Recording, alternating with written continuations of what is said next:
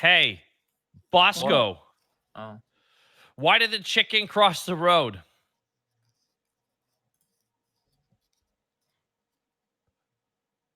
Good opening. Bosco, why did the chicken Good cross intro, the guys. road?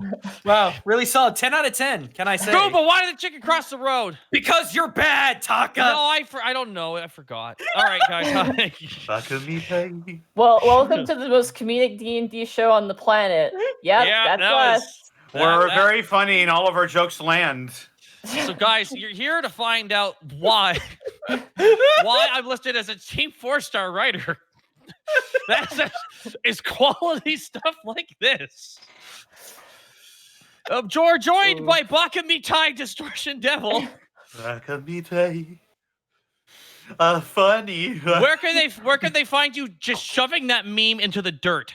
Well, you can That's find me shoving that meme into the dirt over on Twitter and Twitch at Distortion Devil. We stream Tuesdays, Fridays, Saturdays, and Sundays.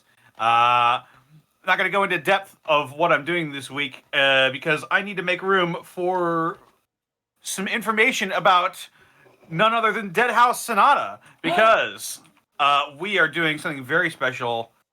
I'm pulling up documents as we speak for information on a very special September subathon House Sonata Founders Pack giveaway that we're doing for the entirety of September.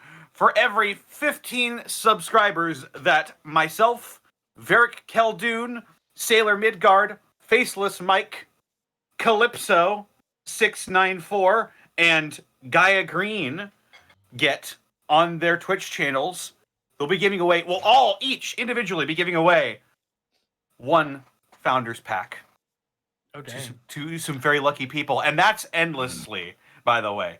If there are 220 new subscribers on our streams, we're giving away 15 Founders Packs. It's gonna be nuts. It's gonna be crazy. Please drop by each of those Twitch channels that I just described.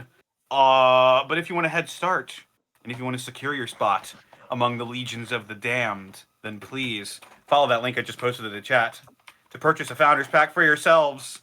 Gain early access to this wonderful game. And that's me. Guys and Goomba. Oh, Guys and Goomba, where can they find you aside from content with many amounts of wonderful Japanese-themed video games? Well, that's probably gonna be happening this weekend. But Yeah. Taka, I want you to know I love you, buddy. Whoa, why? What I do? What I do? Because every time I'm mean to you, I have to be nice to balance it all out. Why were you? No, When you were you don't. mean to, what the fuck? See, Zito's got it. Zito's got it. That was a good one. That is not true at all. I just heard the whole entirety of New York just come out of Zito in that one sentence. That's amazing. He was Anyway. simultaneously walking here and driving there. You can find me at Twitch. Never That's drive it. Guys and Goomba. Saturday is conveniently my birthday, y'all. So I will be doing birthday streams. I don't know what I'm going to be doing yet. I just want to do a shit ton of games that I like because I need to do that more. I am also officially starting tomorrow on break. I am not doing any YouTube content whatsoever because I have lots of self-evaluation to do. However, I will be continuously streaming normal times. I will also be doing regular D&D streams. I'm not going anywhere from that. I do have a new video coming out tomorrow. It's 20 minutes long, and I'm glad it's done. Just basically talking about why Ghost of Tsushima really is probably the best Japanese game that's really out there, despite not being made in Japan, which there's going to be all kinds of quote-unquote discussions going on with that, but I stand by what I say. Awesome. That's me. Zito, Oh God, yeah. did you call the stream marvelous? It didn't happen yet. I'm sorry. I'm sorry. I got Bakamitai stuck in my head. Fucks. Connor fine. Connor just injected it into my brain. Wow, hold on. I'm sorry. The chat just fucking exploded. Yeah, I know. Wukong does that.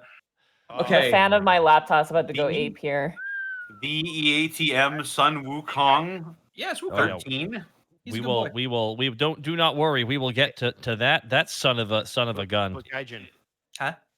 I just want to say for one that I am extremely happy that you are going to be playing a bunch of games that you like, because I know how hard you work on your YouTube stuff, and I'm really excited that you're going to take some you time, because you deserve it and you should play things that you love and keep doing that.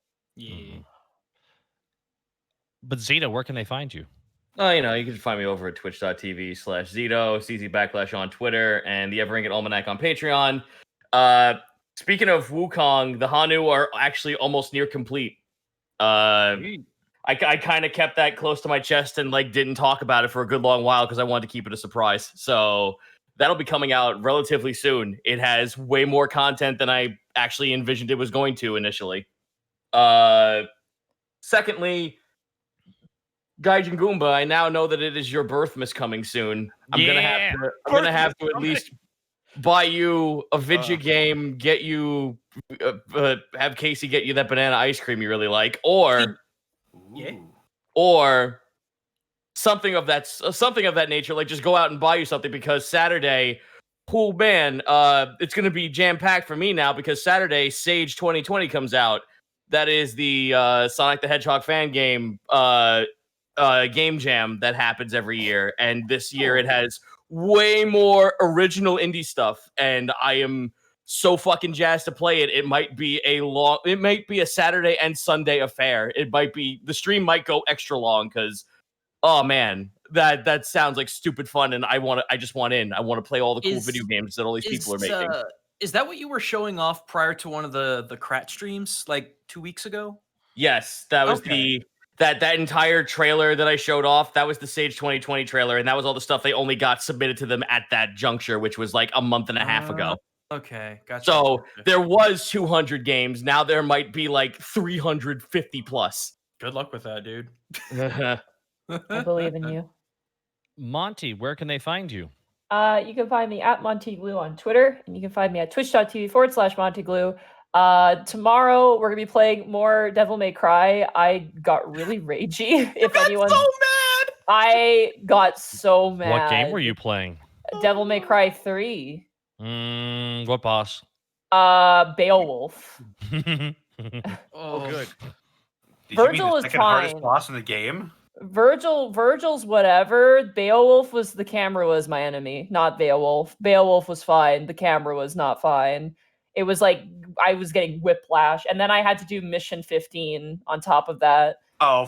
Mission 15 is not only the worst in that game; it's the worst in the entire series. And I'm still in it. So next time we play, I'm gonna switch the mode to easy, because I give up. I also have some things I want you to try, just to help improve your experience for next time. Is it deep breathing exercises? Because I tried that already. Is it performance enhancing drugs? Is it? But that's tomorrow. I think we're gonna try and beat the game tomorrow. That is the goal, is to beat Devil May Cry 3, and then we're gonna move on to Devil May Cry 4. So that's gonna be the whole lot of fun. I mean, people were scared when I was fighting Beowulf, because I was dead quiet, and then I would die, and then I would slam something and then go back and just fight him again, because I couldn't leave. I was so close to rage quitting at one point, but I stuck with it. I will say, it sounds like Devil May Cry 3.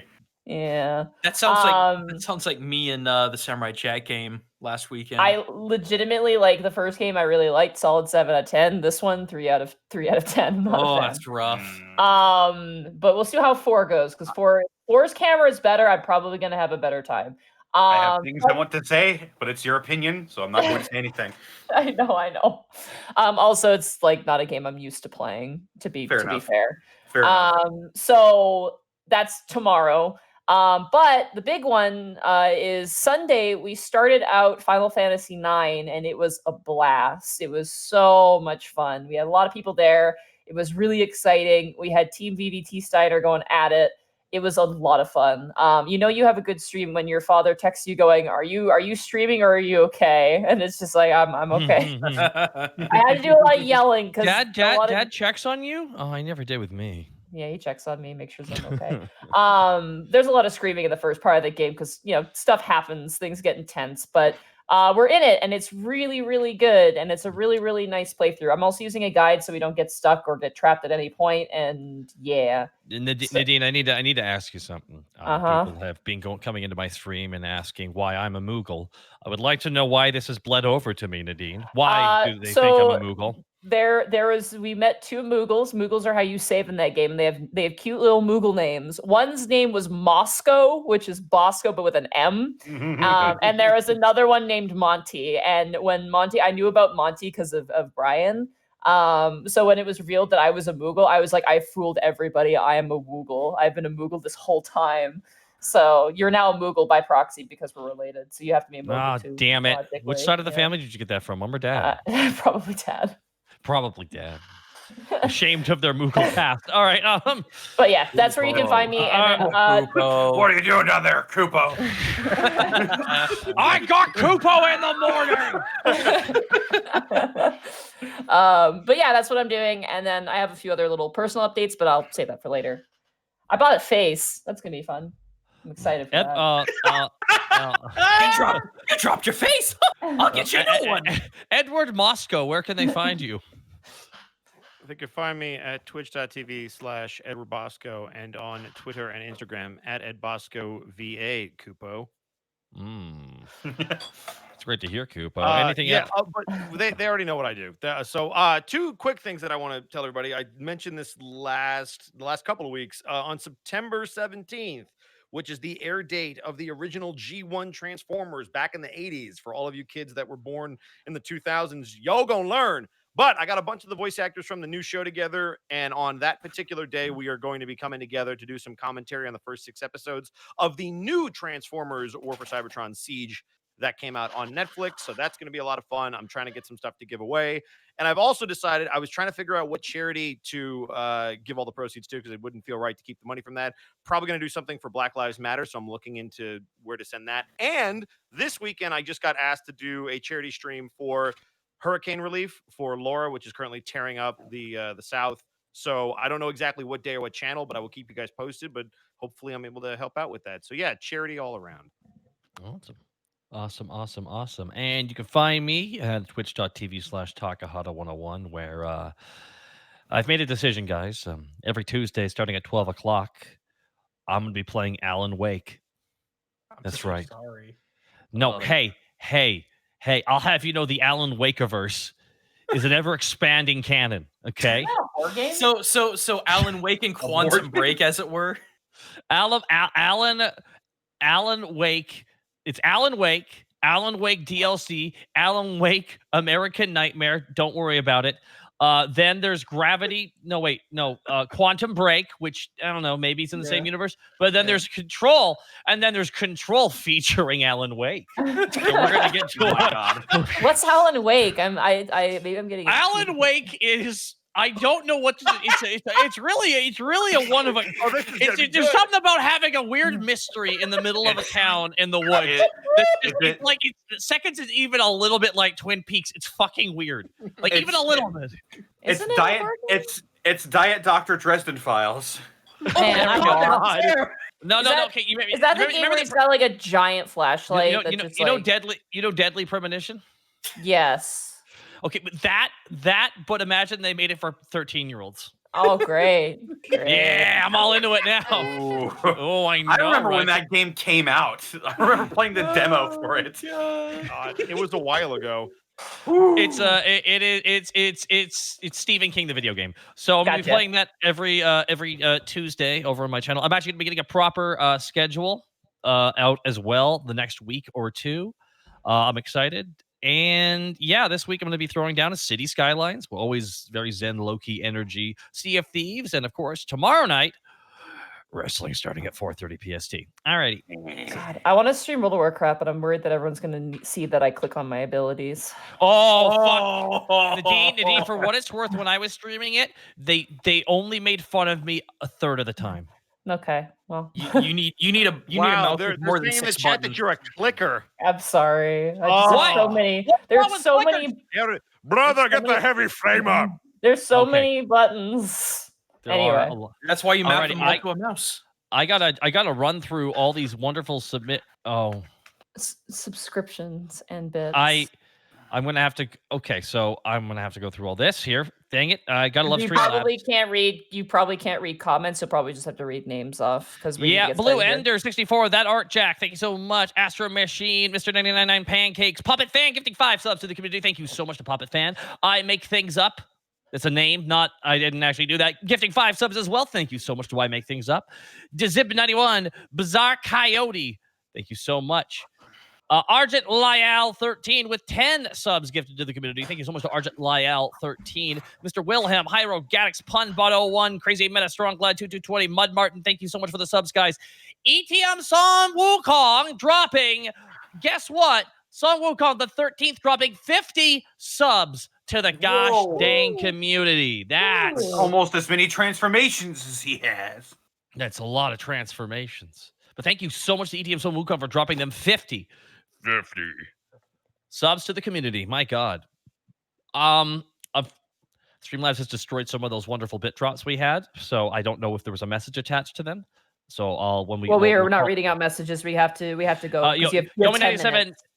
Nene 2021, Greasy X Spoon, the Emperor Penguin Kind, 2 kobolds on a coat, Raptor 6893, Sozo Iyasu, Sensinfo, Yuki Usagi, Pasta Parade. Thank you all for the subs. I want to thank Lord Phantasma for the 5,000 bits. No message, just bits. Well, thank you so much, Mr. Taylor 182, Windy Go, Shiny the Kenku. Thank you so much as well. I want to thank Mare Alice, River A T88855, Shiny the Kenku, and Backcard 20 for the bits. I appreciate that so much. Lord Phantasma again for the 5,000 bits. Thank you so freaking much. Ashendari 010 with 2,500 bits. Woohoo! Thank you very much. The Spoon Pie Rounded Disco Tech Priest. Thank you for the sub. Thank you for the bits. Junior Mock and Ross 75, Wilder 41, Da Smooth, Alucard True 5, Shaggy 952.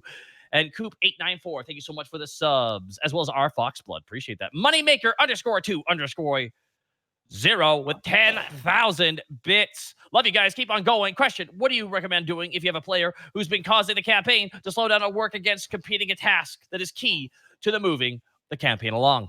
I will be really quick and answer that. Talk to them. That's the easiest thing you can just do. talk to the player. Yeah. Just be like, hey, you're doing this. It's causing these problems. Can we come to a solution? Yep. If you can't reach a resolution, they're not meant for your group then. Yeah. But at least talk to them and you'll figure that out. Mark _Wolf. Thank you for the 5 subs gifted to the community. Thank you so much to Mark Wolf. That's very kind of you. Moneymaker 20. Thank you again. But Spud 3226. Thank you so much for the sub as well. I would like to thank Improved Furball. We lost your message. I want to thank Probate as well. Thank you so much to Improved Furball and Probate for both dropping 10,000 bits, guys. Hell yeah, that is crazy kind of you. Shad Dottie, Knackley Polly, Ebon Sky, Real Meta, Ashendari 010, Blackfoot Ferret with the elite bits. Goodness me, guys. Thank you all for the bits. And again, a big thank you to Improved Furball, Probate, Moneymaker 20, and Lord Phantasma. A great appreciation to all of you for dropping those. Are we good to go, Monty, or do you need a few more minutes? I forgot to write an introduction. I completely blanked on doing God. That. Then I can write that. You know what? I'm going to open the floor to wild accusations. No, I can do it improv. I can do it improv. When last we left our heroes. When last we left the Cobalt Ranger, Borky the Orc Barbarian, Task the Cobalt Ranger, and Borky the Orc Barbarian. I have to say, by the way, can I just make a note that we have over 84 pages of introductions for this show that I have collected over the years. There you go. Oh, that's a short story. It is. It sure is. Alrighty, I'm just gonna improv this one for the first time because that's gonna be amazing. Here we go. So when I have to say one thing, okay, Nadine, just change Panic's name to Panic instead of Blanik. That's gonna mess it up. Well, I was gonna do Greckles the Greckles Rogue because I've done that before, and I've been reading. I accidentally did that a couple times. Wasn't there like Grankles or something like that? This or something? Because I've added it to the dictionary, it doesn't like autocorrect if I mistype it anymore for some reason. So I get random things. It was Geckles. It was Geckles. I've had Geckles. I've had Freckles. I've had all kinds of stuff. It's been a delight. Which is very weird because like other names, it doesn't like Borky, it doesn't care, but in Greckles it has issues. So there you go. Thanks, Google. All right, chaos. So When last we left our heroes, Panic the Tiefling Bard, Remy the Kenku Fighter, Greckles the Greckles Rogue, Borky the Orc Barbarian, and Task the Kobold Fighter, the party went on a long venture. He really is a fighter in a lot of ways, you know. He's like fighting against his demon. Dude, I'm my own And class. Ranger. That's awesome. Shut up. This is why I'm gonna throw hands. Shut up! I gotta write. Stop. Well, hold on. No, hold on. No, Kurt. I need to do the introduction. That's how I know. Okay. The party went off on an individual adventure, delivering Yugu, a young yak folk, back to his family on the northwestern mountains of Alavast. After traveling up a mountain, finding the long-lost body of a stone giant dreamwalker, fording through snow and sheer cliff and ice, and fighting with 3 reasonably large remorazes, to which one swallowed Borky, and Panic promptly made it throw up. The party managed to hide behind the body to avoid an avalanche.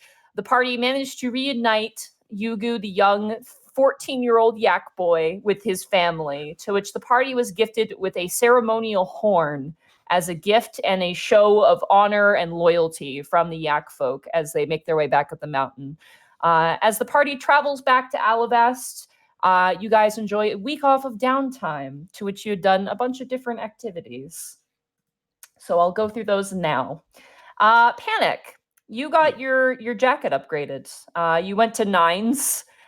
You upgraded your dragon coat jacket, your black scale dragon coat jacket, with an upgrade making it studded leather.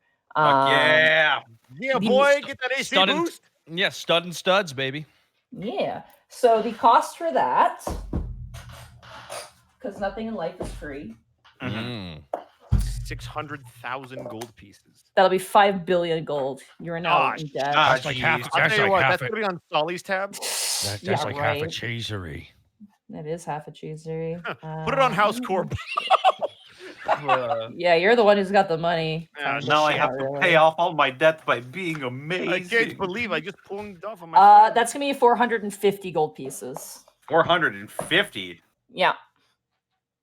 Yikes! For Yeah. studded leather. Yeah, it's nice. You're adding 0 to everything, so You have to add 0 to everything in Alavast because the money amounts are different.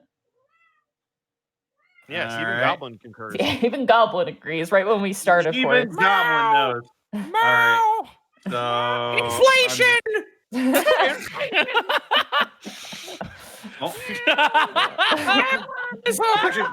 Actually, pretty nice. Leaves me with a nice even amount. Actually, all right, we're good. Oh, good. There you go. I did you a favor, kind of. Beyond that, you wanted to help out with the fundraiser concert with Helena, which is not going to happen actually for a while. And you want to talk to Scarlet, but you also wanted to look up the Periton political etiquette, to which both you and Remy were trying to find something, to which you have found none. There are no Periton texts in Alavast. There's no way. The basis you guys can both. The basis you guys could figure out is that not a lot of people go to Periton from Alavast for good reason. And anything to be traded would probably be in the nearby continents like Alton or Turcadia, but even those are still quite remote. And plus, those tend to be things that people aren't particularly interested in having beyond things like historical tomes and other such more useful things. So unfortunately, would Solly have been able to give us any insight, or was she too busy to even talk to? Solly's pretty busy. Generally, she just told you to like helmets off. Like it's helmets off, and don't stand in the shadows. Essentially, is the best that she could give you. Panic looks to Remy and. Go ahead. Panic looks to Remy and just says, "You know what? I'm probably just gonna stay quiet." It's probably for the best. Panic, do you want to find Scarlet? Yeah. And talk to her. Okay. So one of your days off, you head out to go find Scarlet. And you do find her. She's like playing with a bunch of kids on the street. You go to her house first, which has been promptly rebuilt. It's just unpainted. and Starlight directs you that she's playing with some of her school friends down at one of the kind of the cobblestone centers of the districts, specifically the middle districts. And you do find her there. She's currently like playing hopscotch and jacks with some kids of varying different races, dwarf and elf and lizard folk. There's like a really small, like, you know how tiny like little baby leopard geckos are? Mm-hmm. Yes. Like a tiny baby leopard gecko girl, like in like a pink dress. Oh. She's very cute. Giant eyes that just like A twinkle. lollipop 5 times Oh the my size of goodness. herself. Yeah, Oh, no. exactly. And then like a bunch of other kids of varying ages. Like the youngest is probably that little lizard folk girl who's like maybe 5 or 6, and the oldest is probably like 13, maybe. And they're all just kind of chasing each other and running about. But you do see Scarlet there with them, and she's just kind of drawing out on chalk on the ground near the fountain. Is she by herself right now, or is she playing with the other kids? She's playing with the other kids. Okay. I'll just go over to her. I'll cast prestidigitation while she's looking on the ground. I'll write on the ground, "Hey, kiddo." She like kind of looks like a bit like, huh? But then turns and sees you and kind of stands up, and her arms kind of go lax against her side, and she kind of just stares at you. All the other kids they don't really make mind of you. They don't notice you. "Hey, kiddo." She kind of, her lips kind of twist up, kind of in the sort of stubborn manner, and she goes back down to drawing, and she responds with, "Don't you have a mom to be hanging out with?"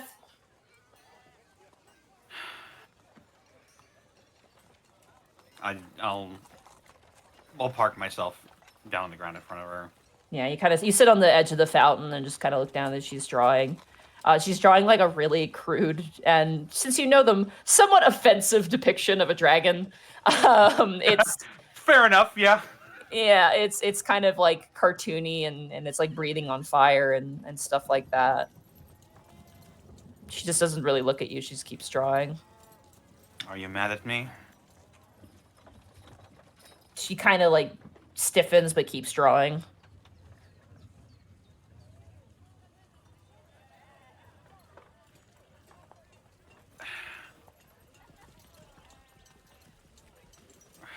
Scarlet.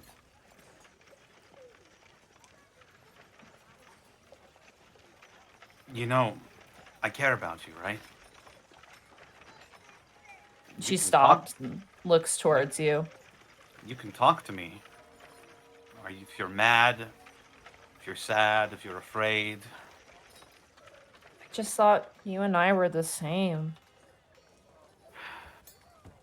We are, kid. But I'll pick up some. I'll like pick up one of her pieces of chalk and I'll start drawing along with her. But you're different. You got your mom back. Your real mom.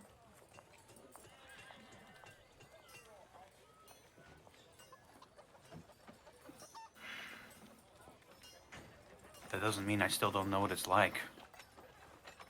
You know, I thought I didn't have my mom for a long time growing up. I only just now found her. You're still so young. And that's not to say that you can't find your mom too. I know I can't find my mom. You watch as her piece of chalk snaps and breaks. You're mad at her, aren't you? No. She stands up and she sits on the fountain side. I've made a new friend. Yeah? Mm-hmm. His name is Tenango. I met him before. Yeah, I know the one. He's like us too. Yeah? Tiefling? And he doesn't have a mom either. Hmm. She kind of like kicks her boots on the stone edge of the fountain where her legs are swinging. He said my mom's probably dead.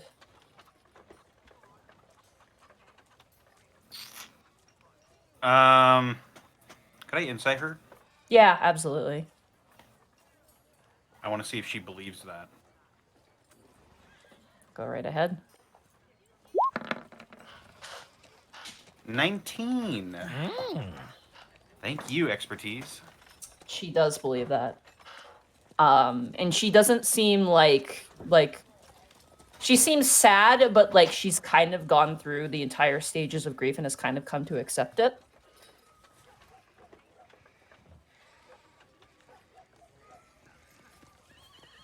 I'll put a hand on her shoulder.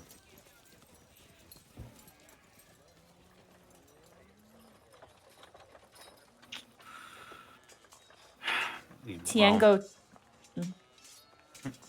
No, you go ahead. Tenango told me that where we come from, people who give birth to people like us get punished. They die.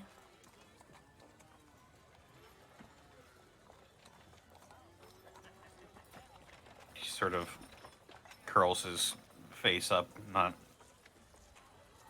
like sort of a wince, like he knows. That's not always true.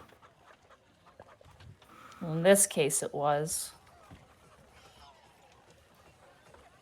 It certainly makes me know why my mom gave me to pirates. You know, I thought when I was living in Tricadia that my mom ran away from me because she didn't love me.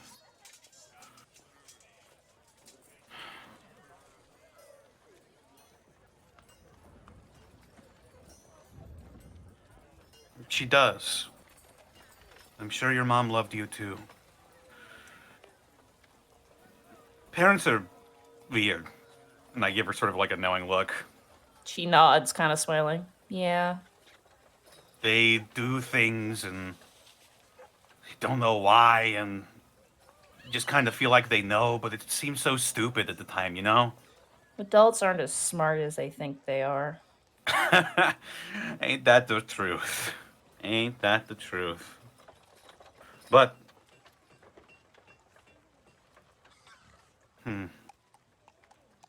you don't have anything of your mother's, do you? She looks up, shakes her head. I remember we ran away. I was really young. It was hard to remember what happened. But one night she just grabbed me and we were running in the woods and there were people after us. We ran and ran for a long time, sleeping in the woods. No, I'll pull her close. We got to a dock place and she found someone to take me. I had to hide in some rope until she could find someone to take me. And I remember as she was taking me there, we were being chased and she threw me and I was caught before the ship took off. And I remember people taking her away. And I didn't know what was happening.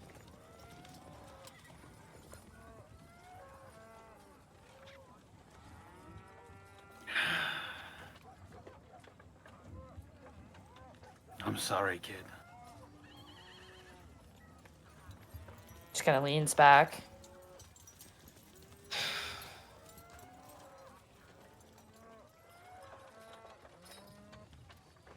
Tenango asked me when I'm older if I want to hurt those people.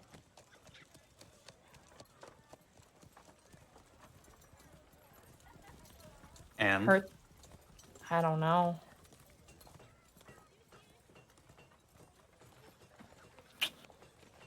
I understand if you do, but hurting people doesn't make you feel better. It doesn't bring people back. She kind of looks a little confused by that. Oh. But like not like towards what you're saying, just like she's got like like conflicting thoughts in her head. And she turns and goes, "That's weird. That's not what Tenango said."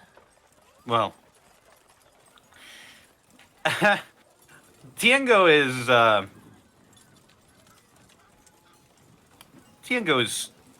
strange.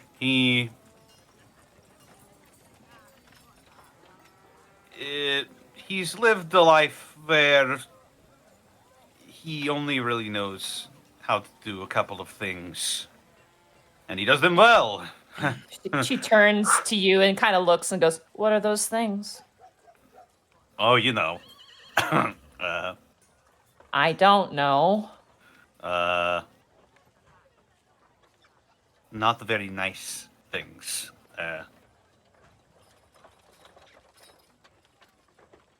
She just kind of stares up at you, just kind of like looking kind of perplexed.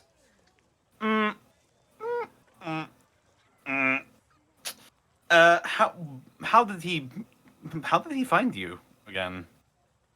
I ran into him. Yeah? He was just walking around? Mm-hmm. He always looks like, and she kind of like takes her fingers and presses down her brows like really close to each other, like the sort of like really intense wrinkly face, like pushing her fingers into her face and make it look very stern. Yeah. Got this big scary face. I ran up and said hello, and I don't know, we just kept talking to each other. Yeah? He says he finds me fascinating. She has like an impression of him, but it's like really bad. Her face turns into his for a second. He asked me a lot about my mom and where I came from. Yeah? He What did told he have me- to say? He told me about his mom and where he came from. Where's that? He said he came from islands near a country. I don't have a world map. Where would I know that's islands? I'm gonna say either roll knowledge history, just a straight knowledge history. Okay, here I go. 23. You recall the clerics of Orin, who you had rescued, mentioning the Red Death. And through your memory, you realize that Tenango is from a place called the Sunlit Isles, which is a set of islands off of the coast of Periton. Oh, is that where the massacre happened? Yeah. Oh, shit. He just kind of sucks in his lips a bit.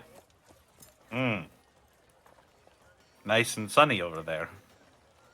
He said he liked it there. When he was younger, he was a lot like me. And his mom was very nice. And they had to live far away from other people because the villages didn't like him, even though he never did anything wrong. I know what that's like. She kind of like intertwines her fingers together and kind of presses the palms together and goes, he said that one day when he was out getting firewood, he came back home and his mom was gone. And he followed markings on the ground to the village, and she kind of stiffens quite heavily, and sort of this pale face kind of comes in. They were burning rubber her. back. He said they were burning her.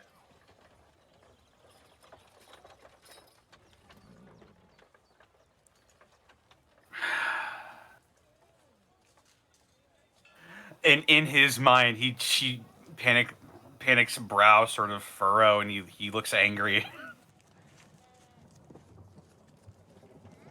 I asked him what he did. She kind of leans away from you and looks towards you. Tenango? Yeah?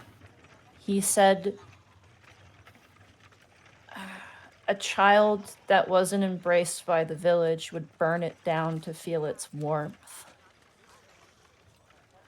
And he didn't speak any more of it.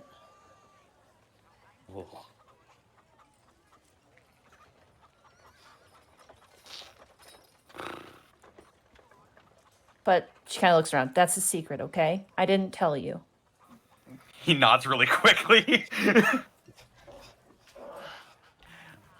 He does like the zipper lips thing, like complete with prestidigitation sound of a zipper. I feel like Tenango and I are more similar than you and I are now. But It's because you're sorry. red, isn't it? Yeah, totally red. No offense. She kind of points towards you. You're more of a pink, and I pinch your cheek. Hey, she kind of waves off. I am red, crimson red. Mm-hmm. And I'm going to be big and muscly like him, too. Oh, yeah? Mm-hmm. So you're going to give up playing the tuba to pursue a life of fighterism? She stops and she kind of like bites her knuckle and goes, "Can I do both?" Between you and me? And he leans in. He does that thing where he like cups half of his mouth. Oh yeah, you can absolutely do both. Cool. I'm gonna do both. You want to get a watermelon? Yeah. Let's get to it. You can take one home to your mom. Okay. Kind of takes your hand and leads you. All right. You know, if you ever want tuba lessons, I could always available. She kind of looks at you and goes, "You don't know how to play the tuba." No, not really. Just keeps walking with you. More of a woodwind than a brass kind of guy. Well, all right, we'll go ahead. Stop there. Yeah, no worries. All right. That was an amazing fucking scene, you two. Well done. Hell yeah. Holy. All right. That's gonna bring us around to task. You rent out a space to have Cold-Blooded Club officially have its first convention. Sounds like a pretty cool place. Zito? Yeah, I'm here. You rent out a space. You rent out the temple of the temple, I believe, of Orthok to have a Cold-Blooded Club with Nuragan, Zotira, Arlo, Hasrad, a lot of the temple members, Iggy, like all of the reptilian dragon-like people you know. And you guys get like the Dixie cups and like the punch that's probably really artificial, but you have your first official club meeting. Oh, dude, fuck that. Absolutely fuck that. Get the Dixie cups. All right. What time is it? Are the parents out? Good. I whip out my fucking dice set. Let's play. Oh, fuck yeah. Hastride pulls out his own dice set. Go ahead and roll 2 dice checks for me. Yo, we're grambling tonight. I want everyone to have fun. Let's get the wine out and start grambling. You start bar hopping and doing gambling in every bar. Dude, fuck yes! Okay. Then roll 3, so roll your first one. All right, hold on. My page kind of like just wigged out a little bit. No worries, no worries. Core and dice set. Here we go. So you want 3, yes? Ooh. So 18. So you play against Nuragan, and you the poor boy, you flush him out for 200 gold. Oh no! He's like, curses. Illuminae worshippers always warned me that gambling is a loser's game. And you watch as Athena leans over and looks down and just shakes her head, and he's like, "But honey," like he's just like, "Sorry." Like they just kind of, she looks very disappointedly at him as you sweep him out of 200 gold. I kind of look at Athena and I just wink at her, and I kind of like I'm mentioning like I'm pocketing the money back at him. She gives like this nod and sips out of her Dixie cup as you move on to the next bar. You hop like probably 5 or 6 different bars in Alavas. You go to dwarven bars, you go to halfling bars, which you are very highly recommended not to gamble in because halflings are dirty cheaters, as most people claim. They're extremely lucky and they always tend to win. You guys even find a really tiny like gnome bar that like everyone is too drunk to care about non-gnomes coming in, and it is like horribly tiny and is totally a novelty. So go ahead and roll another gambling check for the gnome bar. A gaming check? Yeah. Sure thing. 17. You actually lose money, buddy. Oh well. No. As my controller drops ground. You lose 100 gold pieces to a bunch of gnomes. Oh well. You win a couple. You win some money back, but then immediately you lose it again to the same guy. And eventually you leave out there 100 gold lessered. Hostrad is smashed at this point. A lot of people are getting absolutely crunk. Fuck yeah. So Tira and Arlo, like, so Tira's had so many drinks, and so Tira's like, I do not understand. Like, she's so like confused why everyone else is acting silly, and she's like, huh, like totally uncertain of what's going on. Eventually, you guys are led to the Talentura bar, which essentially is Mr. Chance's Chance, which is a gambling, gambling casino and drink place. As you sit down, at this point, Haas starts like passed out on the ground, and his snakes are all coiled around him. Go ahead and roll a final gambling check for me. Here I go. 19. 19. Okay. Ooh, buddy, I'm sorry. The people here are very, very esteemed gamblers, and a lot of them are Talentura worshippers. You get cleaned out of 90 gold, which isn't terrible, but you are only left with plus 10 gold by the end of the night before you have to like drag Hostrad back home. Oh, dude, that was fine. This was just fucking fun as hell. Hell yeah. And literally, as Hostrad's being carried off by Zotira and Arlo, he's like, "When are we doing it next week?" Whee! He's just like totally gone, like absolutely gone. The first night, but Tash just like fucking grins at that. Well, first night was a little bit of a gambit, all things considered, but I'm open to see what you guys want to do. It's a gambit of gambling because you gambled. He kind of like pinches your cheeks with like his hand. And it's just like, and you lost. That's life. You're a loser. Loser task. Does he still have his cup in his hand? Yeah. Okay, I plugged the 10 gold into his cup. Shut up. My gold's wet now. God. Swim for it. he headbutts his Dixie cup and it just crunch under. It's like and he's like, my eye. And this is gonna be our representative at the council one of these days. Sure is. Oh. You guys gather yourselves and you guys head home. The following morning, you do buy what you need to do. You get 3 healing potions from Willow, which are new ones. I believe they are. Gaijin, you have them written down. It's. Oh shoot. They're higher healing ones. I don't have it. I don't have my book on me. 18 plus 10. No.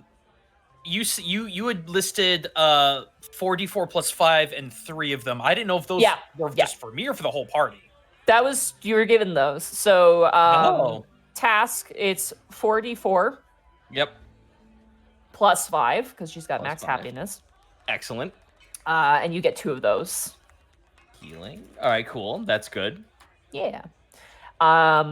But beyond that, you hang out with Naragan, and it's a really good time. You hang out with a lot of people. Iggy makes something though. Oh boy. Yeah. Iggy's made something. With the materials I gave him? With the materials you guys brought back from the Mountain of Repetition. All the robot parts. He rolled really well. And he has created essentially a steel defender out of the parts. It freaks you. Oh my god! Panic, you kind of have a little bit of PTSD from your being stabbed when you re-see the creature you've destroyed walking about the tavern. Guys? No, Panic, it's fine. Don't worry about it. Huh? Am I allowed to worry about it? Porky holds up no. his hand. No, you're Okay. not Borky. Okay. Is this thing house trained? It is cruder. The head was completely destroyed, so he had to remake the head. It's kind of got like a chameleon kind of look to it, like a dog mixed with a chameleon. Oh, fuck. Yeah, it looks very intriguing. Panic, you remember all those parts that we got from the mountain, right? I am intimately familiar with some of them. He clutches his chest. Well, I was able to give a large part of those over to Iggy, so now they're working for us now. Cool. Just eyes following it as it walks around the bar. Please tell me it's wearing like an outfit and serving people drinks. No, and it's like walking like a dog. It's like seriously behaving like a dog right now. Did Iggy give it a name? Iggy has not named it. It's it's like Project 3.0.014. Like it's something like that. Like it doesn't really have a name. We gotta fix that. Iggy's like looking at it. He goes, "This was a fine creation, a very fine creation. That was very difficult to attach the new parts with the old parts. The old parts were old, but that's fine. Are you sweating? You're perspiring. You're wet. Do you need a towel? Perhaps I should make a thing that dispenses towel, or perhaps something that would warm towels. That would be a good idea. Something for warm towels for innkeepers. But that's more for things that are like spas. We don't really have a spa. Can we have a spa? Do we have a bath? We could add a spa to the bath, maybe. I could do that. I could maybe look into putting a spa in the bath, but that would We already have a spa, don't we? No. No. Sounds we like have a you guys are bathhouse. trying to say. It sounds like you guys are trying to say spa like spaghetti. Has it house trained? Does it listen to us? Go ahead and attempt to command. Iggy kind of turns, like with both of his eyes. He doesn't even turn his neck, just both the eyes kind of turn towards the... Hey you, Steel Defender. It stops in place and turns towards you and slowly watches that long piercing rod comes out of its mouth and you're like, like... Don't kill me. Its face glows like green and it goes back to its patrol. Almost like a big daddy. It kind of moves around. Oh, fuck. Help. Wait, hey, hang on. You, again. Turns again. Hop up on that chair. It's kind of like a dog. It's quite big. This thing is about the size of like a smaller panther. It jumps on top of the chair, and the chair kind of teeters a bit, but it sits on top of a chair, its tail kind of swishing side to side. Thus is the fate of all who defy Panic Grimtongue. Are you giving it a name? Kiwi walks up and goes, "That thing's weird! That's really weird!" Yep. What should we name it? That sounds like a good name. What? Weird. No. That's stupid. Fuck you. I liked it. Fuck you. Kiwi looks at you, Task. What should we call it? Well, if you don't like that, call it Stab then, Panic. No. Hey, Connor. I kind of like Edge, but that's just me. Son of a bitch.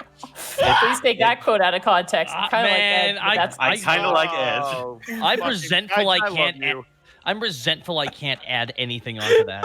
Hey, Connor, can you call it K9000? K9000? Yes. Bark, bark. No. He strokes his chin barbs. It's a little on the nose, don't you think? Well, here's the thing. Can we use it for defense? How about? The idea was to hopefully replace our nighttime guard for the sake of Okay, that's good. Mr. Okay, you gotta Narvin. think. If you yell out its name, it's gotta be something that takes the enemy by surprise, because they won't expect you to yell out that name. It might give you like a second extra, and as we all know in a fight, that's sometimes all it takes. Wait. We should let Naragan make the name. How about? How about Stripe? Stripe. You know, Yeah, because it's got sort of those folds. It kind of looks like it's got stripes on it. Why not call it Stripe? something that could be kind of It's like Spot, but rebellious. I kind of like Stripes Panic, with this that is- S on the end. How about Strike? How about Pancake? You know what? I actually like Pancake. You know, that actually would help with its more intimidating demeanor. So we've got Pancake and Waffle. We've got I see what you did there, Bookie. I see what you did. Yeah. Pancake and Waffle. What if I told you that was an accident? I would believe you. I just would really believe you. want pancakes right now.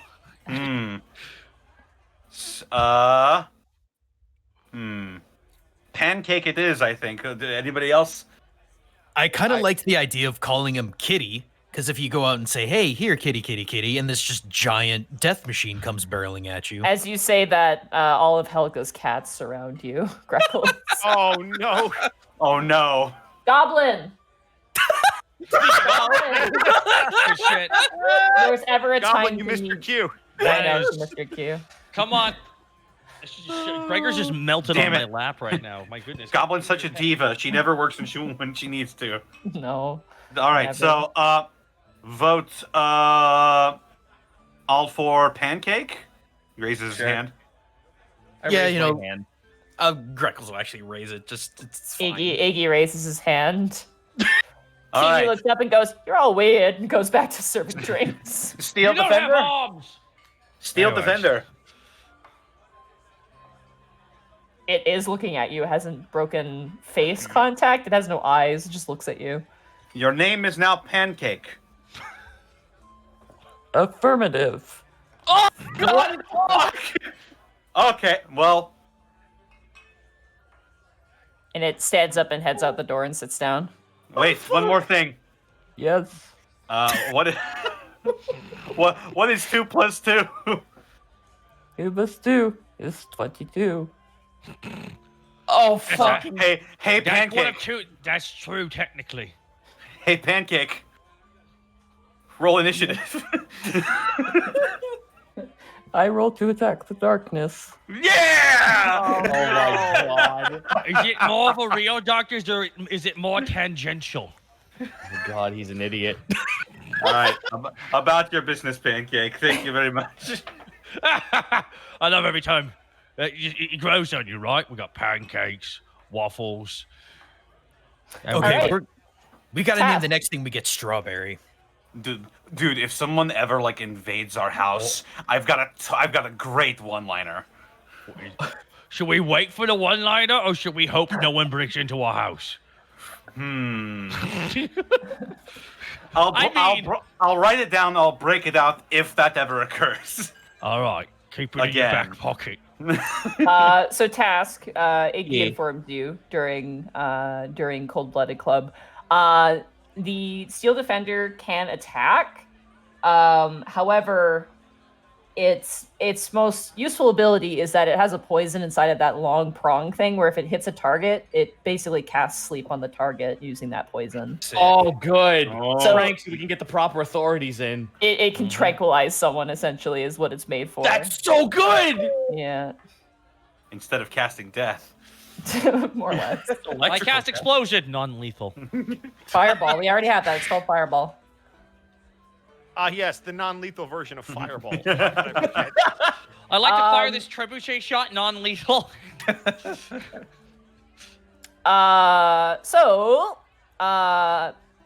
gonna say this for everybody else. There is the grand opening of Willow's shop. Yeah. Yay. Willow's Wonders, which now has a sign, had a grand opening, to which Remy was the special guest. Woohoo! Representing Valithia. It's so cute. It's like not like a big party. It's like a little, like, there's like 30 people maybe, if at all. And like a couple people stop just to watch the ceremony as it's happening. But there is like a red ribbon and like giant scissors. And there's like a little cake that Ty Borpington made, and there's some like really, cheap champagne that Helga was willing to part with. As your employees and the guards, all the guards, Doros's guards show up, including Skull, that drow girl, and Helena. Helena shows up too. And it's just a very gentle, like Animal Crossing style opening of something. Where that means we can't. Well, that means we can't fast chat through this. Damn it! Fuck. Nope. Are there party poppers though? There's confetti. As Willow is almost crying when she cuts the ribbon. You guys would know that this was one of her dreams. No, and was that a she- special ribbon, Willow? Very special. Is there like a fuck you torch? cut Or, it? Is there a torch? Yeah, there is a torch. okay. I'm assuming it's on the outside of the thing. It is, of the yeah. whole building. All right. If it's not lit, I'm going to light it, Okay. and then I'm going to cast Panic Pyrotechnics. Go ahead and click that spell for me. Yep. I'm making on fire. I'm making sure I'm not going to set anything on fire. I'm Just gonna say be this I'm now. making some fucking fireworks. Ooh. There's a lot of attitude in your voice there, Connor. Scaffolding fucking burns down the end. The target explodes with a dazzling display of colors. Each creature within 10 feet of the target must make a Constitution saving throw. I'll make sure I invented the spell. I'll make sure everybody's far away from it. Look, you can try and Willow proof this, but Willow still exists and she's accident prone, so I'm gonna go ahead and roll a Constitution saving throw. Remember how many times she almost died? All right, she manages to save because you rolled a natural 18. All right, I'll have the fireworks from each of the torches go up into the air.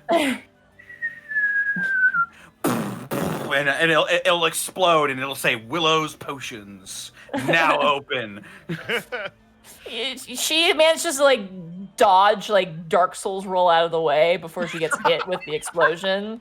But she's like covered in mud, and Duros is just kind of like, oh, kind of walks over and like helps clean her off. And she's like, oh don't worry, I've got it. And she kind of presses digitations herself off. She turns towards you, Pan, and goes, "That's very, very nice of you, Mr. Panic, but it's Willow's wonders, not potions."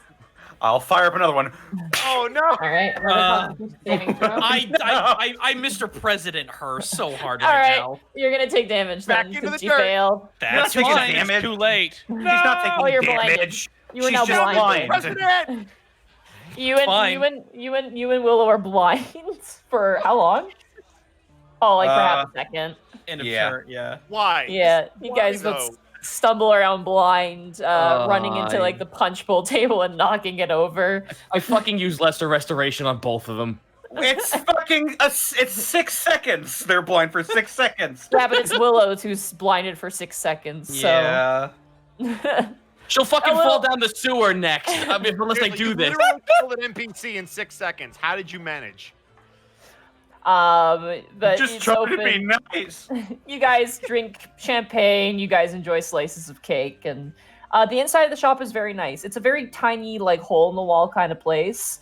The fish is there as well, Willow Jr., as thusly named by Doros and his Excellent. brilliant brain. Do we have time? Do we have time to shop?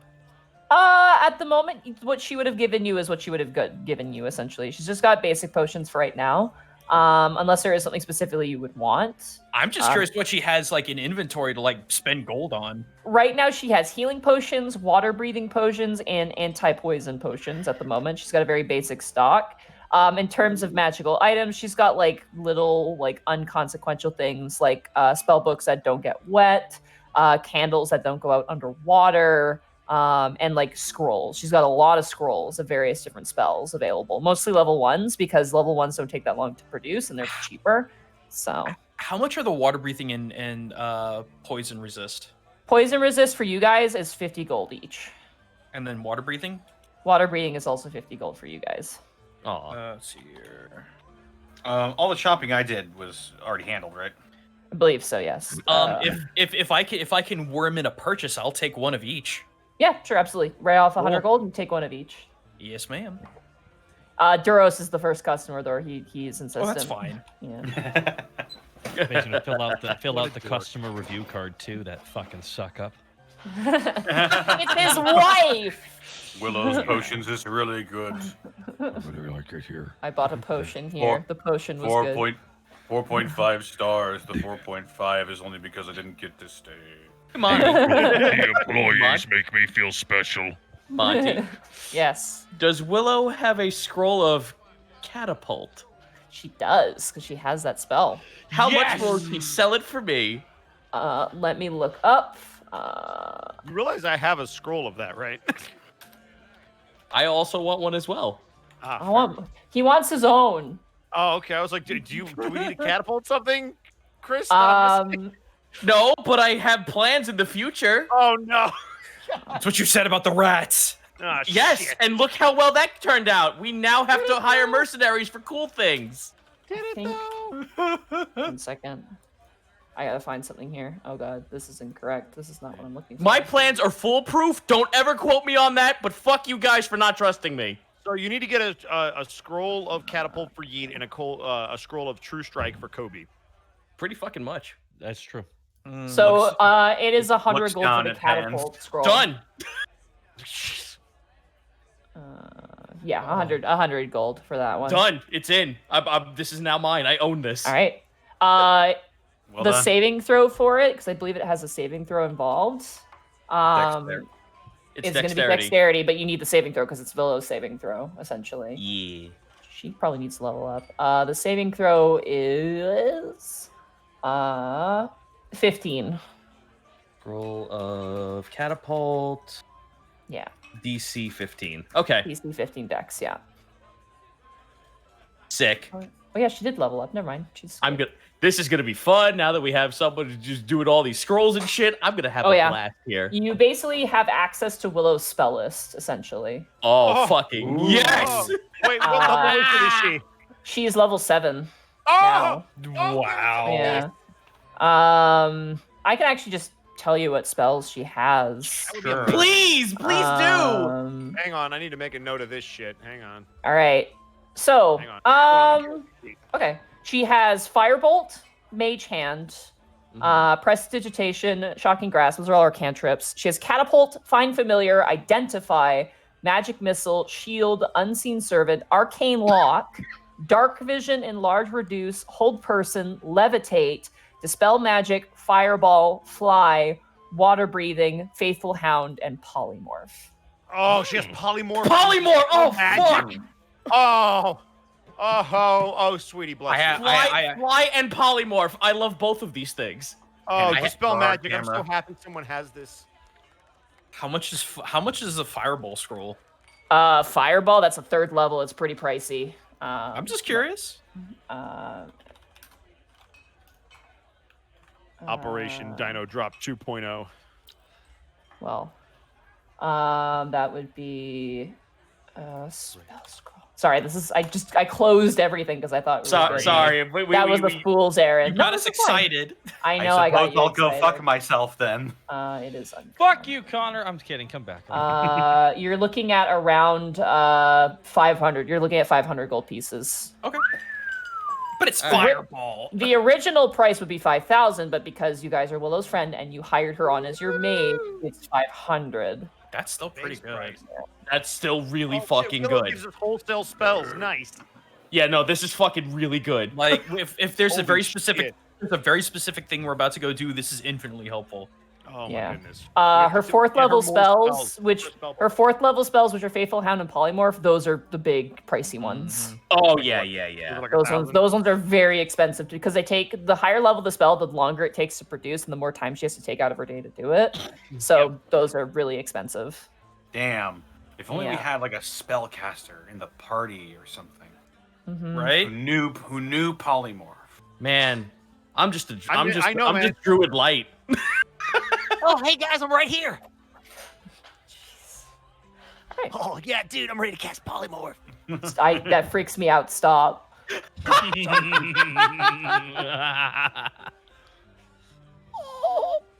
Stop. I will destroy Remy. Remy will become chicken. All right. So Willow's Potions opens without too much, well, as much as reasonable amount of disturbances. And that will actually also gather you guys a bit of money. Not a lot, similar to your inn, but it will gather income to upgrade the Sweet Dragon further and make it better. I can't believe we christened Willow's Wonders with the first accident. Yeah, sure did. It wouldn't be Willow's Wonders if it wasn't accident prone. There you go. Should we All do right. insurance? Doros waves his hand. He's already. I was about to say, what are you talking about? He's right there. I point over at Doros. Yeah. All right. So, Borky, you look at some locations with Adric. Oh, can Remy join me? Sure. All right, as my co-investor, Mr. Corbo, it's imperative, Imperaton, right? I'm a falcon, actually. It's imperative that you join me here because I gotta see where's the building's gonna be at, so I know how to business it the best. Have you happened to find a location you're interested in? Oh, that's actually where we're going today, Mr. Remy Corbo. We're meeting up with Adric Meadowmane. He spruced up the Sweet Dragon. Now, for the list of places, I said used is perfect, haunted if need be. What? Pardon me. You said haunted if need be? Oh, no, I figured haunted is cheaper because what with there being a permanent resident you can't get rid of, quite frankly. Remy's gonna pat him on the back. All right. Fucking keep up, Bosco. Sometimes you just gotta not have the last word. That was a good note. I got nothing. You guys meet it with Adric. He has 3 places to show you. All right. One is a partially destroyed, probably was a candle shop of some sort. You're not sure. Some sort of artisan shop. Is it one or 2 floors? It's 2 floors. It's very small. There's like a back area for production, and then there's like a front area that's very tiny, kind of like Willow's store for selling. And there's an upstairs just for storage. It's like an attic. What kind of damage? There's a giant hole in the roof. That is dragon sides, and also wherever this dragon landed, there's just a giant red stain on the ground. Oh God. Well, it seems to be that there's issues with the roof. As you look up and see that part of one of the pieces of tile just kind of falls into the inside and breaks on the floor. I'd say that's probably a good assessment. Was the previous owner of this establishment lucky, or did it go down pretty much how I think it did? I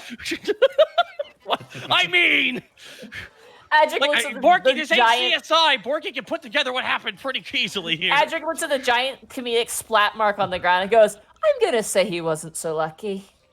Oh my God! I hope this isn't. Wait, I hope still there. Oh, God. I hope this isn't Task's blood. All right, how much do they want for the place that is the previous? This Loud place neighbors. it's a very nice place. Obviously, needs a little bit of work up. It's looking about 12,000 gold pieces there for this.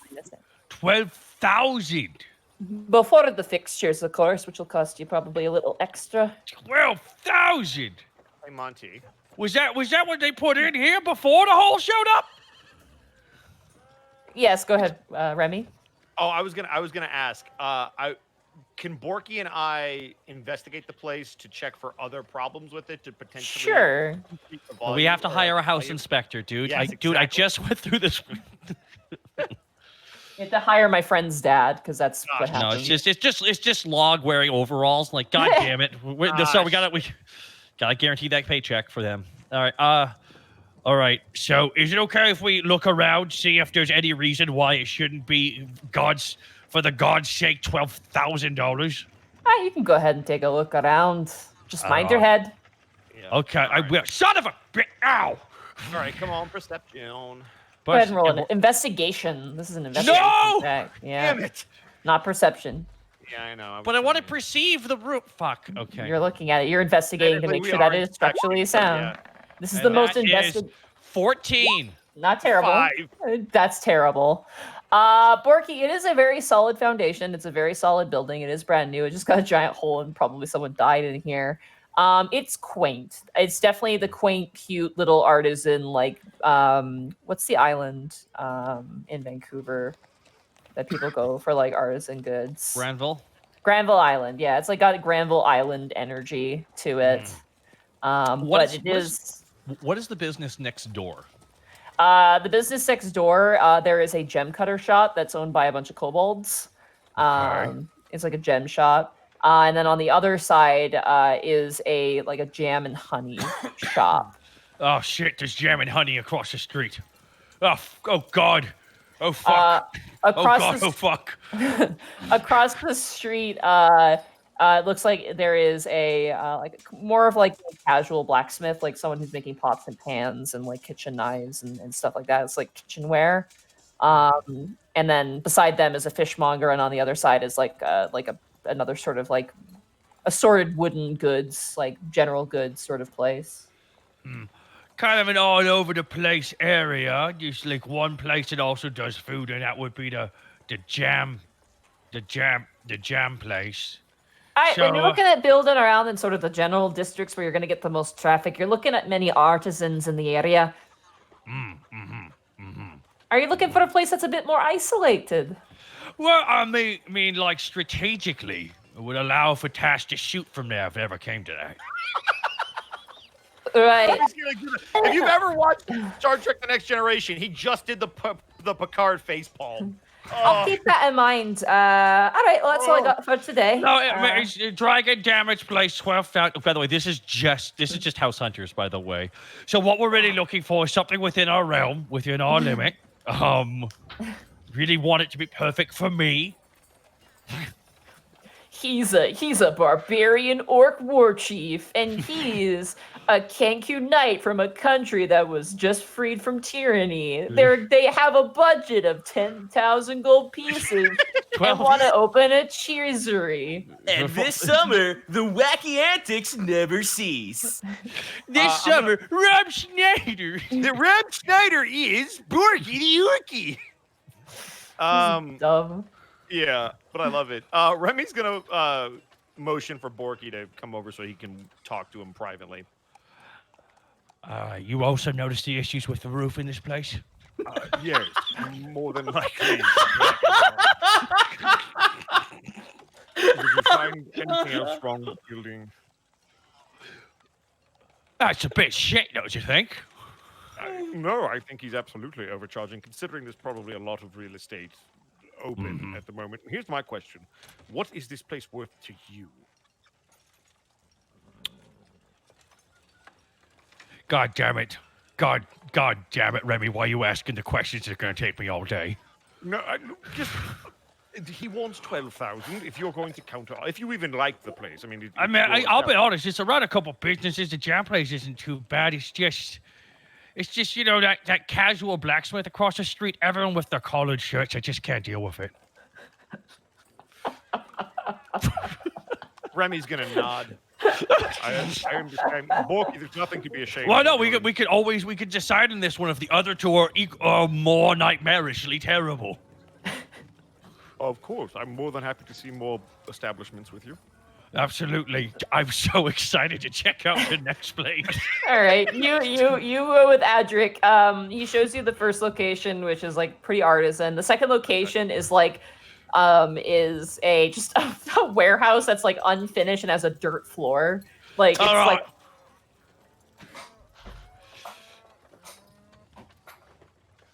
really, it's a fixer-upper you're saying on this one, Adric, eh? I'd say so. It doesn't really have a floor. Not really, no. I noticed that. It's just some walls and a roof. Well, there's no hole in this roof. That is true. That's true. Yeah, there's no hole in the roof. It's definitely an improvement. How large is this establishment compared to the other? Oh, it's huge. Like it's square foot. I don't know. Like a warehouse. Leave me alone. It's like a couple versions of the thing we just saw. It's egregiously large. Would NCIS have a standoff in this warehouse? Yes, absolutely. I see. And what hotel would you be asking for with this particular establishment? This one's a lot cheaper, but it's not as insulated. It's not really, obviously, kind of stamps on the ground. It needs a floor. It probably needs an inner wall and needs a bit of a lot of love. We'd have to build you a whole straight storefront, but you got a lot of space. So if you want to keep your own animals in here, it could be possible. There's not really much. Well, I don't want to keep Greckles and Remy here, but they can visit. I'm sorry. What did you just say to me? This one's a little cheaper. It's about 7,000 gold. But he kind of opens up the front door. You don't really have much customer traffic, if that's something you're concerned about. And sure enough, there's not a lot of people out and about. It depends. Bulky, how much do you think your reputation, along with the Unexpectables, would go in terms of garnering business? It's not every day you get to go to the establishment of a hero. People see me as a hero. Son, you got a medal on your chest that you got from the city, aye? There was a whole presentation. I thought this was a participation award. Yes, you participated in the act of being a hero. You should. Oh, but everyone got one. No, everyone did not get one. Everyone who was there. Right, all the heroes got one.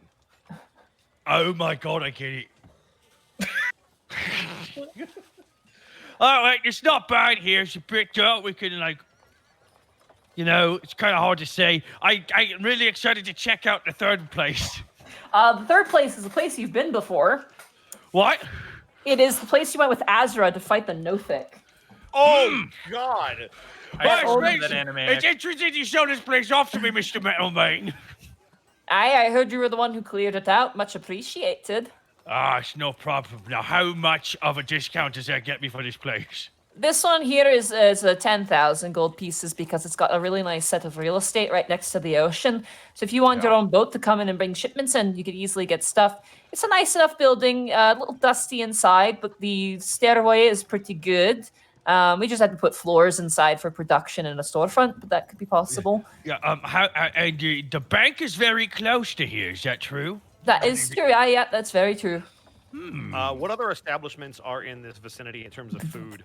Like nothing. It is literally like a standalone place with like homes, and there's like a couple of little like there's a wool store that's maybe like 5 paces down, but that's about it. It's all like businesses that exist but don't really sell out the front. You know what I mean? Like businesses that are just like has no real foot traffic. Okay. Well, so the first location has the best foot traffic, second one has the best storage, and the third one has the best access to the water and is in the best shape. Yeah, it's in the best shape. it's a stone Best building. trade income. It is a stone tower, yes. Yeah, that's okay. So I'm thinking, Remy, we're gonna have our aside real fast here, Mr. Metalman. Excuse me. I'll let you go because I have work to do, and you just let me know what you think, and you send me a letter or you can send a messenger, and we can take a look. I'll look up some more places, perhaps if you're not interested in these 3, but we'll look into it. All right, thank you so much, Mr. Metalman. And he walks away. So you have that to consider for the sake of this and time. You have that to consider. There we go. Yeah. All right. So, Greckles, you and Enceladus spend so much time looking into the Acolytes of the Phoenix. Yep. To which you discover only a couple of things. All right. They are from the elemental plane of fire. And they are from the Molten Monastery.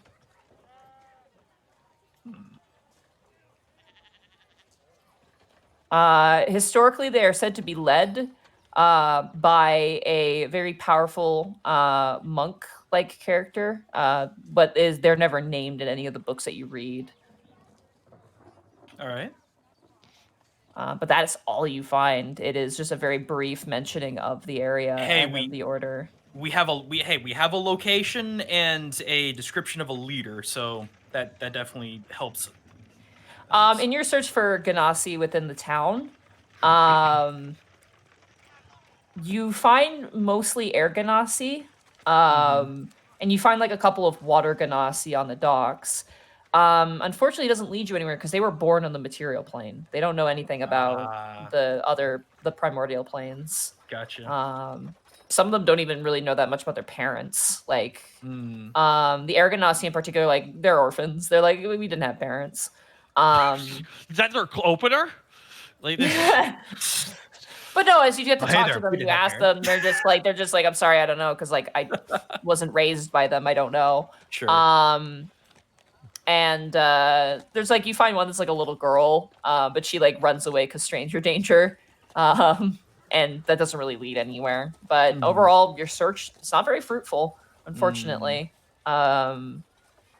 And Water Ganassi, they're near the coast, like they live in the dock region, and they don't like talking to you. Let's just put it that way. Especially when you start talking about the elemental plane of fire. They're sure, because it's the parallel opposite. I would expect. They're not a fan. They're like, we don't know about that place. And even if we did, like, shrug. So yeah. But you guys go throughout your week, doing various different things, enjoying some time off, and that's where we're gonna take a break. Did Fluffy get the stuff done? Fluffy did, yes. It has been altered. Okay. So I'll let you do that as you see fit. I should probably buff up my Cobalt AC. Club was fucking great. Yeah, I was like, if you put studded leather, it'll automatically apply. Hey, Monty, question. Yep. Was any of the intel that I tried to get successful, or did I come up short on everything? Well, I did, Willow's looking into it, but she needs to find someone who has that, which is tricky because of what type of spell it is. Got it. Edward and Basmati is impossible. They're really hard to catch. Okay. Rourke is impossible too, given everything else that's going on. And yeah, you train with the Griffin Riders and Knights. You guys actually have a bunch of new members too. Like you're starting to pick up more. Avery is just trying to get more members in, but that's all just kind of stuff behind the scenes. Got it. Sweet. Alrighty, everybody take a break and we'll come back. I can't believe I am one harder to hit now. Hey, that one can make the difference. You fucking murdered Remy with that comment, Bosco. I am so sorry. No, man, that was great. Great scene. By the way, you guys can find spells for Willow too if you want her to learn stuff. I was gonna say because a wizard you can just show them spells and they can put them in their spell book. Do I have any scrolls? I don't know. Don't I? That's I'll look through my. If you have any spells that you can give her, she can take them and like make more. So. I don't have any scrolls, unfortunately. Or if you find a spellcaster who has that, you can always get them to write a scroll. It costs money though. Like it costs a lot of money. Cough. Monty, do you need to grab anything? I do. I'm gonna get up and eat real quick. Do it. Check out my notes real fast.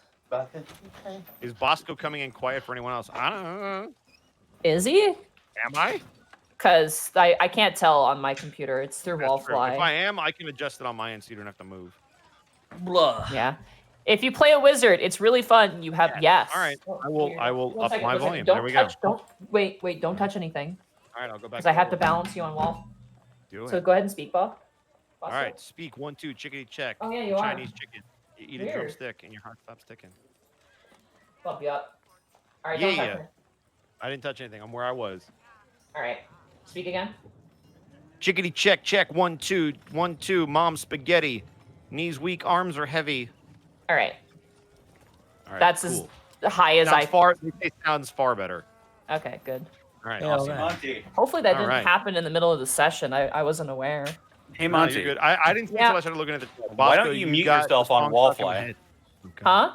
Why don't you mute yourself on Wallfly? You Because can I need to mute hear. Monty. I want to hear how I'm balanced too. Oh, fair. Yeah, I need to hear if I'm too loud or not. So, You're never too loud, Monty. Everybody wants to hear you. well, sometimes I can be. I've screamed before. Yeah, but I'm trying to be We've nice. we've had a bit of technical difficulties today with microphones. It's been kind of one of those days. I just wanted him to. Gaijin, he's still here. No, he left. All right. All right, Well, I will be right back. I'm gonna grab something to eat. Do It is And me, why do internet sensation, Gaijin Goomba. I am here. By the way, I just want to put this vision in your mind. Yeah, Willow knows fly. Imagine Willow, a person like Willow, knowing the ability to fly, and how bad Yeah, that's a that could terrible end. idea. She's gonna break every bone in her body. Hits every window like that one episode of Oh, fucking Looney Tunes God. where Daffy hits every tree going down the swing. Yeah, exactly. All right, I will be right back. I'm just gonna eat something super quick. Hell yeah.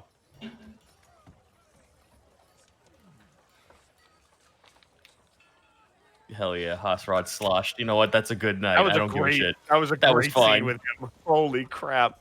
That was a lot of fun. Lord Phantasma with the 1,500 bits. Been recycling since the start of the stream. Should I keep going when the break ends?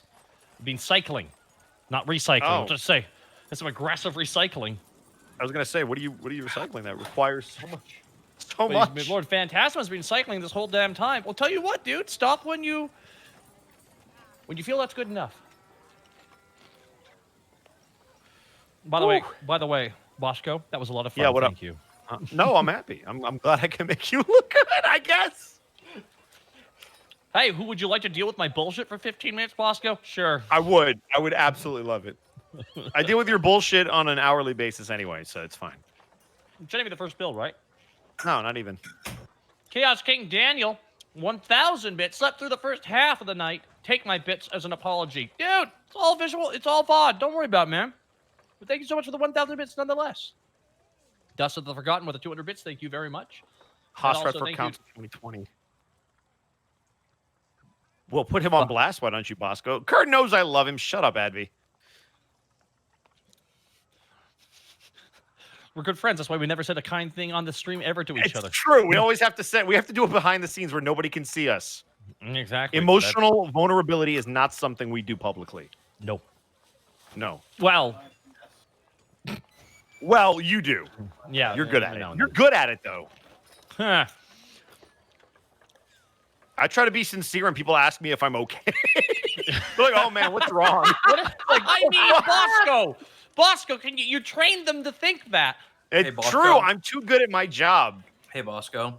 Yeah, what's up, Gaijin? I've never asked if you were okay. Oh man, That's true. cutting. No, I appreciate Whoa! it. Oh! Holy fuck! We're gonna get to them in here in a second. Justin forgot, thank you for 200 bits. Hash rate for Council 2020. Mr. Inktail with 500 bits. Hey, Zeno, I'm trying to make a cold bolt source for any info. Also for the Periton meeting, would you guys be willing to serve them shoujo? Why? No. No, I don't think so. Oh, fuck them. Yeah.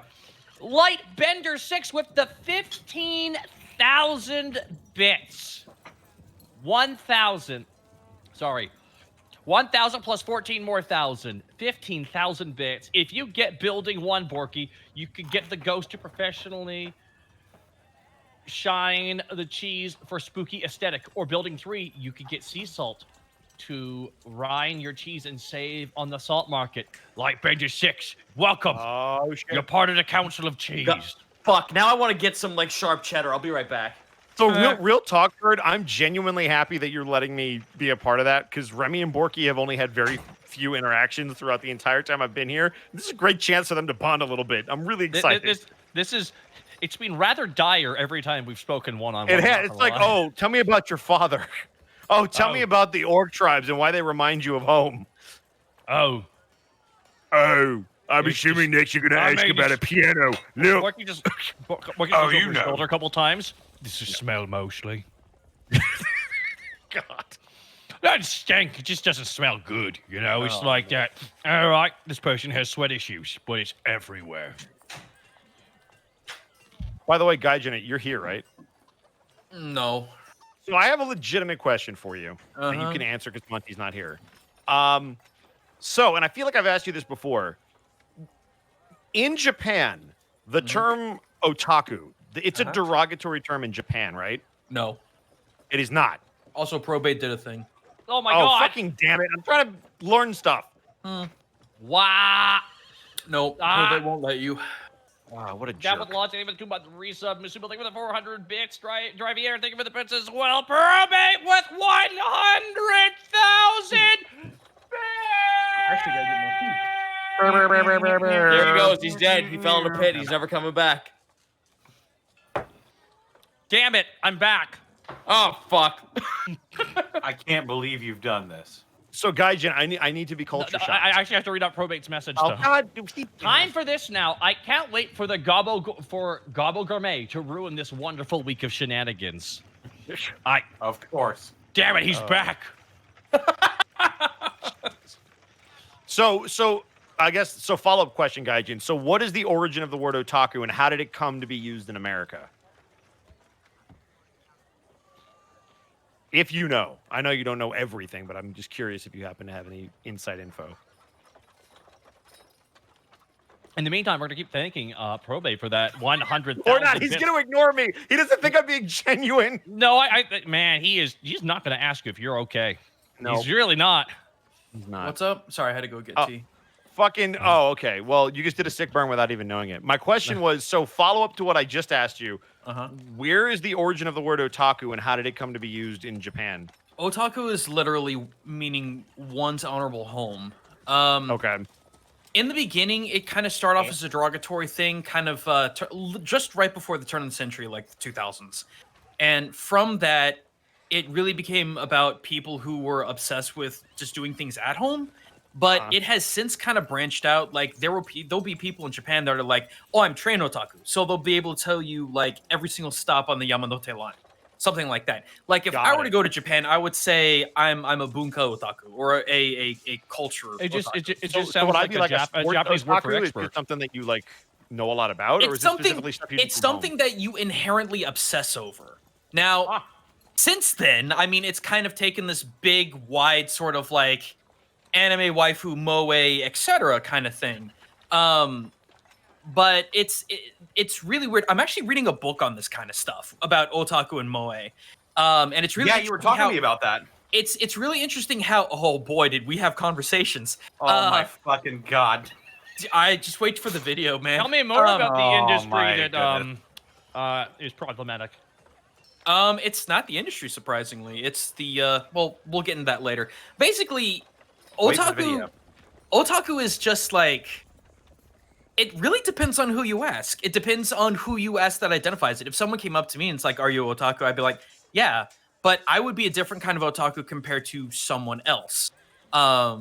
So it's very, very open-ended. So basically, in Japan, it's a more broadly used thing for somebody who's passionate about a specific thing. So it comes with the qualifier of something otaku.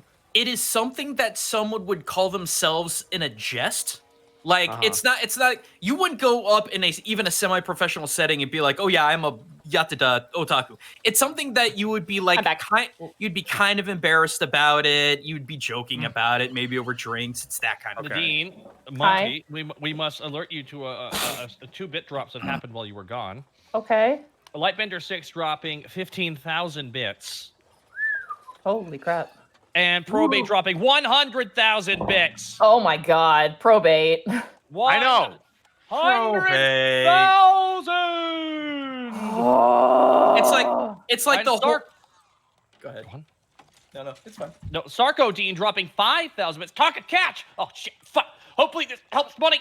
Talk to a witch about a cauldron. Oh. What does that even mean? What does that mean? I don't know. I don't know, Nadine. I think they're saying your current cauldron sucks. Oh well, yeah. Damn. Are we good to you keep can't going? even say double. You can only say one double. Double boiling trouble. Thanks, Probate. That's appreciated. Yeah, it's really nice. That helps us pay our artists so they can eat. Which is nice. True. We like when And our artists Austin. eat. That's to pay security to keep Austin in his cave where he belongs. Except for Citric King. He's the only one because he's an orange. He doesn't need to He's eat. an orange. He's not a tree, but we needed a gardener for him. Mr. Inktail with 500 bits. Gaijin, since we're in Japan lessons, would you explain what the yokai shoujo is in connection to wine, please? Oh my god, that's like a video topic. Good. Wait for the video. Oh god. Wait for the video. I will genuinely, if you actually do a video on that, I would love to see it. Because I'm so confused about the way that word is used and how it got adopted. Well, there will be people online who are like, "No, you don't know what you're talking about," because it's that. I'd rather ask somebody who's actually been to the place and knows the culture. So yeah. Well, maybe you should come and talk to me like a friend, you know, just when we're not in the middle Oh, of the call show shot through the heart. Can we keep going? Yeah, see? Bad time, Bosco. I'm just gonna die over here while you continue, Monty. Go ahead. All right. Oof. Bosco go brr. Blackfoot Ferret go 420 bits. Scroll of Mythbusters are the best. All right. They give them 420 bits. Blackfoot Ferret. You guys go to bed. Greckles, do you still have Liza's mask? I do still have it. I wasn't planning on wearing it because I didn't want another repeat nightmare before the big day. Oh, come on. Okay. So, in the middle of the night, Greckles, you hear a rasping at your window. Oh. I will sneak up to try and peek a beady eye out the window to see if I can catch a glance. Go ahead and roll a a perception check for me. 14. You don't see anybody. I'll you kind of look around, like kind of confused, and then suddenly, from out of nowhere, Quarian's head just pops out of view in front of you. Puts a hand over his lips and looks around. What are you doing here? He points towards the window and does an opening motion.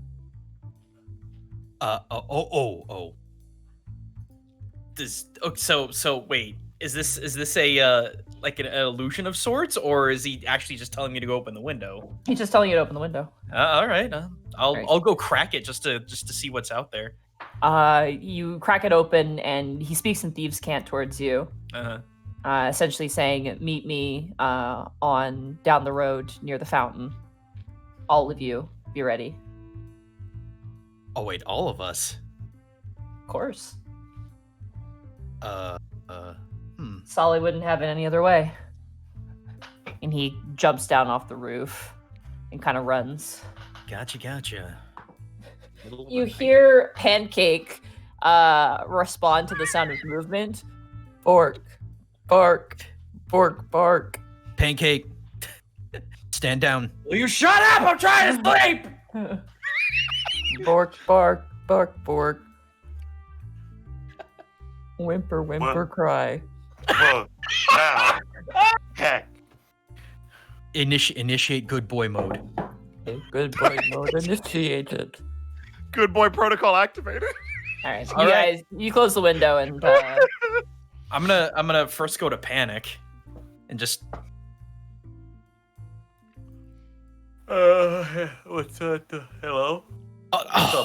Panic. Okay, first of all, I'm gonna need you to put pants on, for one. And two, get your stuff together. We're apparently needed by Sully. Oh, I guess I will put on pants then. That'd be a good thing for you, buddy. Go to task room next. It's like, by the way, it's like 3 a.m., like 2 or 3 a.m. right now. I'm just trying to be quietish. You see a knife peek through the fucking door by where the door handle is. I said shut up! What the fuck do you want, Greckles? Taz, just Sully needs us. Just get your stuff together. Hopefully this won't take forever. As far as Borky's room goes, is it locked? No, it's open. So Greckles is gonna go in and just slowly put his tongue over your mouth. Borky, I need you to get up. Borky's not up. He's just like, just. You hear the air coming in through his ears. Greckles will lean down into his ear. Borky, I just heard Cheese was outlawed in Elevast. Hands over the mouth, hands over the mouth, hands over the mouth. Asshole, I love it. Hands over the mouth. I need you to stay calm. No, Greckles, I had a horrible dream. Borky, you were there. Borky. I need you to stay calm, get your stuff. Corian just came by. Sully needs to see us, and we need to keep this on the down low. Okay, I'll grab my stuff. Wrong fault. Gripples, leave tubs. Okay. Should I bring my Oh, don't leave, Greckles. Come on. I didn't go anywhere, buddy. Oh my god, what a great rogue you are. Oh, that's a first. He just looks at you just snidely. Listen. Mention, you can just say it. I'm also naked from the waist down. I'll put some pants on. Strange that you would point that out to me, but all right then. It's even stranger that you won't leave. I am also naked. All right, fine. Greckles actually just gonna. Unfortunately, Remby, I assume you're at home, right? Or did Correct. you stay over? Yeah, you're at your house sleeping. So unfortunately for this sequence, you're sleeping. That's fine. Yeah, sorry. I'm gonna go downstairs quietly, make sure no one else is awake. All right, roll a stealth check for me. Boy, I love this smooth jazz. Yeah, it's called cool. I think it's called covert operation. Nice, 24. Okay, you easy enough sneak across. You see the door to Helga's room is open, and she's currently got like an eye cover on, like a pink eye cover on, and she's got like a face mask all over her face, and she's just like it looks like she's dead, but she is sleeping. I will slowly close her door. You close it. Bro, we live here. Why were you like skulking around? It's Helga. Right? No, that was Taz coming downstairs and looking over at Greckles and saying that. We don't want to wake people up. We're not the only ones who live here. It's not just that. Corian came in, and why Corian though? I feel like something's weird. Well, Borky's like got all suited up. Oh, isn't he the stealthy one? That's my point. Let's just go meet up. What time in the goddamn morning is it, I don't know, maybe 2, 3 o'clock. Oh my god, these are witching hours. Yeah, tell me about it. I got 3 more, and then I gotta go pray. How you think I feel? Religious? That's very true. All right, I guess we just go. All right. You guys make your way down. As you guys exit out the front, you see Naragan. Currently, he's as you guys are opening the door, Naragan is talking to to Pancake. Oh boy.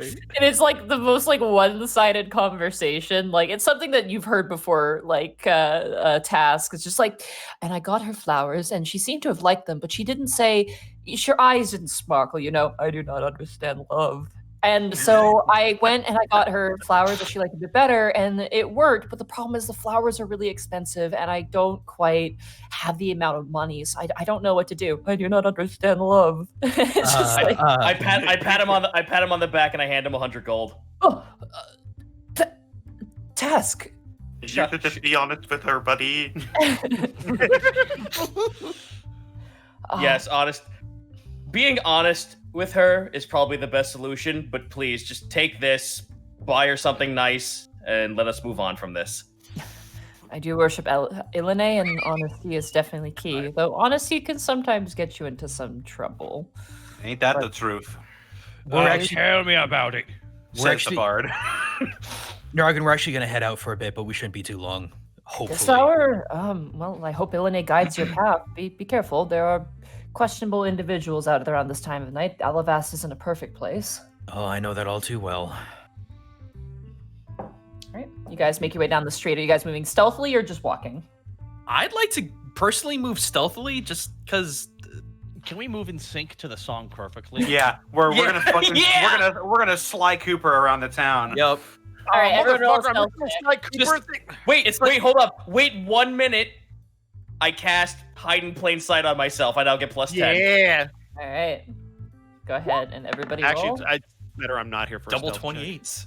Nice. I mean, if you want to be included, someone could go collect you if they wanted. No, to. it's fine. This is great. 22. What about Remy? Should he come with us? Corian was pretty adamant that we kind of hurry this along. 18. Nice. All right, you guys all pass. You guys make your way through the town. You currently watch as you see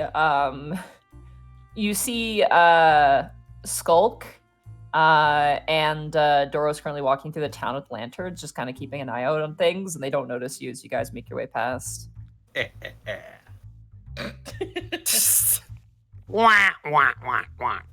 I imagine we're all doing one big tiptoe with the same leg back and Yeah, like Looney Tunes. Yeah. Remember that one thing from the Family Guy Blue Harvest movie? Dun, dun, dun, dun, dun, dun, dun. Like that. You guys eventually make your way to the center fountain of the Lower General District. It does not run that well, so it's currently off. It only runs during the day. So you guys make your way forward. You currently see, kind of looking out, is Quarion, just keeping an eye out. And he notices you, and he kind of waves and gestures to you guys to follow him. Oh, go and make our way. Do so. Top of the morning to you all. Oh, he picked a hell of a time to get us up. It's nighttime. It is nighttime indeed. I just want to let you know that the Periton warship is docked in the docks, and I want to go do some reconnaissance. Oh, yes. Is that... Wait. Is that wise? Yeah, I've been told to do it. Oh, okay, that's different then. He totally just changes his tune. All right, let's go. Cass just looks at Greckles just like, are you fucking serious? Yeah, I'm gonna hard agree on this one. Last time we met them on the sea, they didn't really play fair. We're not going on the sea. We're gonna just look at their boat and see we're the who's ones. aboard it. And we're the ones not playing fair this time. All right, before we move, then, will you grant me at least a moment to do something? Then. Sure. I cast Pass Without a Trace on everyone. Okay. So everybody gets a +10 to their stealth checks now. Yeah. All right. You guys make your way through the town, avoiding guards and avoiding the three drunk dwarves kind of stumble down, and it's all just like as they kind of kind of make their way down the road. You guys do parkour. You guys climb up the side of walls, eventually making your way to the dock district, where it's so easy to see. There is a massive warship docked. Does it look like it's the same model as the one we've experienced in the past? It is bigger and way more menacing. Oh, I hate this. Yeah. Oh no! The art piece on the front has a frown on it. It's just a big frowny face. I should know this. I did my boating exam. The bow of the ship has that has usually they have like a lady or a mermaid holding up a thing. Right. That one, it is like a sun with like the sunbeams that are kind of pointed down, that kind of arch up in these large spikes. Oh, like Rock of Ages shit. Hell yeah. And parked on each of the spikes, which there are 4 directly in the front, are these giant cannons. Like, these are way bigger than your standard affair cannons. These are like siege cannons. Advanced cannons. Like your average cannons are to like shoot and hit like a wooden ship and sink it. This is to shoot and hit stone and steel and break it. Yeah. Go ahead. You guys kind of park yourselves on the roof of a warehouse that's kind of offset. I'm gonna say everybody roll perception checks. Can I pull out my spy glass? Yeah, absolutely, absolutely. It should be disadvantage for those who do not have dark vision, but Quarian's gonna help out, which is why So with that, it's a natural 20. Oh, double 17s. Nice. 19. 14. Okay. That's everybody. Corin, did you see anything prior to coming to get us? I just saw that they were docking. I didn't see anything more than that. Ship's so big, I'd be surprised if there isn't an army on board. That probably is. Yeah, that's what I'm worried about. That's not what I wanted. Sorry. The flute gets faster.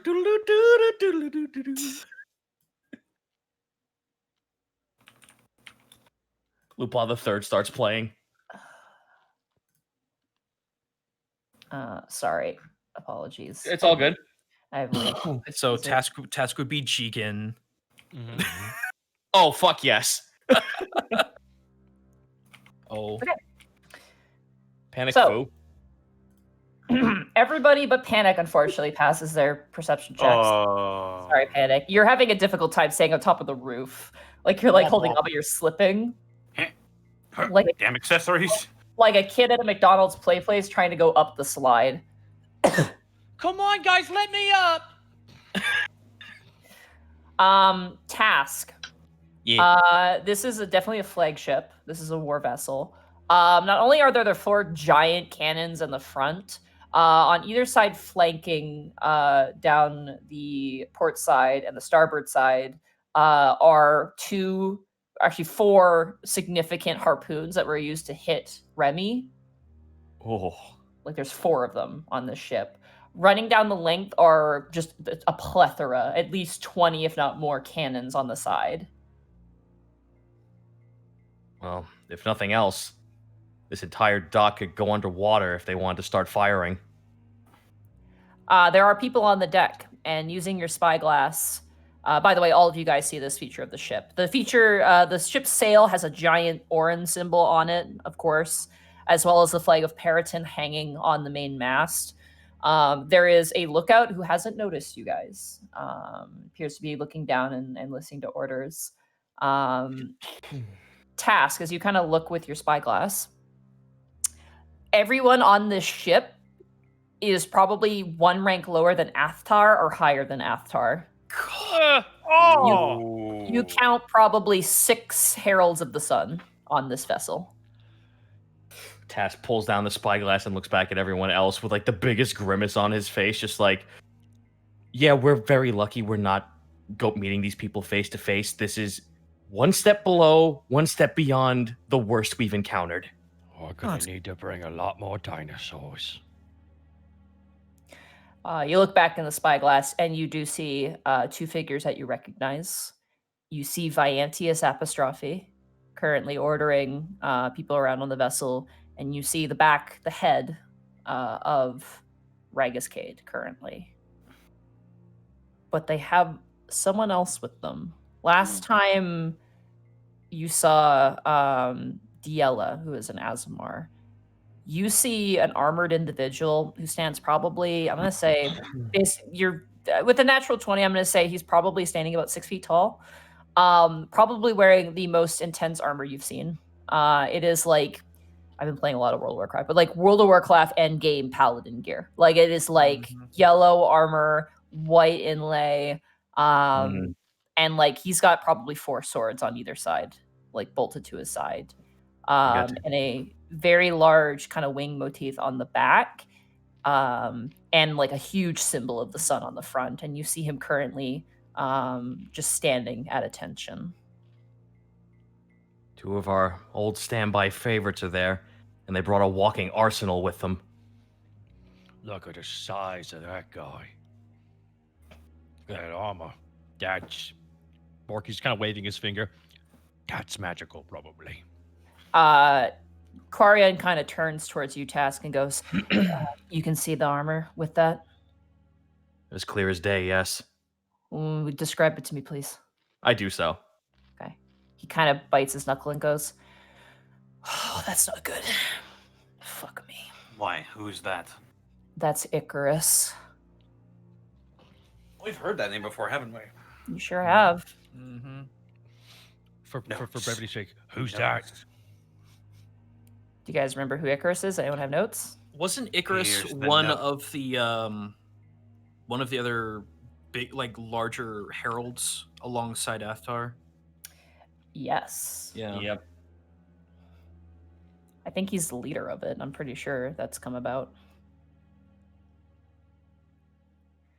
You watch as Karian kind of leans down and looks, and he goes, Not only is that bastard the leader of the heralds," he kind of turns and looks towards you, Greckles. "He's also an Azamar too." Wait. Icarus, champion of the sun, Icarus. Yep, that's the Icarus right there. He's the one that they keep separate from everybody else. Unless war is gonna happen. Not to prevent it. What's better than a massive deterrent? But this feels more like a giant pressing threat. If It's they're a gonna, show of- they're it's a bringing show their. of- It's a show of force. Simple show This of force. isn't a meeting, this is an assessment. Uh-huh. They're going to be looking for our weaknesses. You see now Task as the lookout is now like looking around. I need everybody to roll stealth checks with the bonus from Pass Without a Trace for me. I turn invisible. I just cast invisibility. All right, you cast invisibility. Everybody else, you need to roll. I get also plus I will cast greater invisibility. Plus 10, 19. Oh well, if you're doing that, then I take that back. If you're gonna do greater, I'll cast bestest On myself. invisibility. oh, on yourself. Sorry. You got the high stealth. You got the high stealth roll. I don't trust Alright. me. Mine is technically minus 34. 34. Oh yeah, because you have your. I have it's do the those magic stack? and hide in plain Thing's not sight. moving. Okay. Borky 19, Task is 34, Panic is 14. It gives you advantage when you're invisible. No, And I mean that's a perception roll. Oh, sorry, I'm completely I haven't incorrect. rolled stealth yet. Yeah, roll stealth. Oh, sorry about that. Yeah, it gives you advantage essentially. 21 Ooh, 24. 30, That's 31. 30 and 31. or 31. Sorry. You get plus 10, guys. Don't forget. Yep. And also I also have advantage, so 34. Claria got 22, so you guys are good. You guys immediately, as you see the scout kind of looking out, you all instinctively duck until his gaze passes. One of the invisible gentlemen points out that he's not looking anymore. So how long should we stay here looking at it? Is there Not much- anything else we should see? We could get closer and try and overhear what they're saying, but that seems incredibly risky. Yeah, that's only for a couple people. No offense, I'm not really good at stealth. I'm not really good at stealth. Are you thinking of? I'd like to Hang see on. if they've got an army Hang on on. board. Hang on.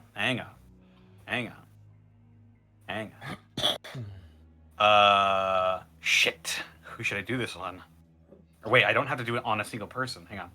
I'm reading the spell. The stealthy people. Hey, it's not metagaming, right? It is a creature I have to target with this. Damn it.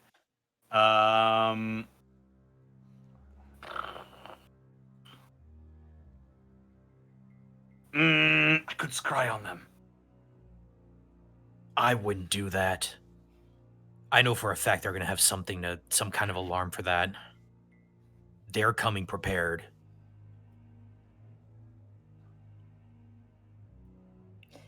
I am a Are bit there worried too. If Icarus is as strong as Salyandra says, then I worry. Is there a bird hanging around? Oh yeah, there's like seagulls everywhere. I'll go for like a seagull that's near their boat. I'll scry on the seagull. Okay, you want to scry the seagull? It needs to make a wisdom saving throw. Okay. Seagull wisdom saving throw. 2. It fails. Okay. Click the scrying just to see how much range this thing is going to have. Are you ready for a while? I sure am. The range is infinite. Oh, really? Damn. It's just based off of how good can seagulls see? I imagine pretty good. They have C in their name, so. Well, that's true. Yeah. Should we Google it? I'm about to. Sensor moves with the target. Okay. Seagulls have excellent vision, better than humans, and they're one of the few birds that with eye sockets that can move in the socket. Oh, Yeah. that is actually very And unique. they are also extremely clever. That's why I love seagulls. They're my favorite trash bird. Don't you do pigeons like this? I had both, Monty. I lived in New York. I know. Anyway, yes, you successfully scry on a seagull. It is currently like resting and preening itself on the edge of the ship, kind of like near one of the cannons. With a closer look, you see that there is a lot of people on this vessel. I'm relaying this real time, by the way. Yeah, absolutely. You have the mirror. You guys can all see it through that. Yep. Mm-hmm. I had to find something. I have to just Looks find like they did bring an army. I can also hear through the sensor as if I was there. Okay. I mean, this is however you define an army. I'm just gonna grab it real fast here. Where are ship stat blocks? Thank you.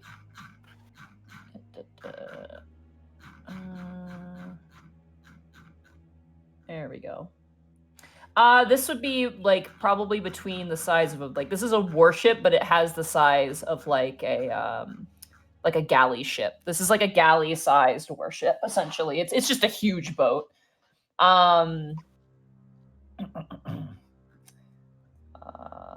Just trying to see how many people would be on board.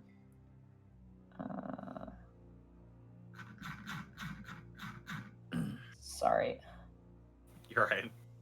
There's a lot of information on Ship both. go A very powerful scroll wheel. Yeah, I gotta look here. This is not the best. Okay, warship. Yeah, I'd say there's probably easily at least 150 people on this boat who are armed to the teeth. There is just crew. There's probably about, I'm gonna say there's probably 25 that are just like sailors. But 150 people on this boat are like armed militia types, squadrons easily. A small army. Do you want to roll a perception check for your seagull? Yeah. Go ahead and roll a perception check. Seagull check. I'm going to use, you know what, let's use, because they have good sight, let's use eagle stats, if I can find eagle stats. Okay. We go where eagles dare. Eagle has a +4 to perception. Yeah, so it's +4 perception, and it has advantage on perception checks that rely. Oh, this is to hear, though. So yeah, just roll, +4. If it gets within 10 feet of the boat, I can see and hear as if I was there. This is further away. 9. Okay. The seagull like moves at one point as like soldiers are passing by, but it re-lands. Stealth check. I mean, they didn't roll quietly. They're talking relatively loudly. As you see, as Viantius Apostrophe is kind of like barking orders. It's just like, I want this ship guarded at all times around the clock. At night, our enemy moves with such ferocity and fierceness that I am gravely concerned. Well, Panic just snickers at that. He's fucking paranoid. Regis Cade kind of steps forward and goes, so we are supposed to meet them in the morning after our prayers. And Viantius turns and nods and says, yes, we are. We'll give them their one chance out. We'll give Salyandris her final bout. And from there, we'll proceed as the speaker sees fit. Icarus, you watch now as the very tall, armored person steps forward. You will join us there. And you will speak of Sully's fall from grace. And the armored individual nods. Keep your minds about you. I've got a bad feeling. And Ragus turns and goes, what sort of bad feeling? Kind of narrows his elven eyes and looks around. like a devil is watching our back.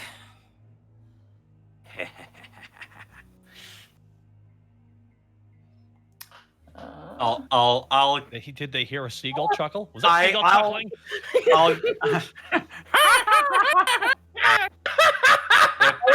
Bring me that seagull. Roll a stealth check for your seagull, please. Stealth, huh? Yep. Okay, let's see here. Stealth. Come on, Sneakle.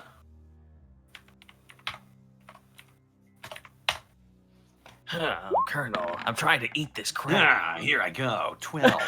Well, the armored individual moves and stops, and before you can realize what happens, I'm gonna roll the hit.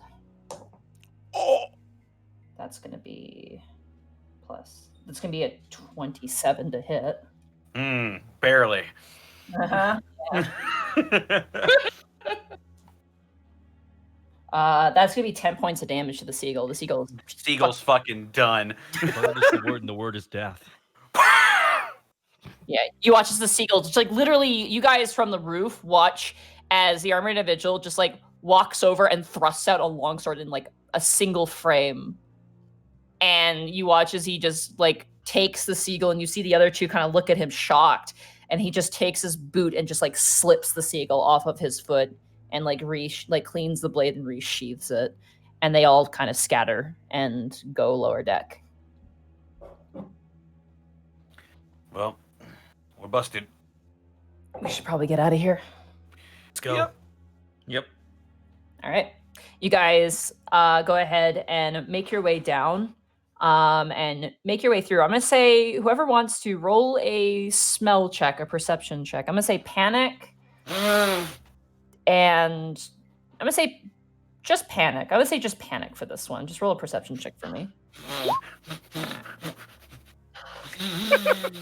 I'm going to use my inspiration to re-roll that. Okay, you use your aspect of ith to re-roll. Come on, baby. 21. Yeah. It Blackjack. Huh, that's weird. It smells like the sewer. Around the boat or around where we are? Where you guys just like left, like you guys are just like jumping down off of the warehouse where you're standing. It smells like someone from the sewer was around here. Are there any manhole covers?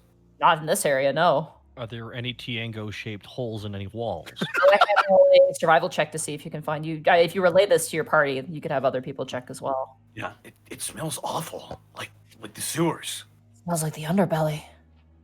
You would know. Whoever would like to roll a survival check. Oh, I will survival. Okay. Okay. I'm going to do this. 18. 7. Hey, Panic. Welcome to the club. 19. Half and Borky, you guys kind of look around and you see footprints that are definitely Tenango size. Are they going towards the... It looks like they were brought up to this point in the edge. He stood there for a while, which is where the deeper prints are, and he's probably turned around and left. They were thinking about a different devil. Oh, looks like to me, the Tenango came up and was doing the exact same thing we were doing. Well, at least then they know down there. Probably for everyman's sake. They like to know what's going on.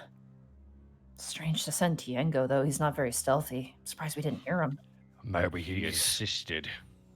He's got history. Remember what the clerics told us about that island? Oh, the slaughter. Well, let's not stop and figure this out now. Let's get to somewhere where they don't think we're on the street looking at them. All right, you guys make your way through. I'm going to say everyone roll a stealth check for me. Here we go again. Plus 10, everyone. Turn the page. 11 plus 10, 21. So 37. That's a natural 1. You're still stealth though, aren't you? It lasts an hour. I had to break. Oh, you had to break concentration for scrying. That's right. For scrying, yeah. But you do have plus 10 because of Pass Without Trace. 16. So that's Borky. That's a 22. That's a 35. A 37. Mm-hmm. And then a 16. So that is Actually 35. It just makes you panic stepping on a horn. I step in one of the mud prints and it makes a really loud. Yeah, you really do. You guys now see as some of the like the guards on the boat are just like kind of coming out, and they're now spreading out in the nearby area just to keep an eye on things. And you guys manage to like duck and hide before one turns the corner. One of the heralds of the sun kind of turns and looks around. By that time, move.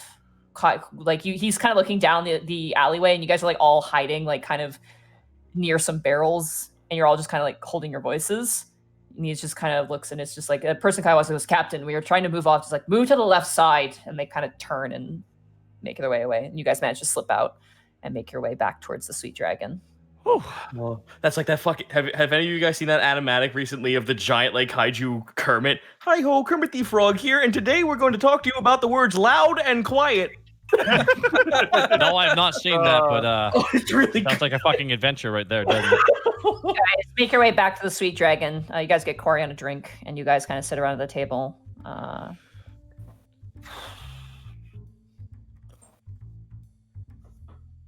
We didn't get caught. That's good.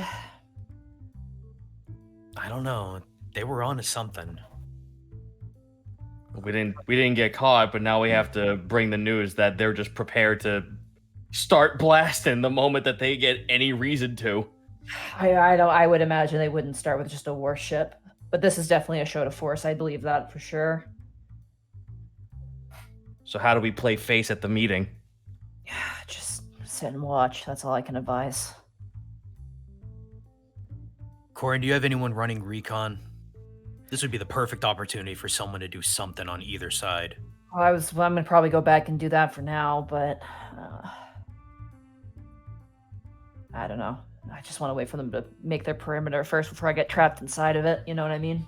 No, that's fair. I'm talking about at the meeting.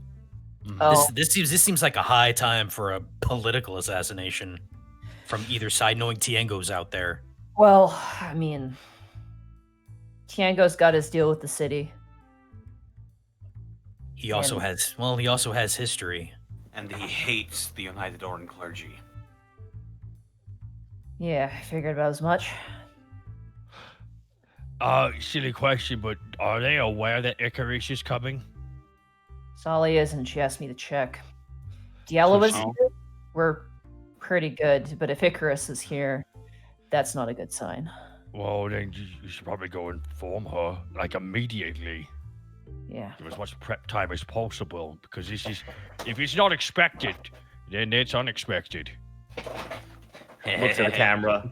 Yeah, hard look at the camera. I want to, but at the Why same are time... t-shirts? Shut up. Quarian kind of takes a drink of the ale that you guys just poured out for him. And he kind of sits and rubs his chin, and he turns and he goes, "There's a part of me that doesn't want to tell her." Why? You think she's gonna be nervous for this? Get nervous, yeah. But then again, if she suddenly sees him at the meeting... I was about to say, what's gonna be worse, her initial shock then, or her being able to prepare for it? She's gotten better, but I just don't want it to all, go to nothing, you know what I mean? Then the recon was for nothing then if you don't tell her. I'm just going to say it out loud. She needs to know, Corian. The prep work is far more important than just leaving it to chance. No, information is the mightiest weapon we have. I'm gonna feed this information to the council as well and let them know. I mean, they know they're here. They have an idea, but really let them know. About the arsenal on board and off board. The United Order clergy is thoroughly without honor. But would they stoop so low as to try an assassination? Why wouldn't they?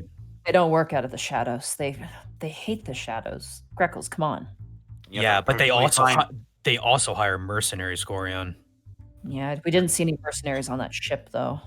That doesn't mean there aren't any here. The one thing I'm worried about, though, is the discourse that's going to be any of them going to the council from that ship, getting from point A to point B without any innocent bystanders getting caught in the way is bound to happen. And we still don't know who. We still don't know who that spy is or what he knows. See, spies can also be ladies. Turns his head. Just does a soft slap on Borky's cheek, just You're cute, kid. I'm freaking older than you. All we know about the spies that they aren't directly working with the United Orient Clergy. They're a subsidiary. They reached out. We need to go into this expecting that they know everything. Yeah. They are heavily networked. Well, I'm going to go relay this information to the council and to Solly. See you guys tomorrow. Be safe out there. Bring your weapons.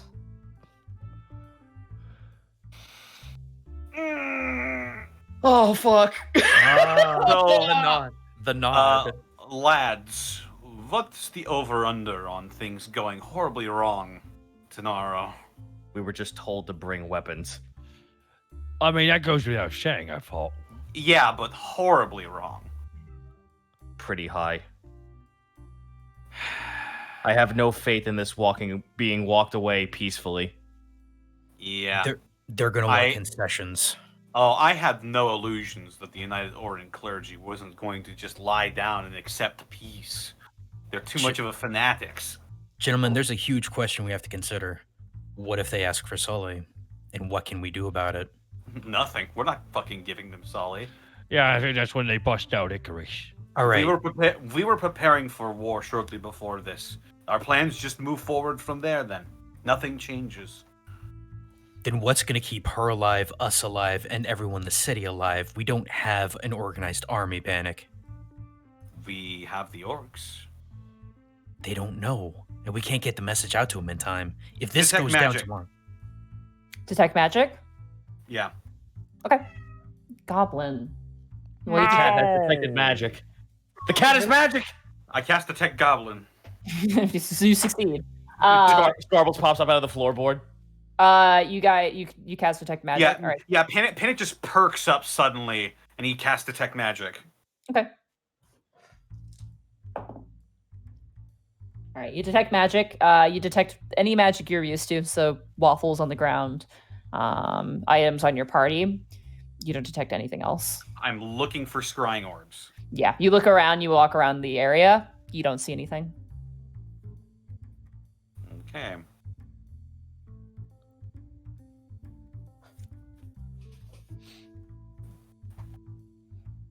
I sit back down. This music's great. Panic's just slapping away again. Catharsis. Borky.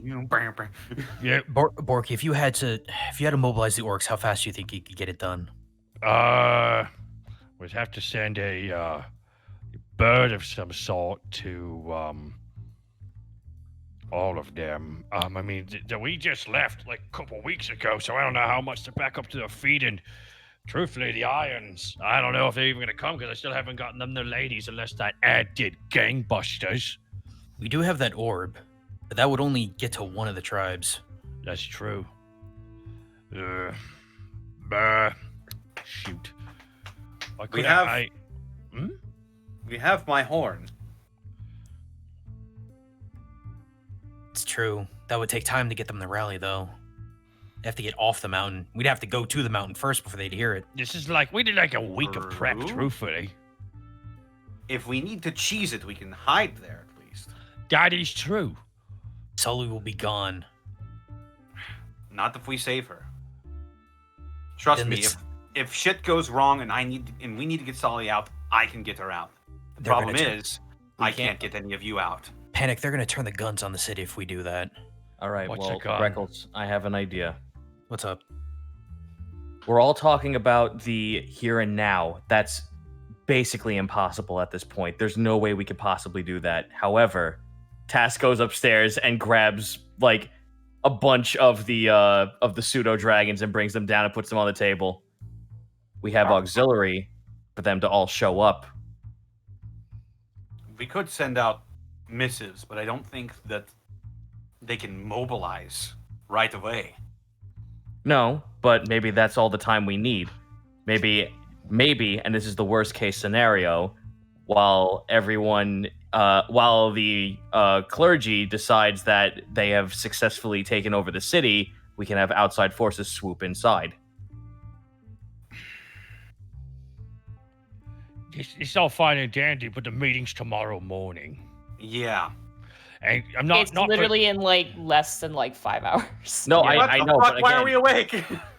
I mean, hold on. Hatchet Worst down. case scenario, how hard would it be to mobilize all of that sexy Scarbles rats? Okay, I don't think that's going to be much. I said Greckles is gold blooming really hard right now. I wish I was there. And then I turned into a fly. Life finds a way. What's that laugh he does when he first debuts in Dress Park? It's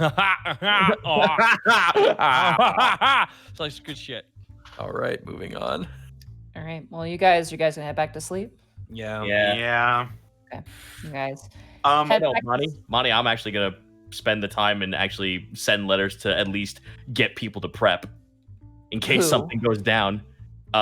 Send to the Orc tribe, send to the Northlanders, to the Yak folk, and maybe what? Task, I want to go to bed. I don't have to write an orc letter. That is a lot of letters, and also you don't know if things gonna get real. I'm gonna say this because Quarion left. If you mobilize before things happen, that could be just as bad as if they mobilize. Very well, I will put the fucking dragons back in. All right, Chunk, go back to sleep. Yay. You guys go back to sleep and rest. I'm going to real quickly Mm-hmm. use my orb of sending. Okay. To contact Tenango. Oh. It's what it is. Here we Okay. go. If you're going to be there, don't do anything foolish. More at stake than you know, but be vigilant. Can I count on you?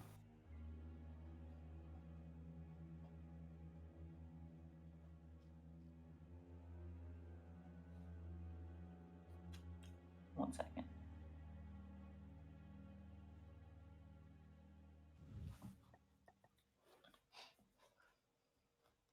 Stinky is what I'll say. Try who At the end.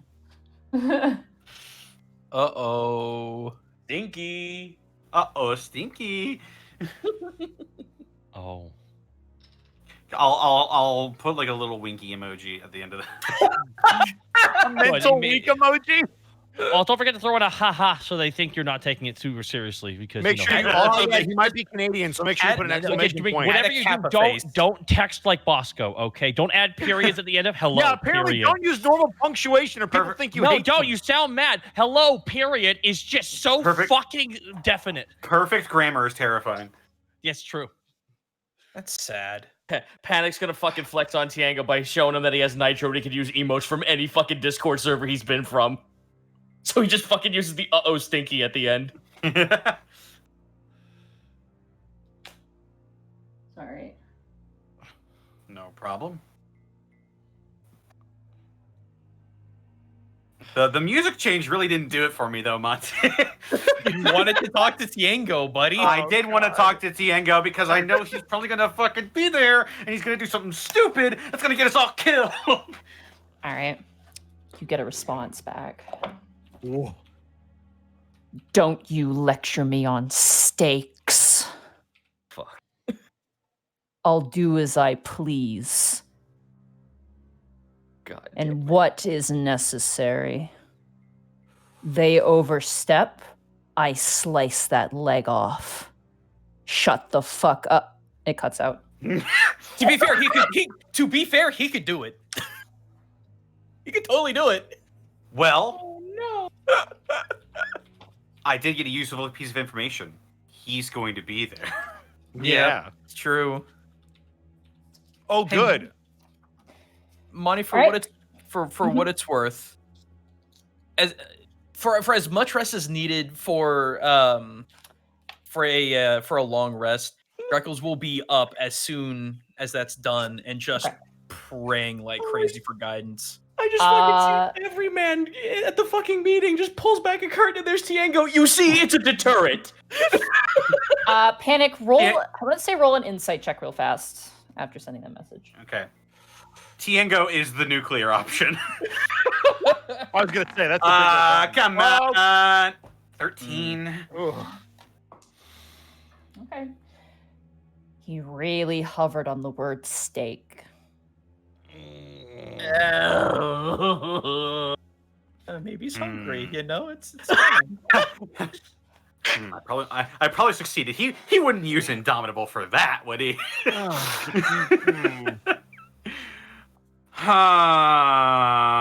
Okay.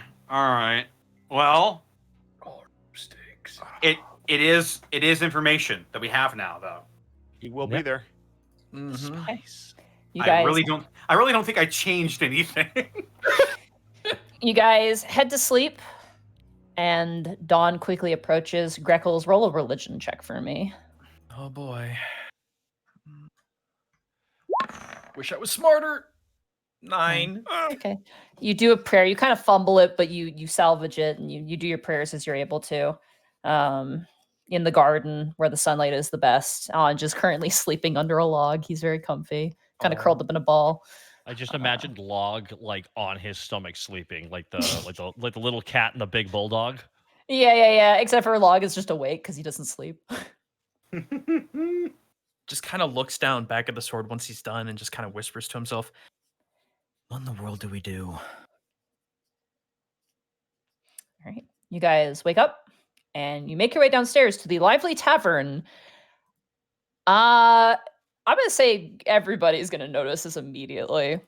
The moment you guys head downstairs, there is a very familiar sight downstairs as you guys all make your way inside. Remy, I'm gonna say actually you're the one who's gonna run into them first, as you make your way into the Sweet Dragon to meet up with your companions first thing in the morning. Okay. As you walk into the tavern, you see Gruel and Audrey. I'm sorry. What? Whoa. Shut the front door, is that Gruel? Yeah, you, Remy, as you walk in, you see them both sitting at a table. Gruel is currently eating, and Audrey is kind of pointing out different things on a map. And the moment you walk in, Audrey notices you, and she stands up. And notably, she is very pregnant. Oh boy. She's know what pregnant. Yeah. You know what that means, guys? She's fucking poggers. No, Gruel had sex. They both That see you, makes Remy. sense. The rest of you guys are upstairs at this point, but they both see you, Remy, and they kind of turn, and Gruel stands up and is like, Remy! He kind of runs over, like, pushing people out of the way and gives you a big hug. And just squeezes Remy's actually you going to little give him too a tight. full hug back. Look at Gruel, you. good to see you. I didn't realize you and Audrey would be stopping by. To what do we owe the honor? The city place chieftain invited us. Plus, he kind of grabs you by the neck and leans in. He goes, I'm having a baby. Well, she's having the baby, but it's mine. But we should see a human doctor for human things, you know. Kind of pats you on the back. Congratulations, Gruel. That's wonderful news. He just smiles his big, like, you know, like Beast from Beauty and the Beast, where he's like trying to smile friendly, like, and it's got all the teeth. Yeah, smiles like that. And Audrey kind of walks up. Audrey kind of walks up and gives you a punch in the side, Remy. All right. Did you two change bodies? Hey. No. He kind of turns down to Audrey, and Audrey's like, I've toughened up a bit with the orcs, but it is nice to see you. It's good to see you as well. Would you have happened to see The Unexpectables by any chance? Not yet, no. They're But, still- hopefully we can see them. We're gonna be there today. At the meeting? I'd be with They invaded our lands, so of course we're gonna be there. No, I'm glad you'll be there. Honestly, it'll be good to see more familiar faces in the crowd. Bronto Village is part of this. He just kind of waves towards the general area. So an attack on that is an attack on the city, apparently. Trust me, Gruel, like I said, it's good to see you. I don't need to be reminded who all is involved. If you remember, they held me captive for 36 hours. Audrey kind of looks down on the floor and goes, I am aware. Gruel kind of turns you. out, by the way, you should stay here during the meeting. She kind of nods. He's right. It'll probably be safer. You don't know how they'll react to you. At this point, everybody else, you make your way downstairs, and Greckles, you make your way back inside of the tavern.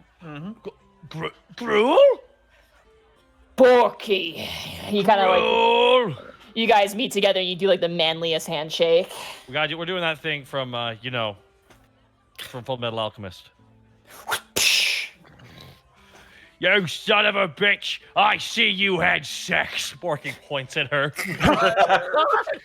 Audrey looks very offended. Oh, I'm sorry, it was in jest. She huffs and she gets up and walks towards the counter. Thanks, but the work is all hers, really. Really? Borky's Yeah, she's making the baby, Borky. Right. He's just a one and done. I'm sorry. It's great seeing you. It's great seeing you. He is wearing nice armor, by the way. Like, he's actually wearing metal armor, which is the first you've ever seen. It is dwarven-made metal armor, very clearly made from dwarves and alabast, probably through trading, and furs, and he looks very good. He's still shirtless, as he always is. And the horns, the other horn has been capped with gold, where the horn is missing. So it's been filled in with gold, but the other horn is still strong and looks pretty good. How's my axe doing? Oh, it's doing pretty good. I threw it at some things that weren't even from this dimension. You're doing good work. Write a legend with that axe. Absolutely. I have one favor to ask. He kind of puts a hand over your shoulder. Borky puts a hand on the other shoulder. What is it, Gruel?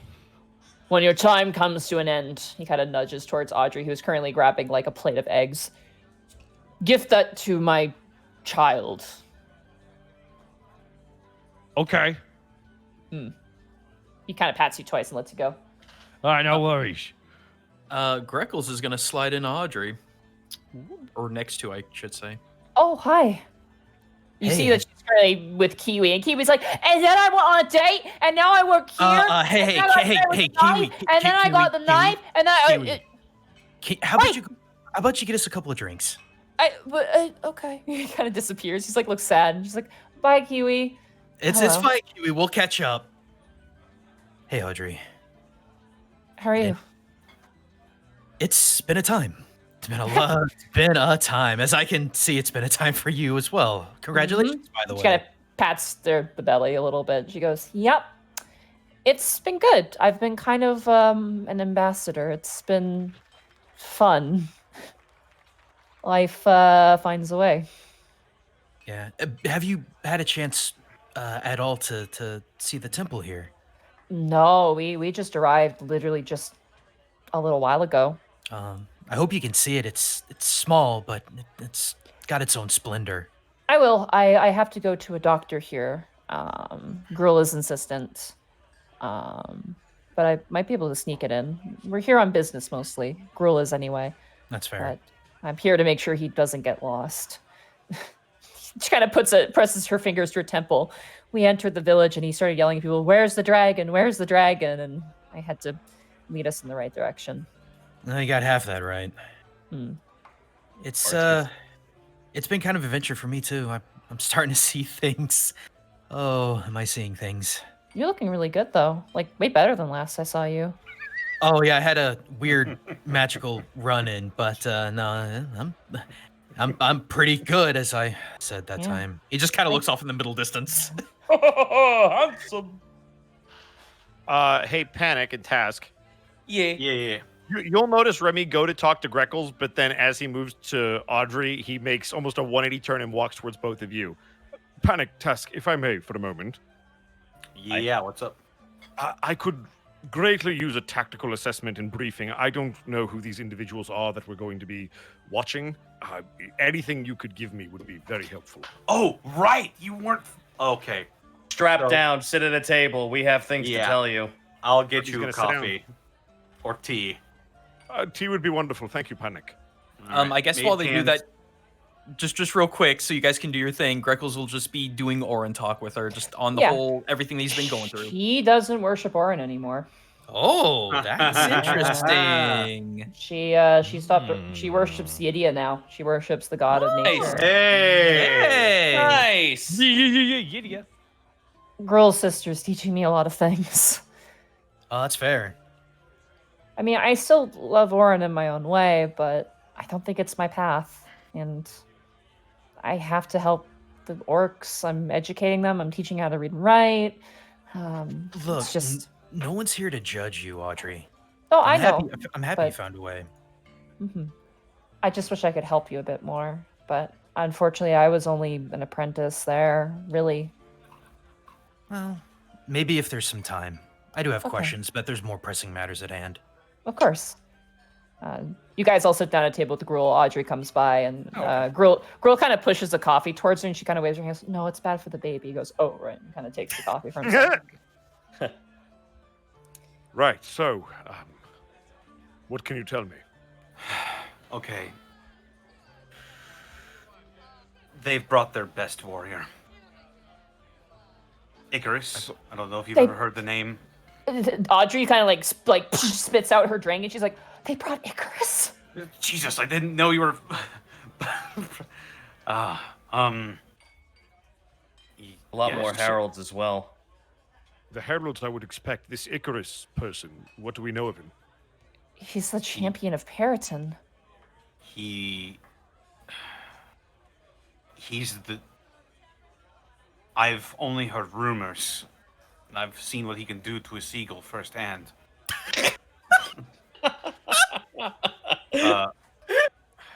I feel like I've heard that name before. They say Champion he's of the Sun? Champion of the Sun. He is the strongest warrior the United Order Clergy has. All right, so it's a show of force that makes Audrey sense. kind of leans forward and goes, "They say where he goes, sunfire follows." Is there any chance that this particular meeting is simply a prelude to the coming battle?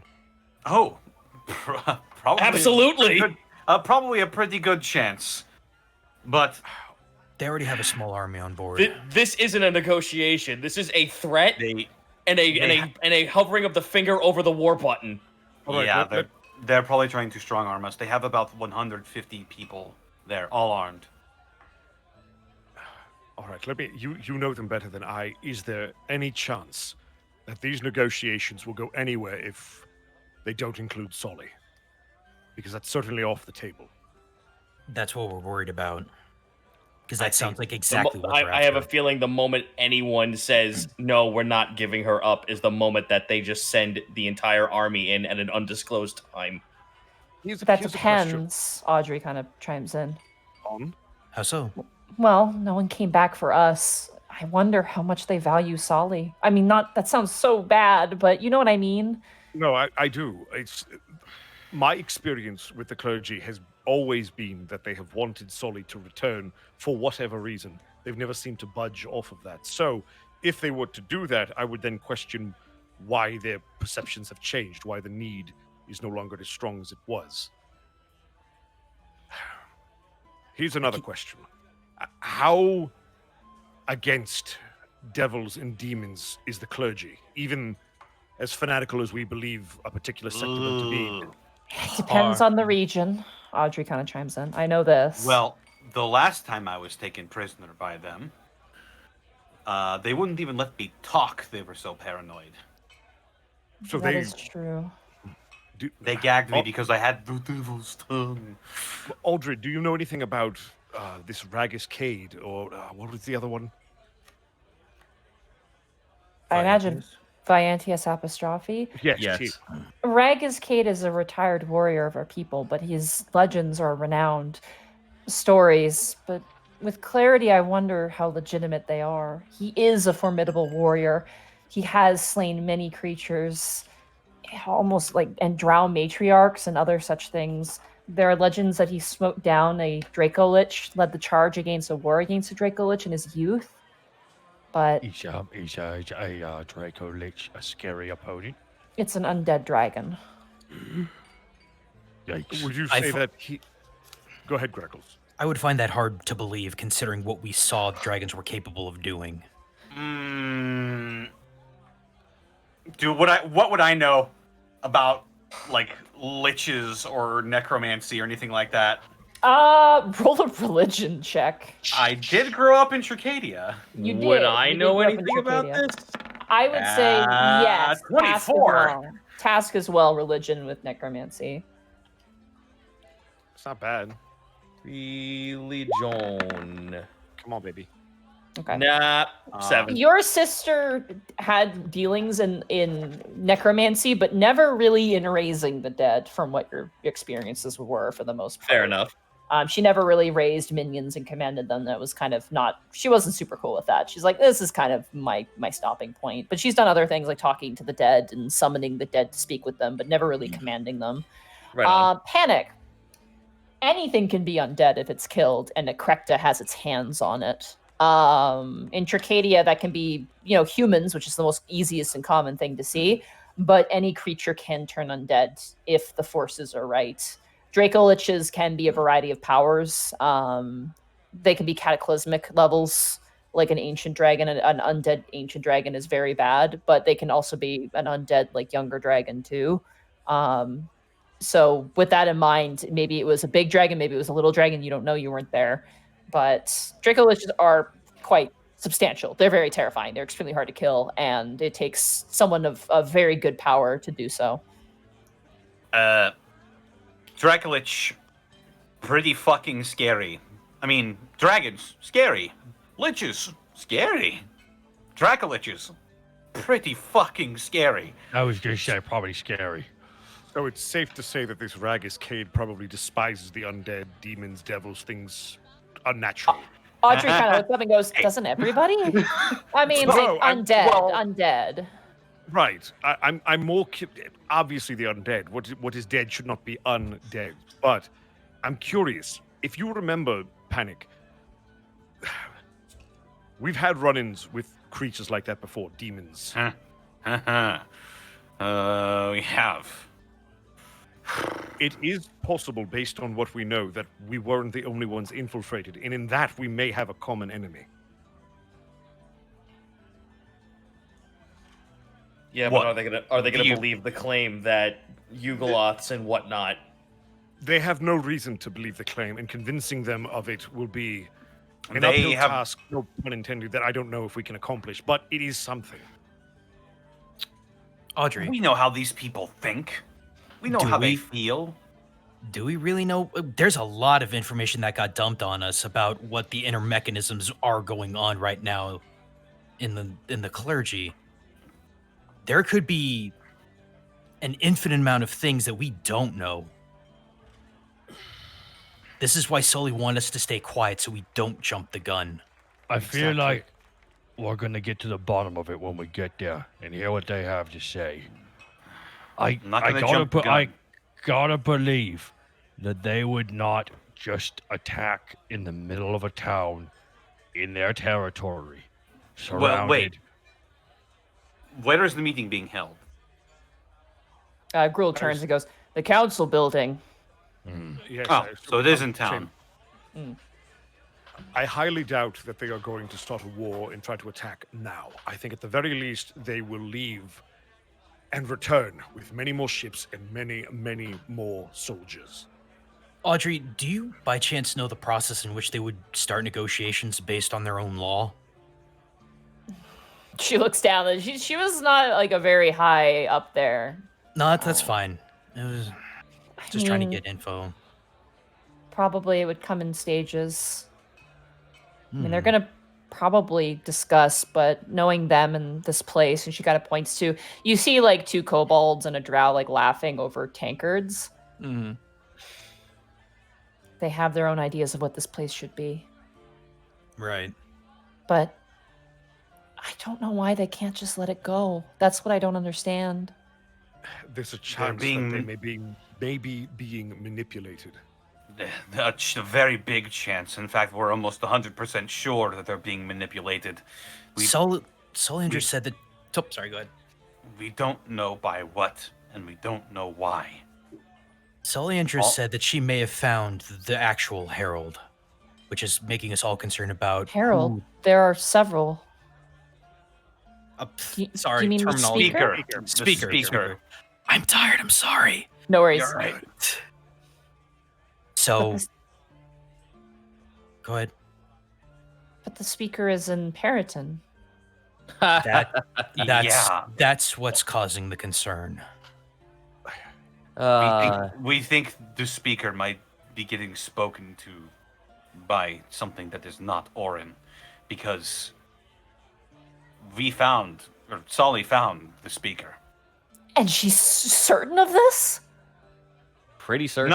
Not 100%, but based off of everything that she knows, she's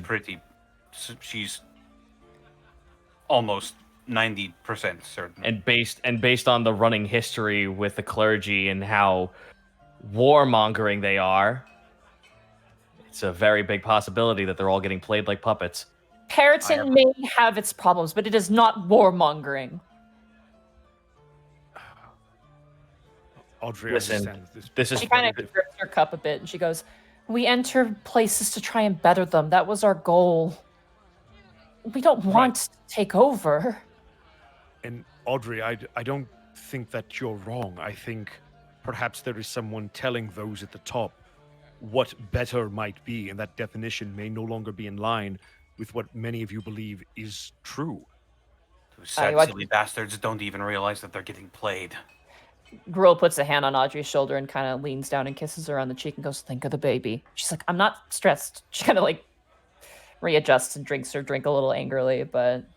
The point is, the only thing that we know that we have in common with any of these clergymen is that we have had issues with demons. Other than that, the way we see Alavas, the way we believe it should be run, all of that is going to run contrary.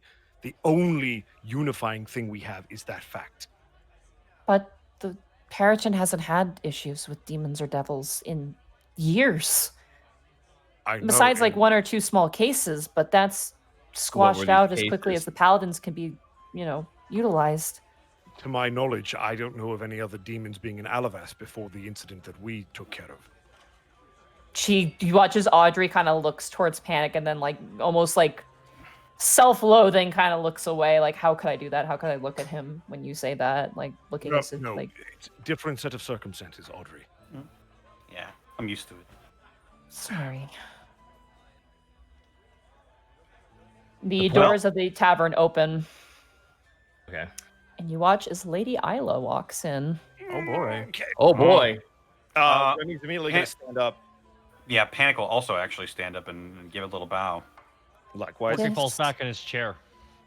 This place is bumping, as the youths would say. Yes, damn it. it is indeed bumping. She kind of looks towards you, Panic, and blinks like very slowly twice and goes, "Hello again." Lady Isla, I never got an opportunity to thank you for what you did for me. Thank my father. Thanks, Tarvis, man. He gives like double finger crossbows to the sky. She looks up to like an undiscriminate form and just kind of nods and looks back down to you. Besides, you weren't gone for too long, so it was easier. I'm sorry, Panic gone? Don't worry about it. Right. Lady Isla, to what do we owe the pleasure? I've come to collect you. Right. For the meeting, yes? Mm-hmm. She just nods Right, of and course. slowly. Yes. Well, shall we, gentlemen? Well, brushes himself off. Yeah, I'm gonna take a little bit of opportunity to make everybody look and smell pristine. Yeah, Remy is in the best armor he owns with all of his gear. I have a carriage outside for all of us. That's awesome, Borky says, moving faster to look at it. Yeah, it's very nice. It's like a gothic-y kind of style carriage. Oh, it's just like the one at Tricadia, only this one doesn't cost me all of my money. It'll be a ride to die for. Someone is going to die. Of fun. Fun.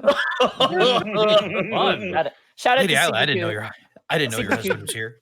Yeah. On the way out, Remy's gonna put a hand on Audrey's shoulder. Mm. I promise you, everything will be all right. I know everything will be all right. Congratulations again.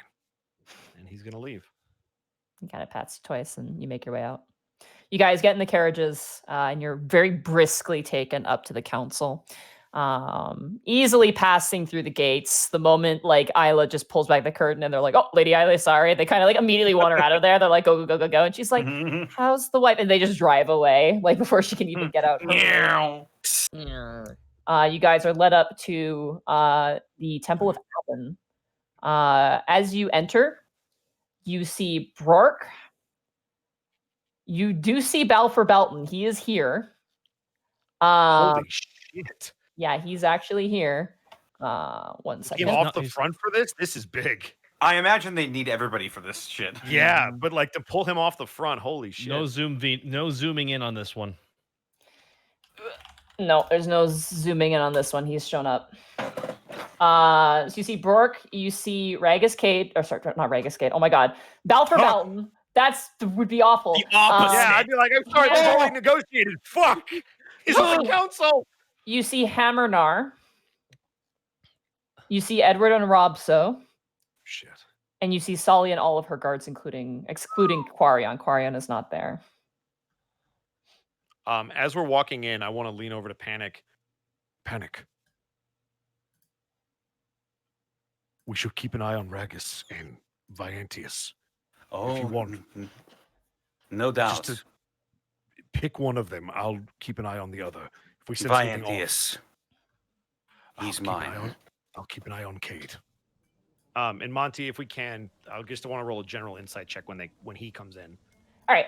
They're all kind of mulling about in conversation. Everyone looks somewhat grim. Even Balfour Belton, as boisterous as he is currently talking with Hammernar, and he seems very like you've seen him on the front before. He switches between being like to like serious business time. Like it's like a total 180 each time, and you can tell he's definitely more full serious mode right now, kind of talking to Hammernar.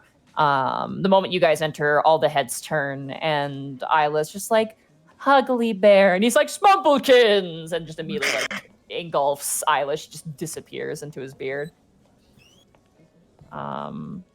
Solly kind of looks a bit nervously towards Isla and Balfour Belton, like almost like kind of like shrinking into her own shoulders at the two of them. Isla kind of turns towards Sully and goes, "Hello, Sully Andrus. Have you opened any interesting doors lately?" And you see Sully goes, "No, I have.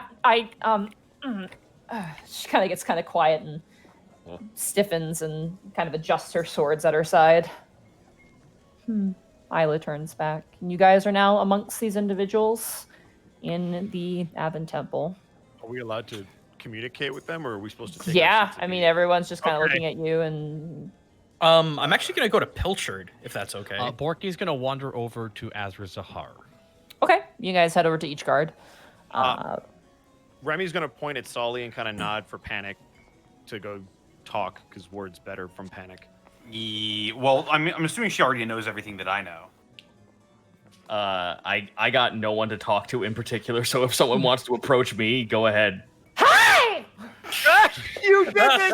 You did this yourself. I'll go to Azra Zahar. Oh, No, Brooke is here, isn't he? Brooke is here. Too bad the I'm going to him. tentacles wrap around you.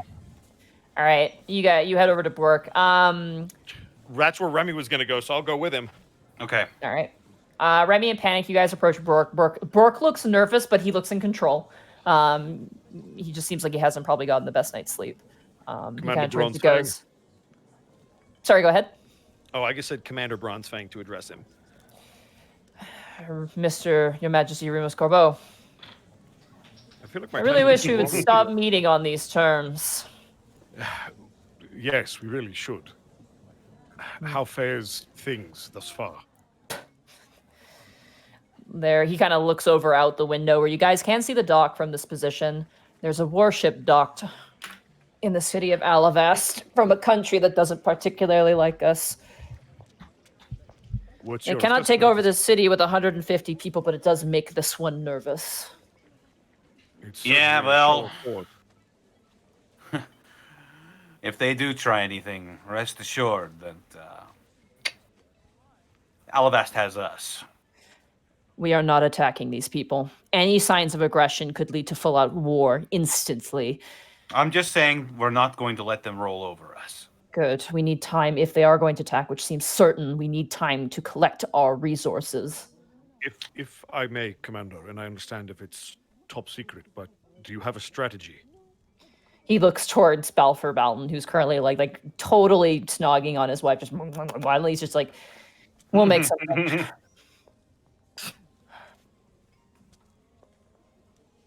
After those dragon attacks, Alavast has been spread a little thin. We're still doing repairs.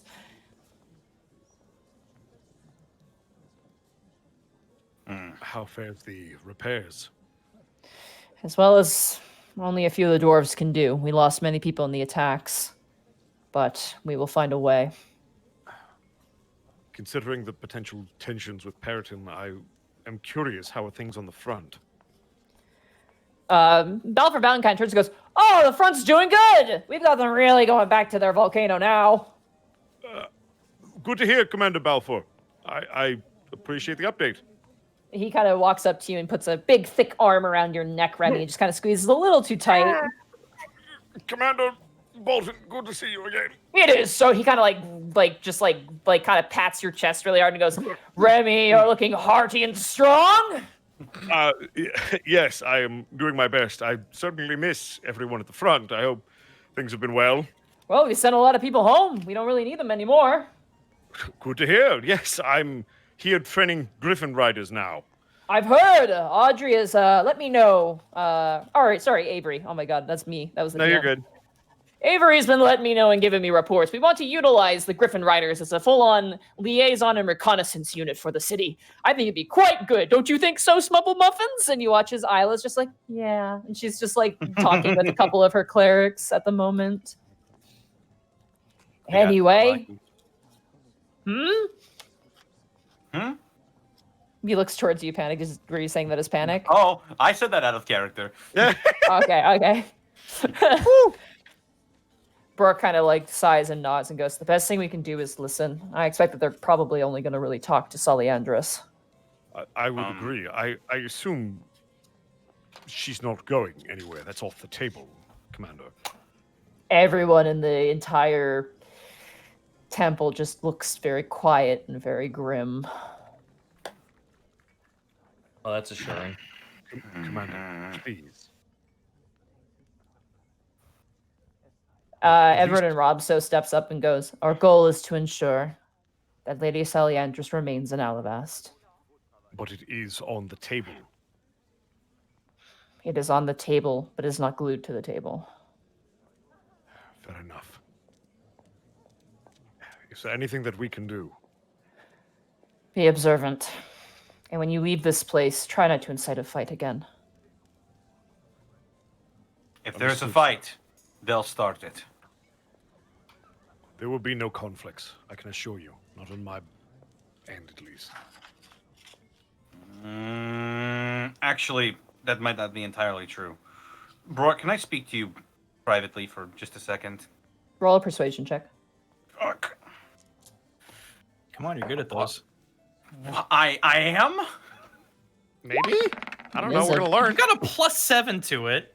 12. Brooke got an 8 because he's an idiot. Before you leave, Remy wants to insight you if you'll let him. Sure. That's weird. Good fucking luck. 19. Roll a deception. Oh, come on. 15! You were saying that shit to me, Panic! I shouldn't have wished you good luck. You actually got it. 15 from a 2, though. That's impressive. Natural 2. Natural 2 to the tune Never of say 15. never. Never say never in D&D. Dreams don't die. So, what's the scoop? Panic knows something you don't know. Remy's gonna give you a look like he understands, and he will give you some space, but you know that he knows that you know something he doesn't know. What a But he will circle. give you the space because he trusts you. Oh, my fucking So- head hurts. My brain. It's midnight. But you I'm know too that tired I for this. know that, I know that you know that I know that you know something that I he don't found know. out that he's the one. No. You just fucking All did right. a professional zombie thing. I know something you don't know. I thought I was clear. I said you know something I don't. I'm content. Remy's gonna go approach Solly while he takes Brooke aside. Yeah, So I'm go gonna for it, pull. Panic. I'm gonna pull Brooker said. Yeah, you take Brooke aside, and he kind of dismisses his guards. He's got some There's some paladins here that are, high-ranking members of the different clergies, just as guards for these particular individuals, except for Balfour Belton. He's fine. Now, I don't want to alarm you. He looks at you like, oh my god, like he That's purses his the- eyes it's shut, just like, the- and it's sucks just- in his lips, like. it is the last thing I'm going to do. It's the last thing I want to do. But if we're going to pull this off smoothly, I figured that you, of all people, should know because I trust you. And I point my finger towards his breastplate. You gave me a chance, so I want to put all the cards on the table. Very well. The Red Death is watching. This. Yeah. Figured about as much.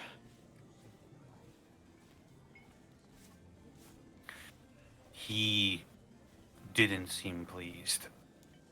Does he ever seem pleased? No, but I seen him get close. He kind of looks at you and cocks his head. he just shirks away and like does the both hands up like don't ask. I thought you were entrusting with me. The little girl made friends with her. The Red Death made friends with a kid. I don't know what to tell you. It's just what I saw, man. Roll a persuasion check. Great. The one thing I'm not trained in. Natural 1! Well, He turns to you and goes, if you're joking to try and calm me down, it is appreciated, but unnecessary. I am not, as a matter of fact, joking with you. Mm-hmm. But that is good to know. Thank you. I don't know how much everybody else knows, and he like waggles his eyes. Let's keep it that way. Just be ready. I don't know what he's planning. I'm hoping for the best, but prepared for the worst. That's all we can do, Brooke. You Nods. want me to get you a coffee or something? You look tired. I'm always tired. No, I'm good. Hmm. Greckles, who are you wanting to approach? Pilchard and then briefly Sully. Okay, you approach. Pilchard and Sully are kind of within the same group. The only person I'll who's meet you missing. with Sully. The only person who's missing is Quarion. Quarion is not around that you Yeah. can see. Just Pilchard kind kinda- of looks and goes, "Hey, Hey, and just kind of very, very quietly, is the perimeter secure? No one's going to try anything on either side? I'm as secure as we can make it." That's good to know. What are you expecting? In my many years of being alive, I actually don't know. I guess you and me both. Just want to make sure that this place was locked down to the best of abilities. The United Clergy of Orin is a monster I am not aware of anymore. It's fair. Hey, Sully, Yes. I know you're stressed. I know you're tired. But we're here for you through everything. Don't Roll a forget persuasion that. check. Please! Go, man, go! Oh my fucking... I saw the fucking dice on the 19. Yeah, and it went I to one! Fucking I am oof. I can't get a break. Natural one. Solly looks forward and she's got her hand on her sword. And she goes, "Thank you, Greckles." No problem.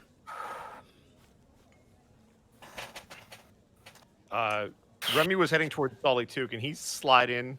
Yeah. Actually, real quick, I've been waiting for Azra. Yeah, go ahead. No, you go ahead, Kurt. Go No, ahead. I feel like I'm cutting in No, here. I already had a scene. You go. Yeah, you already had a scene, Bosco. Get out of here. Fuck you. I'm trying to be nice. Hey. Borky, you slide up to Azra Zahar, who is looking very intense as usual. I know you're in your zone right now, Miss Zahar, so I'll keep it brief. Remember that tower where we did that patrol together? I like to forget, Borky. Well, I might be purchasing it possibly and turning it into a cheesery. A cheesery. That's right. A cheesery. A place that sells exotic, artisanal, and locally sourced cheeses. I figured I'd give you a brief piece of good news in the sea of terrible. Roll a charisma check with advantage. Yeah! Oh my god. Here comes the natural 20. 18. I was close. Come on. Well, I'm glad to see your machinations bring forth a beacon of hope in these desperate times. Just so you know, if you ever come there, you get 50% off. Oh. Be still my beating heart. Borky takes that literally and just nods and walks away. Be well, Azra Zahar. Yourself as well, Master Borky. Oh my god. Borky walking away. What am I the master of? Jeez, apparently. So, Greckles, you'll see Remy walk up as you're giving a pep talk to Solly. And I'm going to put a hand on Solly's shoulder so I don't alarm. She kind of jolts at that, not seeing you, and kind of turns. Of course. My apologies, Lady Solly Andress. How are you feeling? Nervous. Like the world is caving in around me.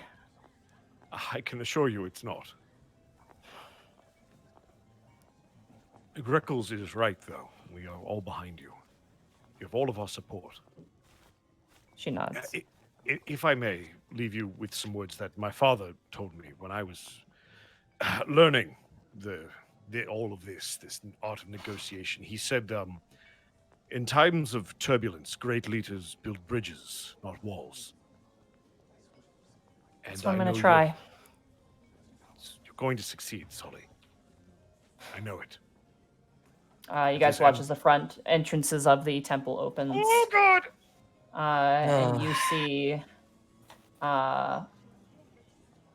this is Vincent Stramain. He's a human. He represents the Uspa clergy. He opens the front doors and says, "Our audience is ready." He does like a gesture out the door.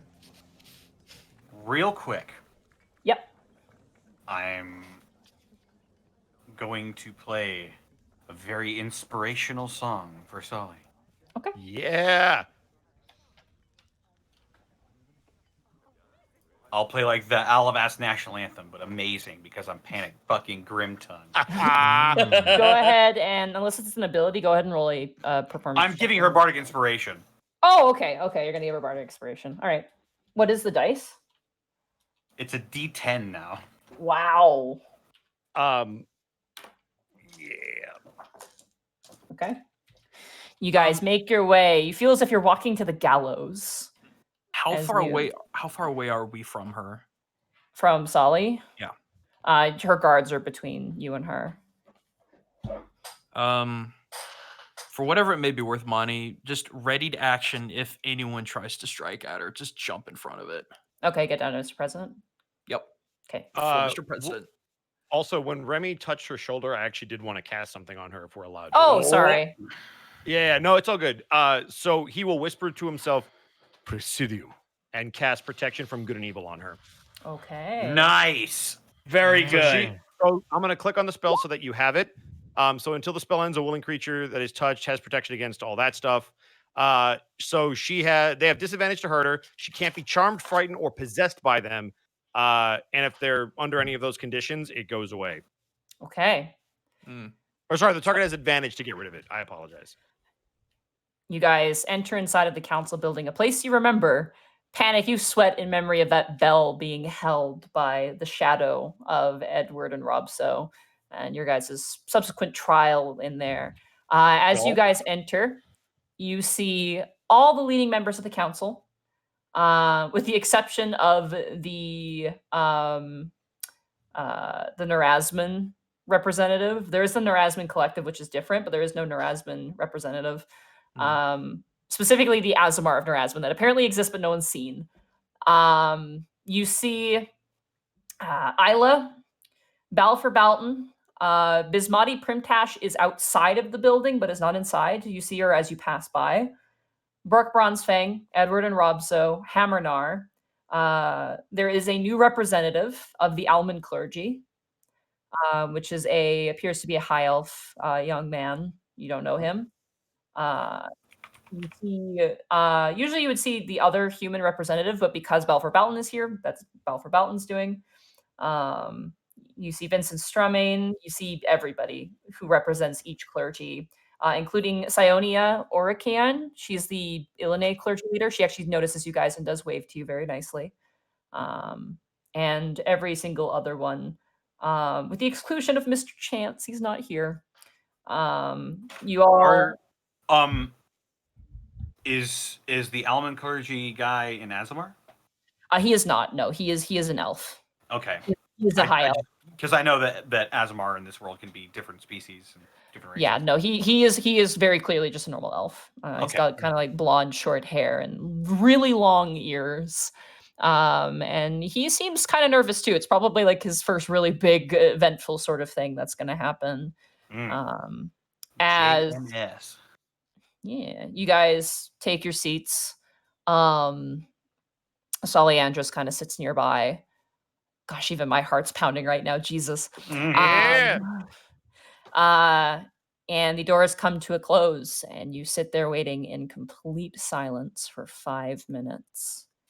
Not a sound of a quill being moved or a piece of paper being shuffled happens, as everyone remains quiet and nervous. The double doors open up, and walks in 4 individuals. The first is Viantius Apostrophe.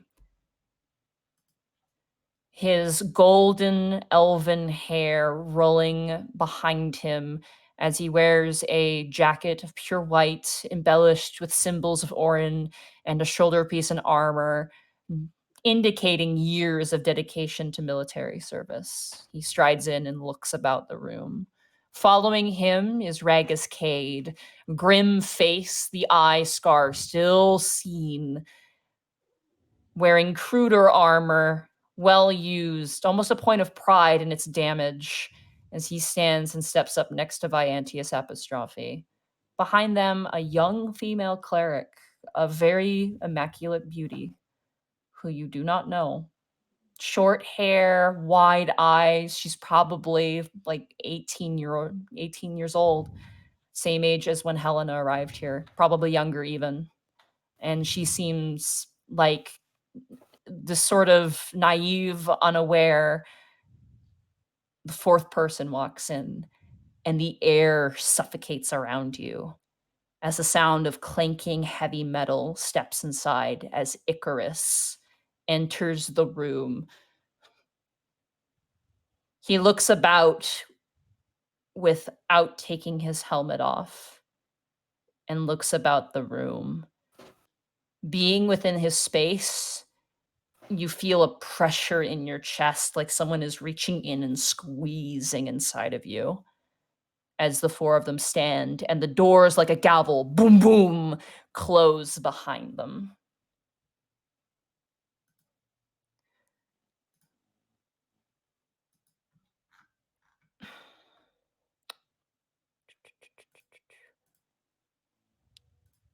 Oh boy, hey, Monty. Yep. I was going to ask, now that they're in the room, can I roll my insight check to watch what's going down? Sure, go ahead, pick an individual who you want to insight. Everybody pick an individual they want to insight. So you have... I'm keeping my eyes firmly on Viantius. Okay. I have my eyes on Ragus Cade, as I told Panic. Okay, who wants to read the other two? I'm reading the new girl. New girl? All right. I'm going to read... his name is Icarus. Icky. How about you, Task? Man, Task? I fuck. Everyone took the ones I was gonna say, but I don't know. It's 5-4, dude. I mean, it was gonna happen. If you really want to make sure that we get somebody, this is a great chance to double up. Yep. It was gonna be Icarus at first, but now I'm kind of interested in the new girl. Okay. It's your call. So, Panic, we'll start with you. You incite Viantius Epistrophe. Come on, baby, you got this. Wait a minute. I'm sorry. Wait, is Solly on the table to read? Yeah, you can insight Solly. That's my cue. There you go. Okay. That insight is to the tune of 27, by the way. Oh, I love you, Panic. Nice. Let's go, baby. He rolled a 24. Wow. He looks about the room. His eyes catch Solly, and then he catches Azra Sahar, and he looks like someone spat in his sandwich. That's good to know. Oh, Wait, right. hold on. No, right. Kobolds. And Azra Sahar is sitting with her arms crossed and just looking like they're both staring at each other. And he looks like, if looks could kill, and she's just like, yeah, what are you gonna do about it, bitch? Like that's her look. Oh, Fuck yeah. So wait, from my insight, they definitely have history, correct? No, he just sees Kobold and is like, oh, gross. Okay, all right. Especially sitting next to Solly is like equally as bad. He's kind of realizing the company she keeps. What the fuck ever? Fuck this guy. I'm keeping my eyes on his ass the entire fucking meeting. Okay. Remy, roll an insight on Ragus Cade. Oh, please, come on, baby. Oh, it's a no. He grizzled. You can't read. Ragus Cade is looking throughout the room, but you're not able to catch him as you're kind of distracted by the tense feeling and the sound of shuffling around you. I'm so sorry. Your brain is spinning at the sheer stress in this room. Greckles, insight new girl. 17. Nice. She is plucky and young. And the moment she sees kobolds and tieflings and drow, her face immediately shifts to like, oh, geez, like kind of fear and concern. But she stands firm at the side of Ragus Cade and Viantius Epistrophe, mace at her side. Does she ever catch eyes with me? No, she's looking more at the more like seriously like threatening quote unquote individuals in the room. Tass, she does look at you. And just looks very like off put. Borky, roll an insight on Icarus. 11.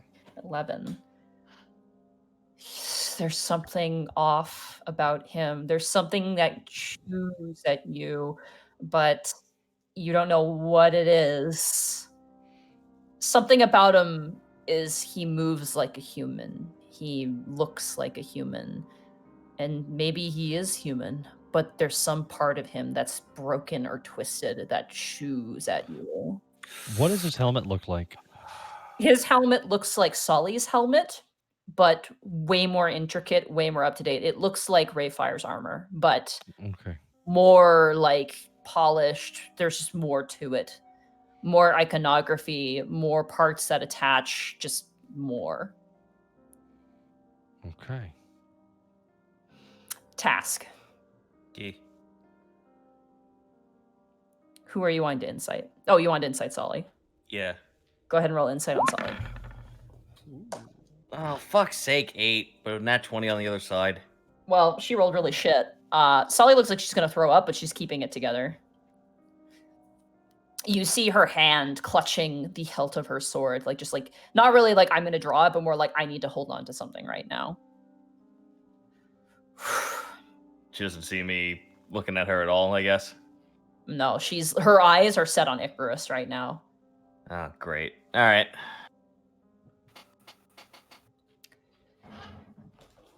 You watch as Burke Bronzefang stands up and goes, "Welcome to the city of Alavast. We hope that your docking was easy."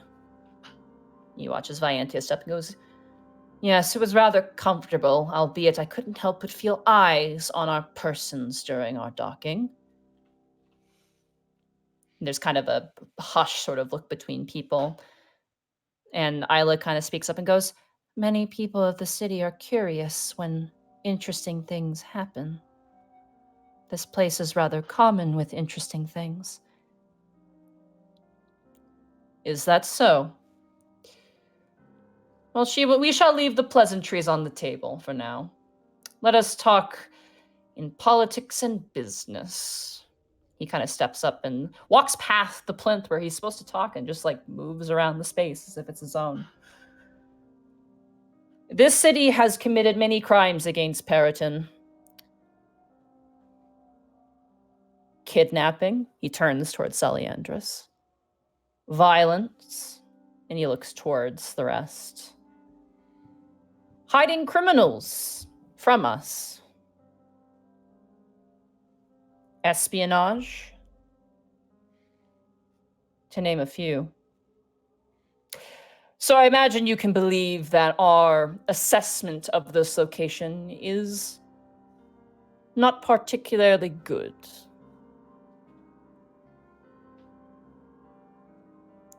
You watch as Balfour Balin, who you've never seen serious before, leans up serious and goes, "Could you, my good sir, explain to us in what ways we could patch this discomfort, reasonable if otherwise?" Viantius turns. "We've already made those asks, and they were denied. Lady Saliandris, our pride and joy, has been taken from us and withheld. Isn't that right, Saliandris?" Cocked. Saliandris remains quiet. She does not speak.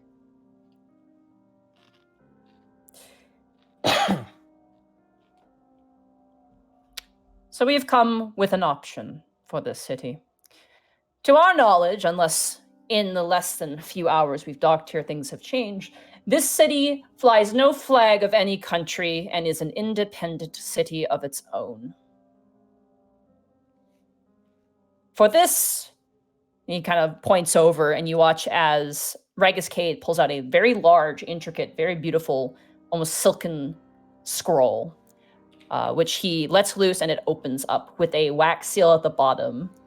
I'm going to say, Remy, because you're a noble background, go ahead and roll a knowledge history, I'm going to say. Oh, the save on this is going to be very low for you because you would know exactly what this is. How's a nat 20 do you? Oh! Natural 20. That is a city reclamation. It is something you've seen before. Altmer's used it before. It essentially is a formal piece of document that can be signed by a nation to subsequently release that nation to another country. Oh. Yep. Can I make a motion to the guys like, that's bad news? You just kind of turn and give them a very serious look as you're not able to speak. Yeah. Can I write anything down? Nope. Fuck. All right. Viantius looks up. This is a reclamation for the city of Alavast. Too long we've seen it bumbling around and walking into walls like a toddler that hasn't learned its legs. Seeing as how you've been unwilling to work with us, perhaps it is time for us to work for you. Release this city to the control of Periton and its people, and we can make this place better for not only Orin, but for the world.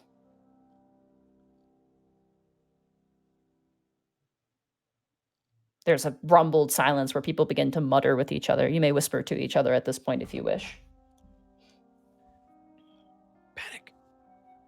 Yeah. Soli has not spoken. Can Can you tell if they're trying to manipulate her at all? I don't know. I can't tell.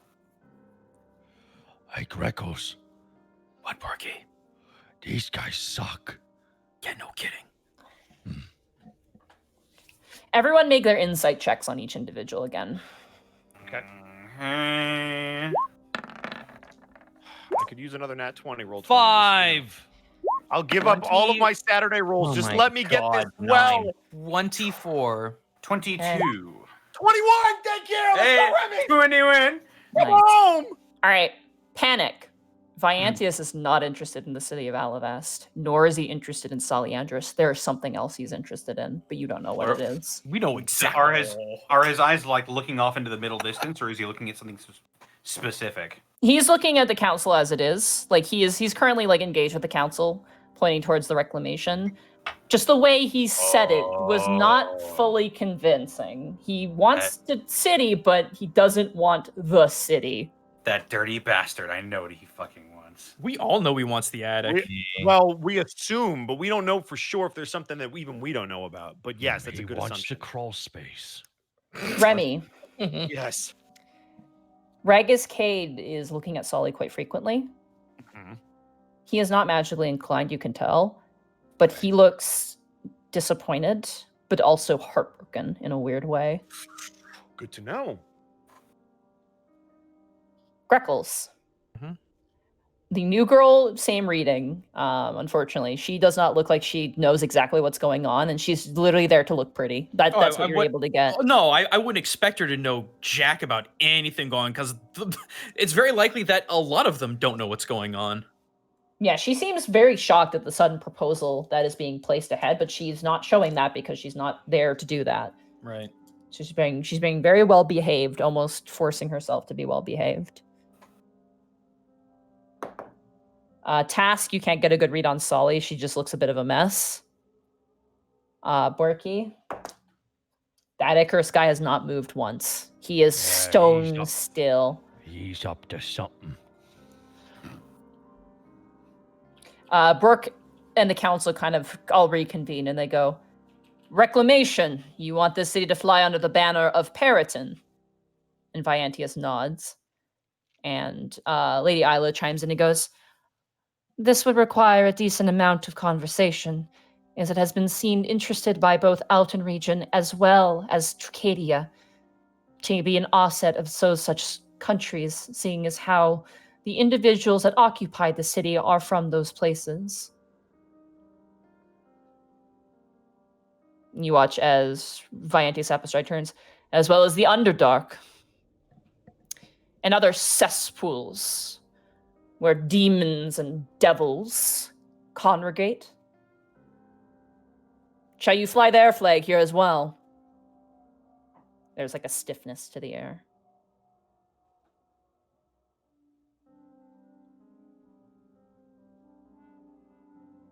Does not ease this mind to see Lady Soliandris, one of our Azamar champions, sitting next to kobolds and whatever that thing is. He jabs a finger towards Jerry. He's smiling. Yeah. Oh, Jerry- please! You're so gosh darn happy to be here! Jerry looks flat-faced. He's got like a wide gape mouth. He's not smiling, and he looks serious time! he looks serious. Yeah, he's Jerry's serious. not fucking around. Notably, goes Jerry. I gotta look this up because he'll be a certain color depending on his emotion. Hello. It's good to see everyone here. Homie, welcome to die. Reaches for his sword and just can't pull it Time out. is money, friend. It seems my sword is stuck. I've got what you need. Jesus Christ. Jerry is glowing red. Whoa! You done fucked up. Oh, fuck. His burning grip tells him to defeat them. Solid reference. Isla looks down and turns. That being said, it is of our mind that your intentions are not on the city, nor on Lady Soliandris anymore. That much is very clear. You cannot help but feel the room go a few degrees colder as Lady Isla stiffens in seriousness. Not something you see very often. Oh, fuck. I've seen it before. You have. It's scary. You watch as Ragus Cake kind of drops down the reclamation. Your assessment would be correct, my lady. I've heard of Lady Isla of the Hoketh clergy, and I've heard of your great wisdom. So it is of no surprise to me that you would be aware of my intentions. But I must say, and he turns around to everybody, for you to harbor what is here is truly of a great concern, not only to Periton, but for the well-being of the world. And they all kind of look around. Do not act innocent. You are all very aware, except for perhaps him. And he points towards like the new Alman clergy guy who looks very lost. What? And some other lesser minds that occupy these halls. And he looks towards Azra Zahar and Pilchard. For you see, what sits above your city is not an icon of hope or glory. We have seen visions of its terror, of what it is truly capable of doing. What sits above your city is a god-eater. Panic and Task, you feel a twist inside of your being. I was about to ask.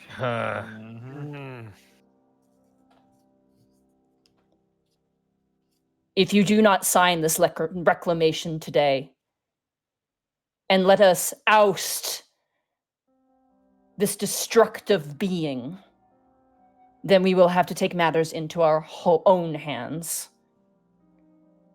Azra Zahar chimes in. Please, by all means, show us what the United Clergy of Oran is capable of. And everyone immediately stiffens and turns towards her. Oh, fuck's sake, Grandma. Oh, boy. You wish to see our might? No, I have seen it. I have seen it when you attempted to reclaim Ruba, and I saw it fail. You could not take down the Black Chains. What makes you think you can take down a creature of this substantial power? Ragus kind of turns towards Viantius, and Viantius kind of turns towards Icarus, and Icarus steps forward. We go to the root. We kill where it is tethered. And peace be restored. His voice is heavenly, but hauntingly so.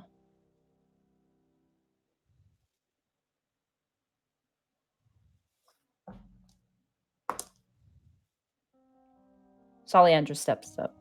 She stands there. And she walks down the stairs. And she steps in front of Icarus, and she dwarfs in comparison to him. Him in his polished armor, tall helmet, and 4 swords flanking either side. Sally with her 1 sword. Her very nice armor made by Haminar. She stands in front of him. And she begins to speak in Celestial. Does anybody speak Celestial? I'm gonna. Should I shadow cast tongues?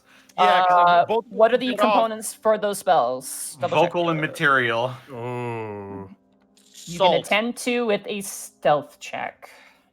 Oh God, really? Fuck.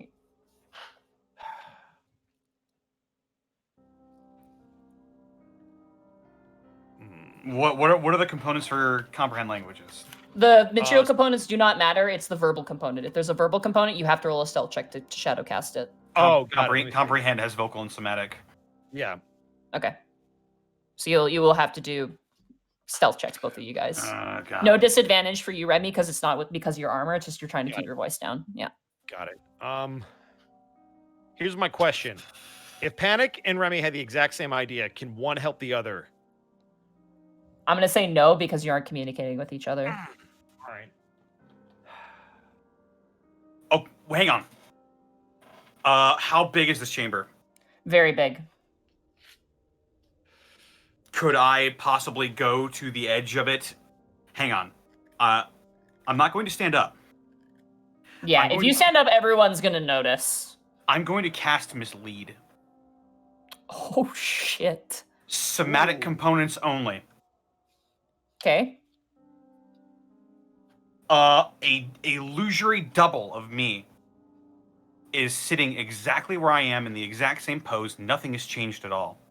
And I'm just gonna, and my actual self turns invisible. Okay. I am going to cheese it over to a far, quiet end of the corner where the acoustics are shit. And I will cast tongues and then come back. Okay, I'll let that happen. That's wild. That's amazing. Does Remy know that happened? Nope, no one notices. Tongues isn't concentration either, so... So you're on the other side of the room. All right. Yeah. Remy, are you gonna... Here's the problem. If he doesn't know that Panic just did that, he would want him... Oh.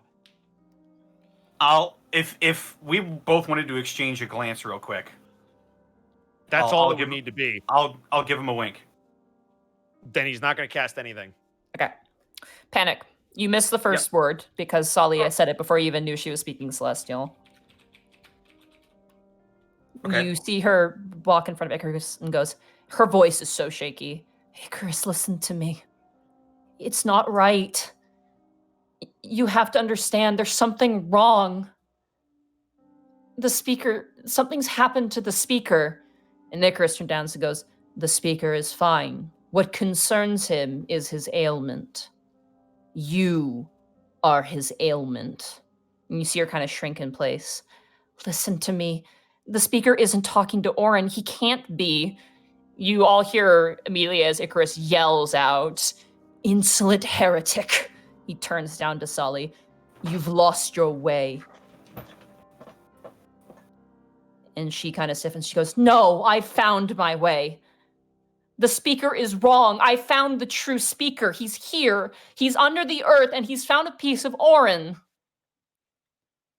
It's impossible to read Icarus as he looks down towards Sally. She's giving a lot away. She really is, but she's trying to... Alright. Use that D10, bitch. You would stand before me and tell me that the speaker of Orin is some creature who exists in the darkness that Noct so covets. He pulls out his sword and he points it towards Greckles. Greckles. Mm-hmm. Just right at attention. Just like kind of brace to get up to move. 30. Oh, to hit? To hit. Oh, what? I mean, that is what it is. I'll have to damage his reaction if I can. It's gonna be plus. Oh god, he has plus. It's gonna be 6 plus. Take 14 points of piercing damage. What the fuck? Is that before or after it's halved? That's before it's halved. So he just stab him, or what did he do? Yep. He pulled out his sword and he doesn't stab you all the way through, but he gets you right in the chest. He was going to point his blade at Solly, but you managed to jump in right in time. And immediately, everybody around, like in the council, Brooke has his sword out. Isla has the scythe out of nowhere. Balfour Belton has twin blades. Hammernar has a rapier. Edward and Robzo is coalescing shadows in his hand. And every other member of the council is now armed to the fucking teeth. And so I summon Catharsis. Immediately summon sword and shield. Fucking summon Eos. Borky holds up Gripples like a grenade. Hey, with a fucking beak in his teeth. Yeah. Icarus sees the brand new Orin holy symbol around Greckle's neck and the sunblade in his hand. You hold on to them both in front of you, and you feel the feeling of his blade just pull out of you. And you see Sally go, Greckles, are you okay? It's fine. Don't worry about it. She looks back up. Icarus, please listen to me. Death is not here. Death is back home. Everything we know is wrong. How far away am I from Viantius? From your position teleporting across, you're probably about 20 feet away from him. Okay. This is a big chamber. Viantius apostrophe. Greckles? Just Greckle? No, Greckles is gonna scream out. No one do anything! And he sits there just bleeding. He's got his hands back, trying to protect Sully. Icarus's head moves around the crowd. I'm going to say Panic and Task. Roll an insight check. 20. Oh, good roll. 14. Well, considering you're not you, Borky, you're not there. This is just for Panic and Task. This makes sense because Panic, you're on the other side of the room. You don't really see Icarus's face. Task, when he sees that porcelain bow, you can feel in his being something concluded. Icarus sheathes his blade, and he turns to Viantius. The reclamation has been denied. We shall make our leave of you. And Viantius is like, Icarus, we shall make our leave by the speaker's orders. And Viantius nods. He very strangely seems off-put suddenly. Is he looking subservient to Icarus? Oh yeah, he is. Now listen to Daddy. Uh-oh, it's starting to click. As they go to leave, Ragus Cade stays in his place and turns up and goes, "We shall leave tomorrow morning." And they leave the room. Are they gone? Gone. Immediately the air in the room just deflates. Solly immediately heals you, Greckles. Okay. Task immediately, just like the loudest fuck, bangs his fists on the table. I pop out of my invisibility like halfway in between Greckles and this place where I was, just like You get healed for 12. I'm good. Yeah, I'm back up. Are you okay, Sully? I'm fine. You shouldn't have done that. I told you I wasn't going to leave your side. You could have been killed. It would be a death worth having. I couldn't live with myself. And I couldn't live with myself seeing something happen to you. Everybody in the room goes quiet. And Brork cups his hands together.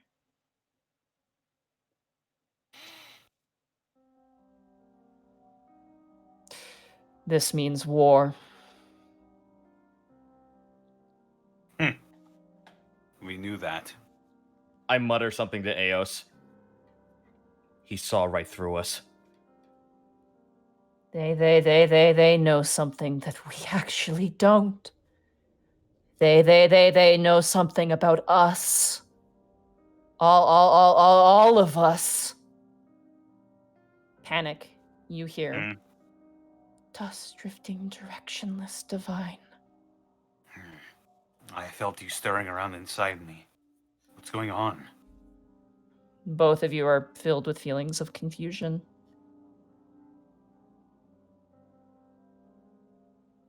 I look over. Solly, stay, Brooke says. Council members, stay. The rest of you leave. Greckles? Yes, sir. If I might, I think myself and Task have some unique insight. If we might stay, I think you should let us. We will discuss it another time. Greckles will take Sully's hand and just give it just a very soft squeeze. We'll be here when you need us. And he's just gonna start heading out, doing what he's You told. watch as she bites the bottom of her lip and just tears begin to well up. I can't do it, Greckles. I can't fight my own people. Not like this. He will turn back to embrace her. We'll find a... She hugs you back tightly, like just squeezing really tight. We'll find a way. We'll make this work. She lets go. Keep us posted, and we're ready when you need us. As Sully steps towards the council, you watch as her shadow coalesces back into Quarion. Gotcha. Oh, Nice. You watch as he sheathes both of his knives, and he looks towards you, Greckles, and nods. Nods back. You beat him to it. No one's touching her. You guys all make your way outside. Wait, They don't want to speak to you right now. They have more pressing matters to deal with right now. Tass doesn't move the moment they walk outside the door and just looks at the floor. Panic, we're dead. They want us now. We're not dead, though. They have to kill us first. They know something. They know something. They know something about this. And he holds up Catharsis and that, and he slaps the shoulder piece of Epic. Yep.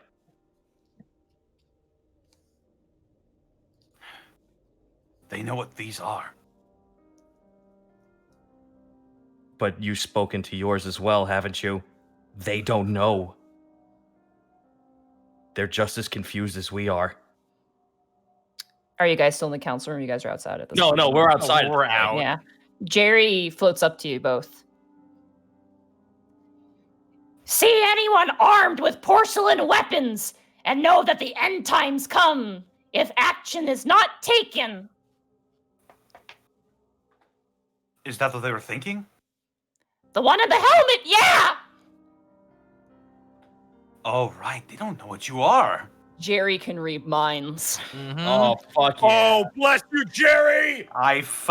Yeah, exactly. I forgot about that. What else did you peer into their head? Jerry is psycho.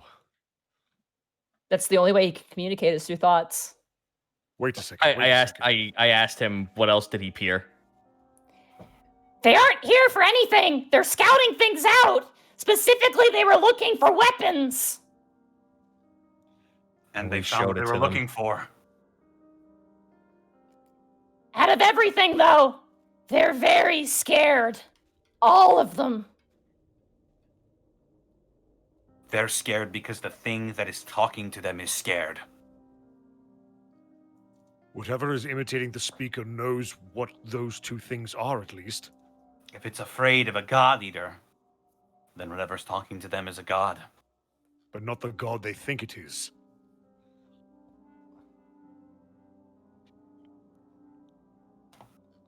They're not the only ones that learn something. Who else? What was the exact wording of what you said, Jerry? What? The exact wording of what you said. What was it? Of what? When you look into their mind, helmet guy. What is he thinking? Yes. He was looking for porcelain weapons. Ah, shit. Ah, boy. So when Lady Soleandra started talking to him, he thought, this is a way to see the weapons. And then when he saw them, there was this old voice in his brain that said, if you see those with porcelain weapons, know that the end times are coming if we do nothing about it. Wait, old voice? Yeah, like an old guy. Like a memory. But not Icarus's voice. Nope. That's peculiar. It's probably, based on your guys' knowledge, it's probably someone told him something, and that's his memory of it. Are you saying that he hears voices in his head? Maybe? That's crazy. Is it possible that that's the speaker?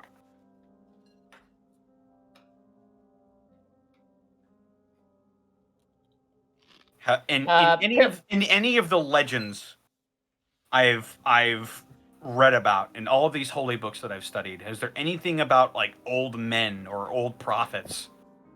Oh, there's tons of stories about prophets and like old men prophets. Pilchard steps up and nods and he goes, well, the speaker is old. He would be older than me, even. Crotchety, arguably. How long do speakers typically live? Or is that based on what they are? Well, the current speaker's human. So I think he's in like his 80s or 90s now. Hmm.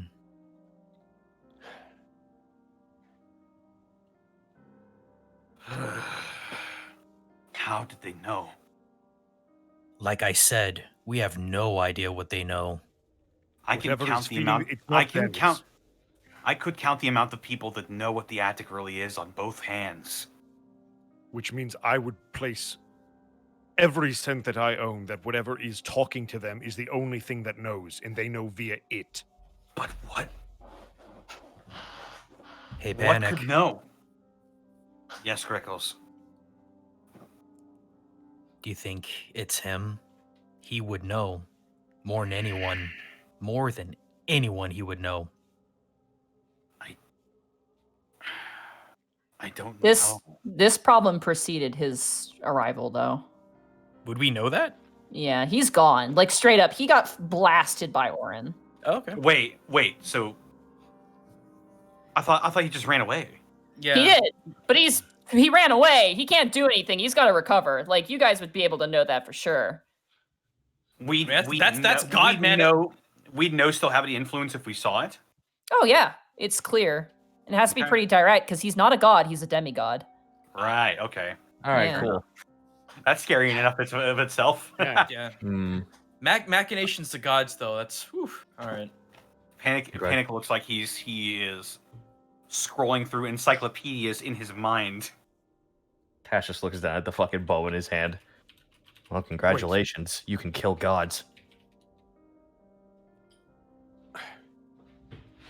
Panic. Yes. Does this all relate to that mask that all of you have? Looks over at Remy and just slowly nods. There was a point in time where I couldn't understand any of what was being said. Neither could anyone else. But there was a change in that. Right. I think during the whole Yugoloth incident. The name slipped out and you were able to hear it. On the return trip, I believe, yes. Can anyone else understand you when you speak of it? Hey, Pilchard. Hmm? What does lies mean to you? Lies? Being deceitful? You were still able to hear it, though. No. It's different.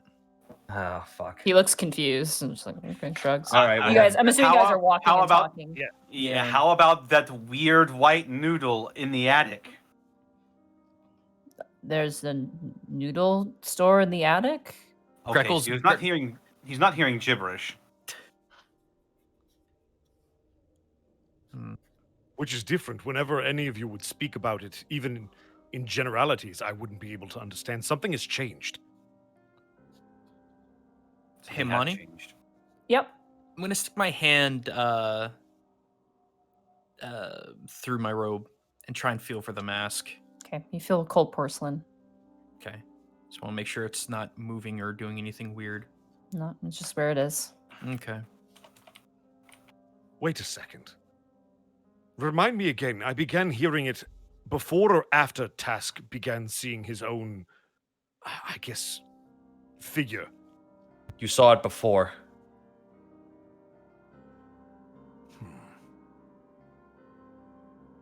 This thing is not a god, if we are to believe what we just heard, but a god eater.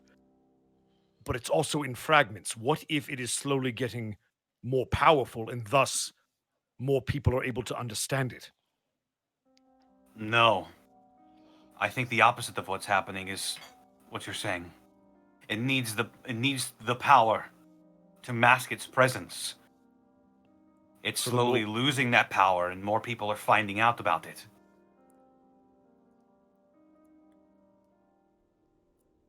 When we spoke about it earlier, it was gibberish. But now Pilchard can hear me perfectly.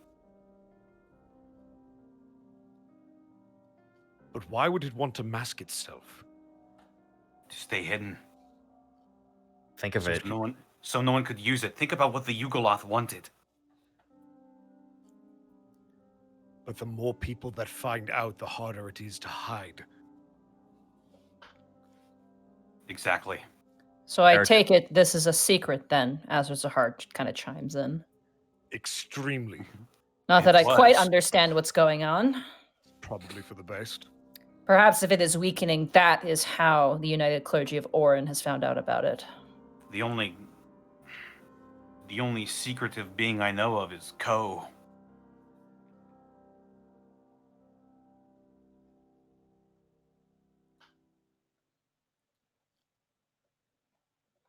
I heard when a god dies, Ko's the only one that knows about their existence.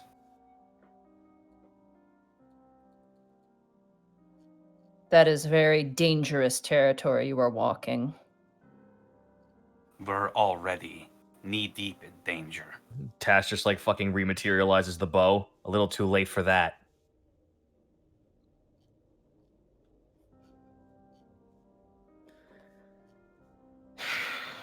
I'm going to go speak with Ragu and Huxley. I'm going to take my leave of you now. She nods her head, and she looks towards you, Borky, and goes, good luck with the cheesery. Good luck with everything you're doing, Miss Zahar. And she steps away. Jerry seems to be fixated on staying near the council door. Panic. Yeah. If there is truly a deity manipulating the clergy that isn't Orin, then the only thing that could stop it is a god eater. It makes sense why it would fear everything that you're exploring.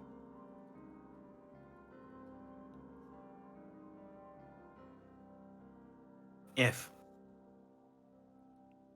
There's this feeling of acknowledgement.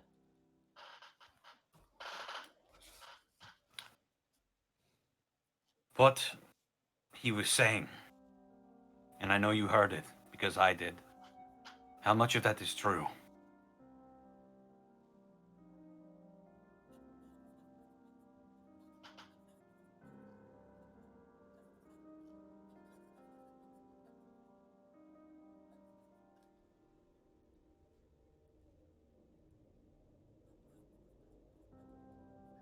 Destiny, detoured, destitute, dissolved.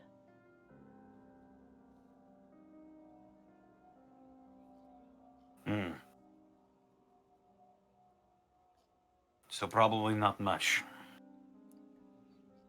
Uncertainty, certainty, uncertain. You should start doing that more often. I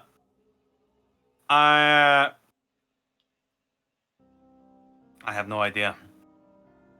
The beings, me and Task both, I guess, they occupy us, or they are a part of us. They're not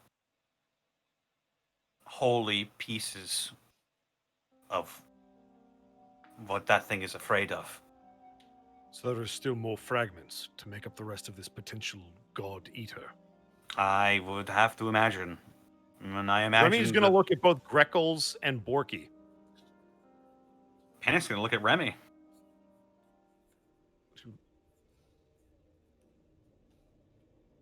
No. I think there was a reason that you could start hearing us. When we found that Yugolov's journal. Apparently. No, when we found that Yugolov's journal.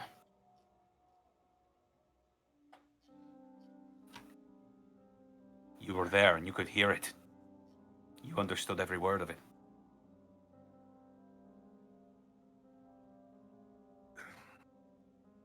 Perhaps. However, the last time Greckles tried to wear that mask, we saw what happened. It wasn't the first time, Remy. It almost feels like a natural progression. We're finding pieces.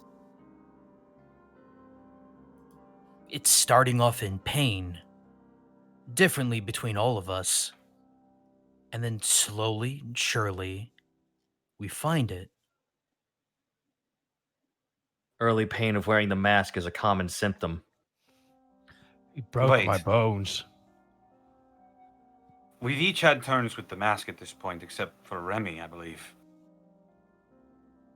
I felt loneliness. Task, you felt fear? Confusion and fear, yes. Borky felt pain. And Greckles? Suffocation. Bones.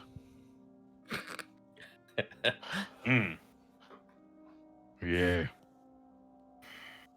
It's as if we're feeling whatever lies is, or was, or has fragmented into, or whatever it is. We're feeling it. And we don't know why, but there is a reason somewhere. Well, if it's a natural progression, then perhaps either you or Borky should continue the progression if you're up to it. I agree. Peace is no longer on the table. Right now, the only thing we know the clergy feels is whatever that mask has inside of it. If there are fragments that need to be collected and this is a gateway to it, it seems like your best shot. Their gaze is no longer on Sully Andrews, it's on us now. So you might as well collect assets while you can. Great. Monty, who's still around us? Pilchard and Quarion. I'm gonna keep that quiet then. So we need all the power we can get, because they're gunning for us now. They'll probably start with the city, I can only imagine. Pilchard chimes in. Well, we have ways around that. Look at We have Borky. friends. We're living targets. We've put a massive dartboard on this city for them to just fire on. You watch Quarion looks towards you, Task, and goes, "You're one to talk. It hasn't been the first time." And here you are. Oh, come on, dude. That was like a week ago. Give him some fucking time, man. I'm not wrong, though. Not to be tough love, but I'm not wrong. You are not wrong. I don't think we should fight these things. I think these are inevitabilities, whether we can control the fate or not. What? This was going to happen. But I now mean, the- I it's agree. accelerated. You don't have the luxury of waiting to figure it out. It's chosen all of you for a reason. Maybe this is it. Peace can only be an option whenever we root out what is trying to confuse them, lead them astray. We just need to find out what it is. Well, you guys should get home. Pilcher kind of nods. Yeah. I would agree. We're gonna stay with Lady Sully Andress and make sure everything's okay. She's probably not gonna be well for the next few days. I imagine not. Hey, Remy. Yeah. You guys, I'm gonna say walk and talk. You guys are Yeah, making yeah. down Walk and outside talk. outside, down the council steps, making your way down. Yes, Greckles. Do you need to go home tonight? I don't have to. Why? Do you need something? If you don't mind, I wouldn't mind your watchful eye. We need answers, and at this point, I don't care what I have to suffer through to get them. If it happens have my again, wo- oh, go ahead. Go ahead. No, your turn. You finish. Whatever happens, happens. I don't care anymore. I will not leave your bedside. You have my word. All right, Monty, going to bed with the mask on. All right. Hells be damned. You guys panic. walk through the city streets. Oh, right. I'm fucking keeping an eye out. I don't fucking trust anyone right now. There is nobody outside. I imagine. Yep. The streets are a ghost town. Hauntingly so, vacant. You can see darting eyes behind curtains looking out as you guys make your way throughout the center of town. I'll probably break off. Do I know where Helena lives?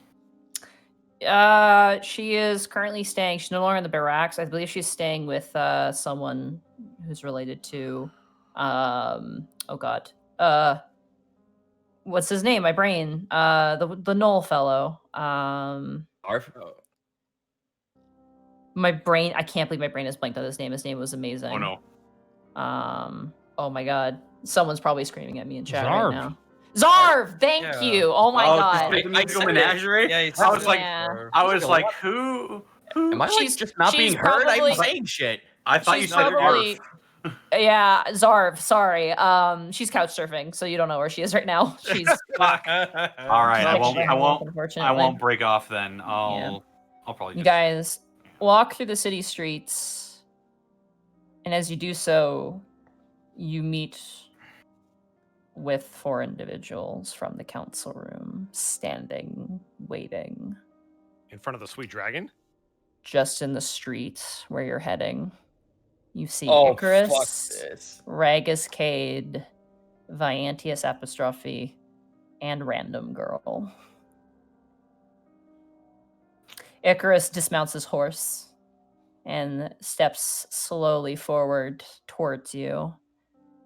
Panic and Task, your heart, boom, boom, boom, boom, boom, boom, boom, boom, boom, boom, begins to pound in your chest as he takes step after step, crushing mud and rock underfoot. He walks forward, and something suddenly shoots out from the right of the alleyway and stops probably inches away from the helmet of Icarus, crashing into the wall. Oh, fuck. A black serrated blade. Huh? Yep. Oh, it's fucking Tenango! Oh, here he comes! Here he is. You watch as Tenango walks out from around the corner. And he walks over and just pulls his sword out of the wall. I mouth you fucking. Brock Lesnar's music starts playing. He retrieves the serrated blade and looks down towards. Actually, no, he's about the same height. Actually, slightly shorter. Oh shit! Looks fuck. like he is like inches away from Icarus.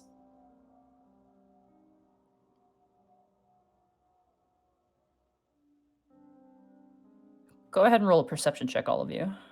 Listening. 20. 22. 21. 8. 24. Okay. You hear Tenango bite into him. I wouldn't if I were you, lest you see Orin's precious flames consume your people again by my hand. What? Oh, fuck. Wow. That's a line. Oh, fuck. Oh, fuck. He's a big boy. He can take care of himself. Oh, great. Now I'm in love with him. Tenango the Red Death is not associated or affiliated in any way with the Sweet Dragon or the Unexpectables. Icarus, He is right now. Icarus takes his blades, turns around, and walks away. And as he remounts his horse, you see Viantis go, Icarus, you cannot stand for it's the Red Death. And they both kind of look stunned and look towards Tenango. And they just kick their horses and they gallop away. Have a nice trip! What just happened? Tenango stops and turns towards the 5 of you. So, Well, you know what happened, Remy? I It's bet you were obvious. watching.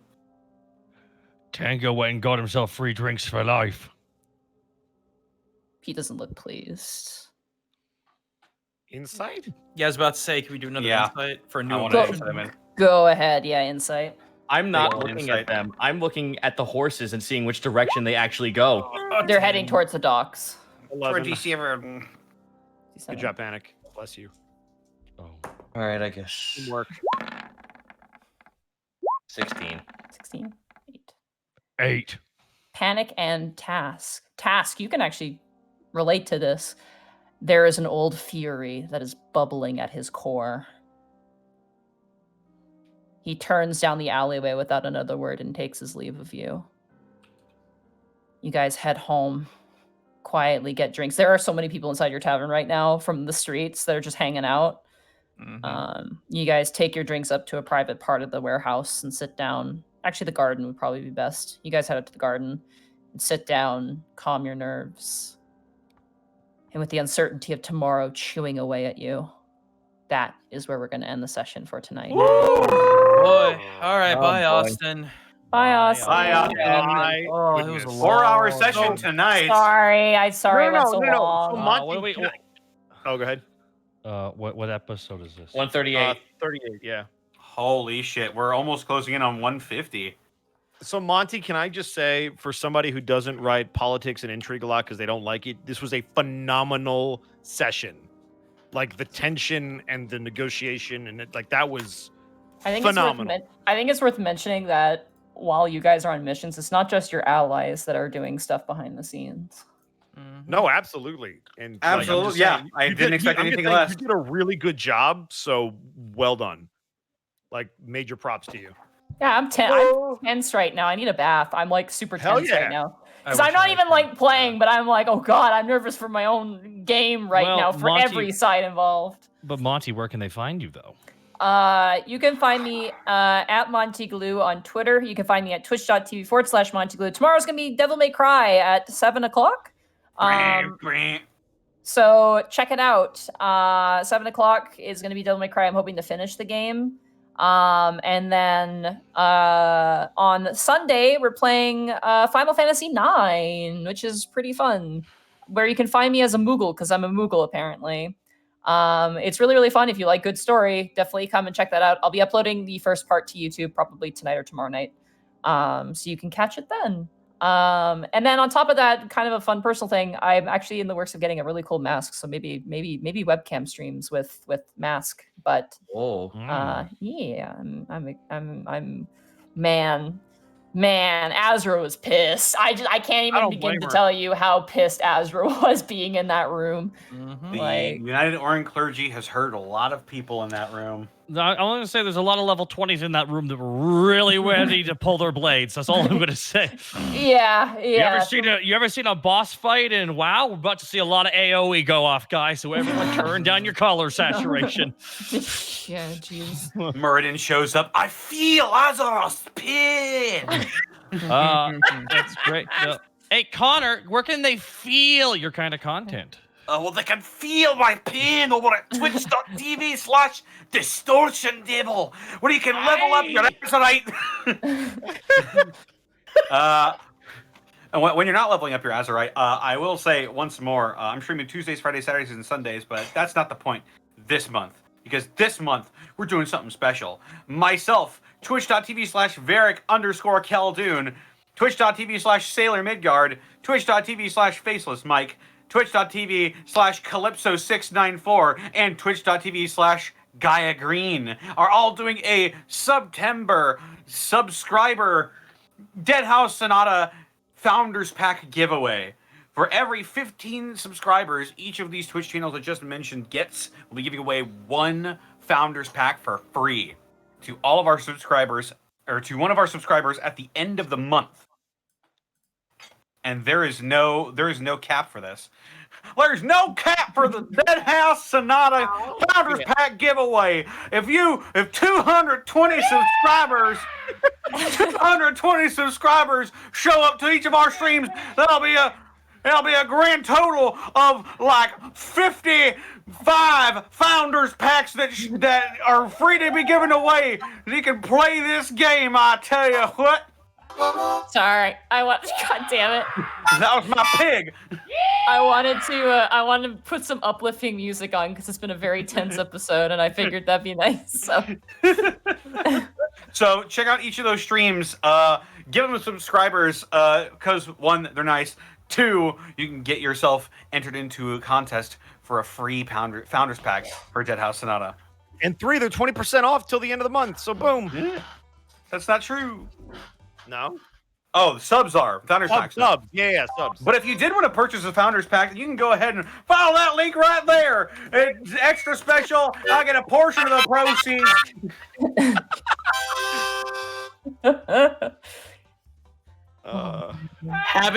Having stupid fucking like musical instruments on my desk is so worth it. I love you, Zito. Jesus.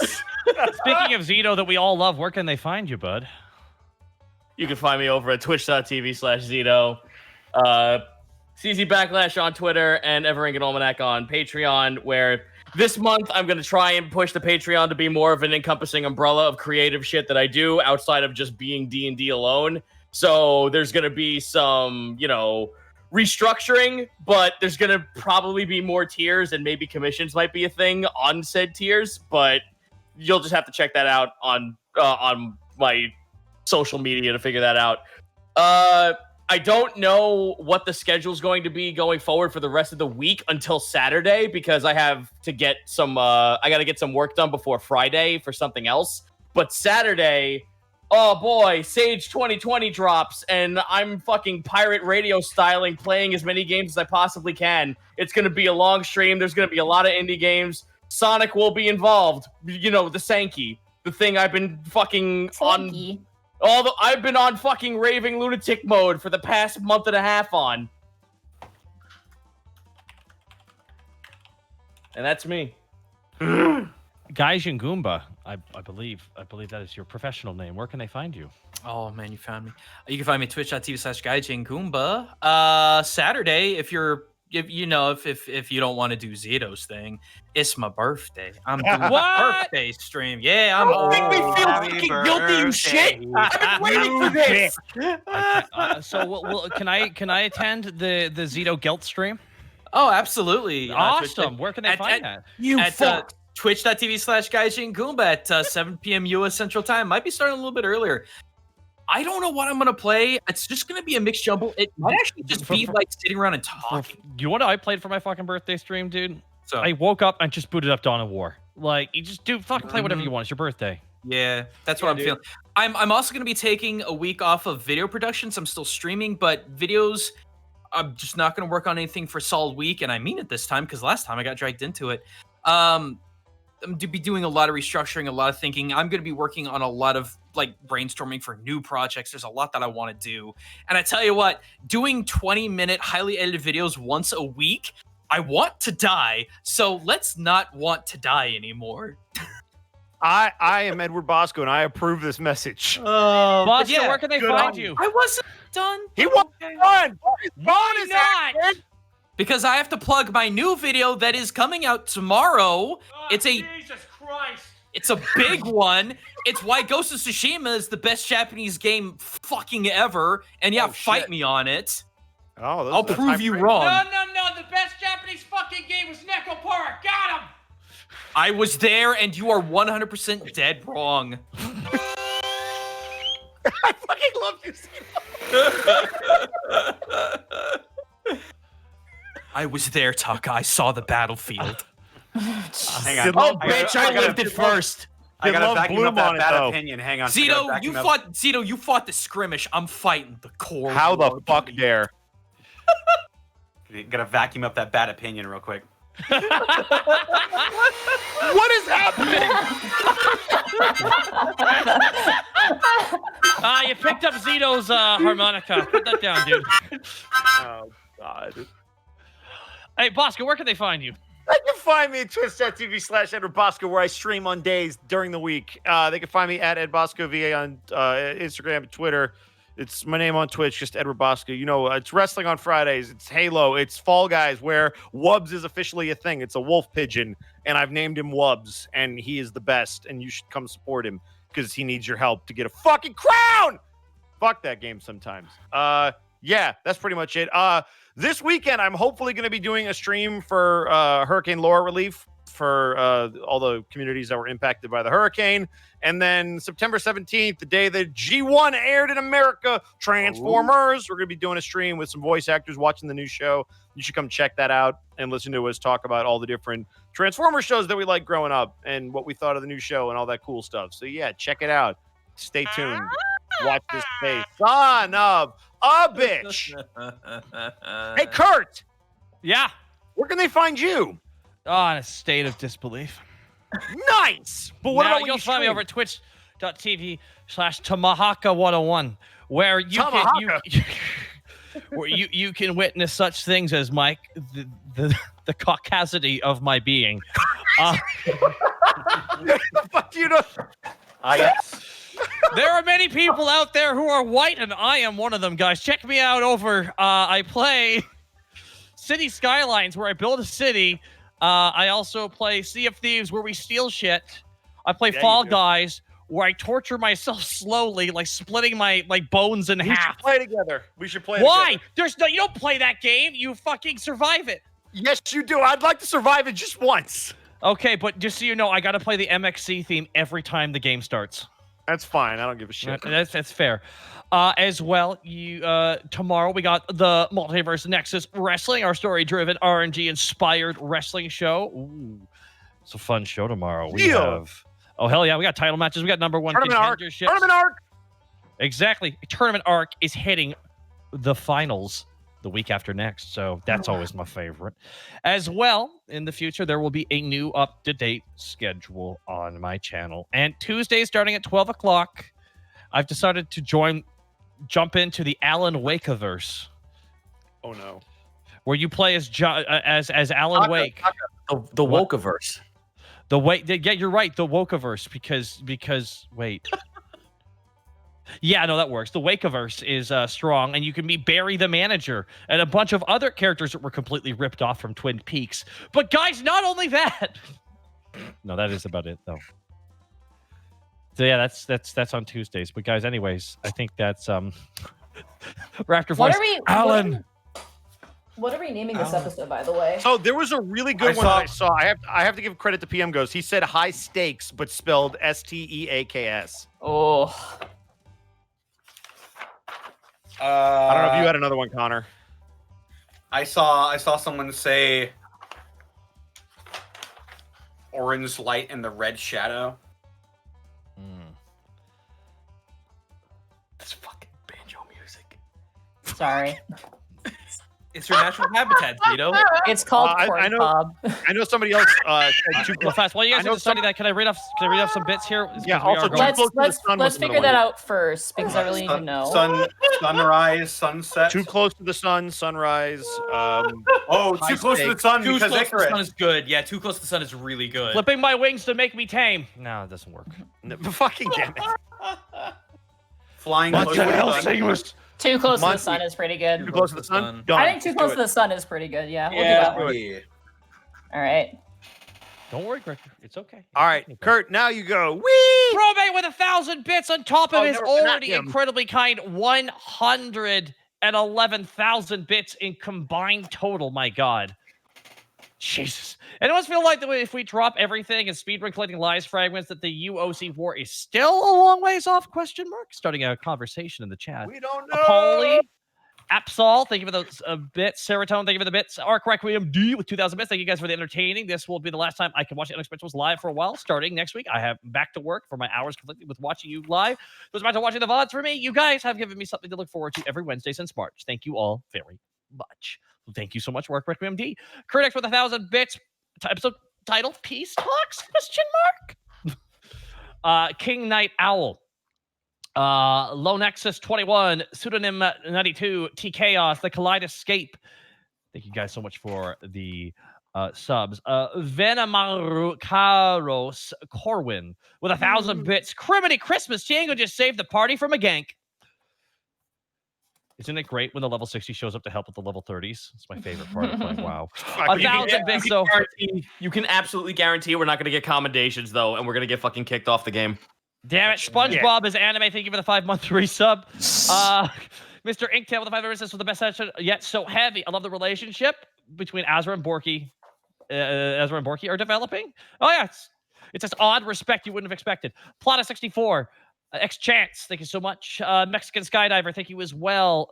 And yeah, that's really it from me. Alrighty. You know who I really want to raid?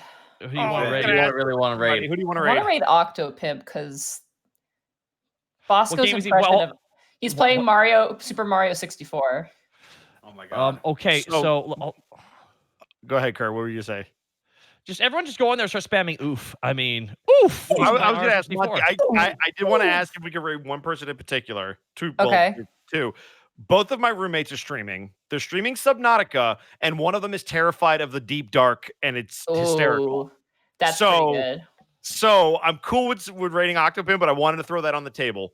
I kind of really want to rate Octopimp. Go for it. Go for it. Octopimp. It's your call. We haven't done it in a while, and thinking about him, and I like Octo. So he got me to play Rady Shady. He's a good egg. Zito. Thanks, dudes. Zito, you've fallen. No, I didn't. I click. All right, our raid message will be. Dudes, we need a raid message, man. It will be shot. It's freaking me out. All right, we're rating. The message will be oof. Oof. Oof. Oh yeah. Boy, guys. Is he playing his granddad? Oh, come on.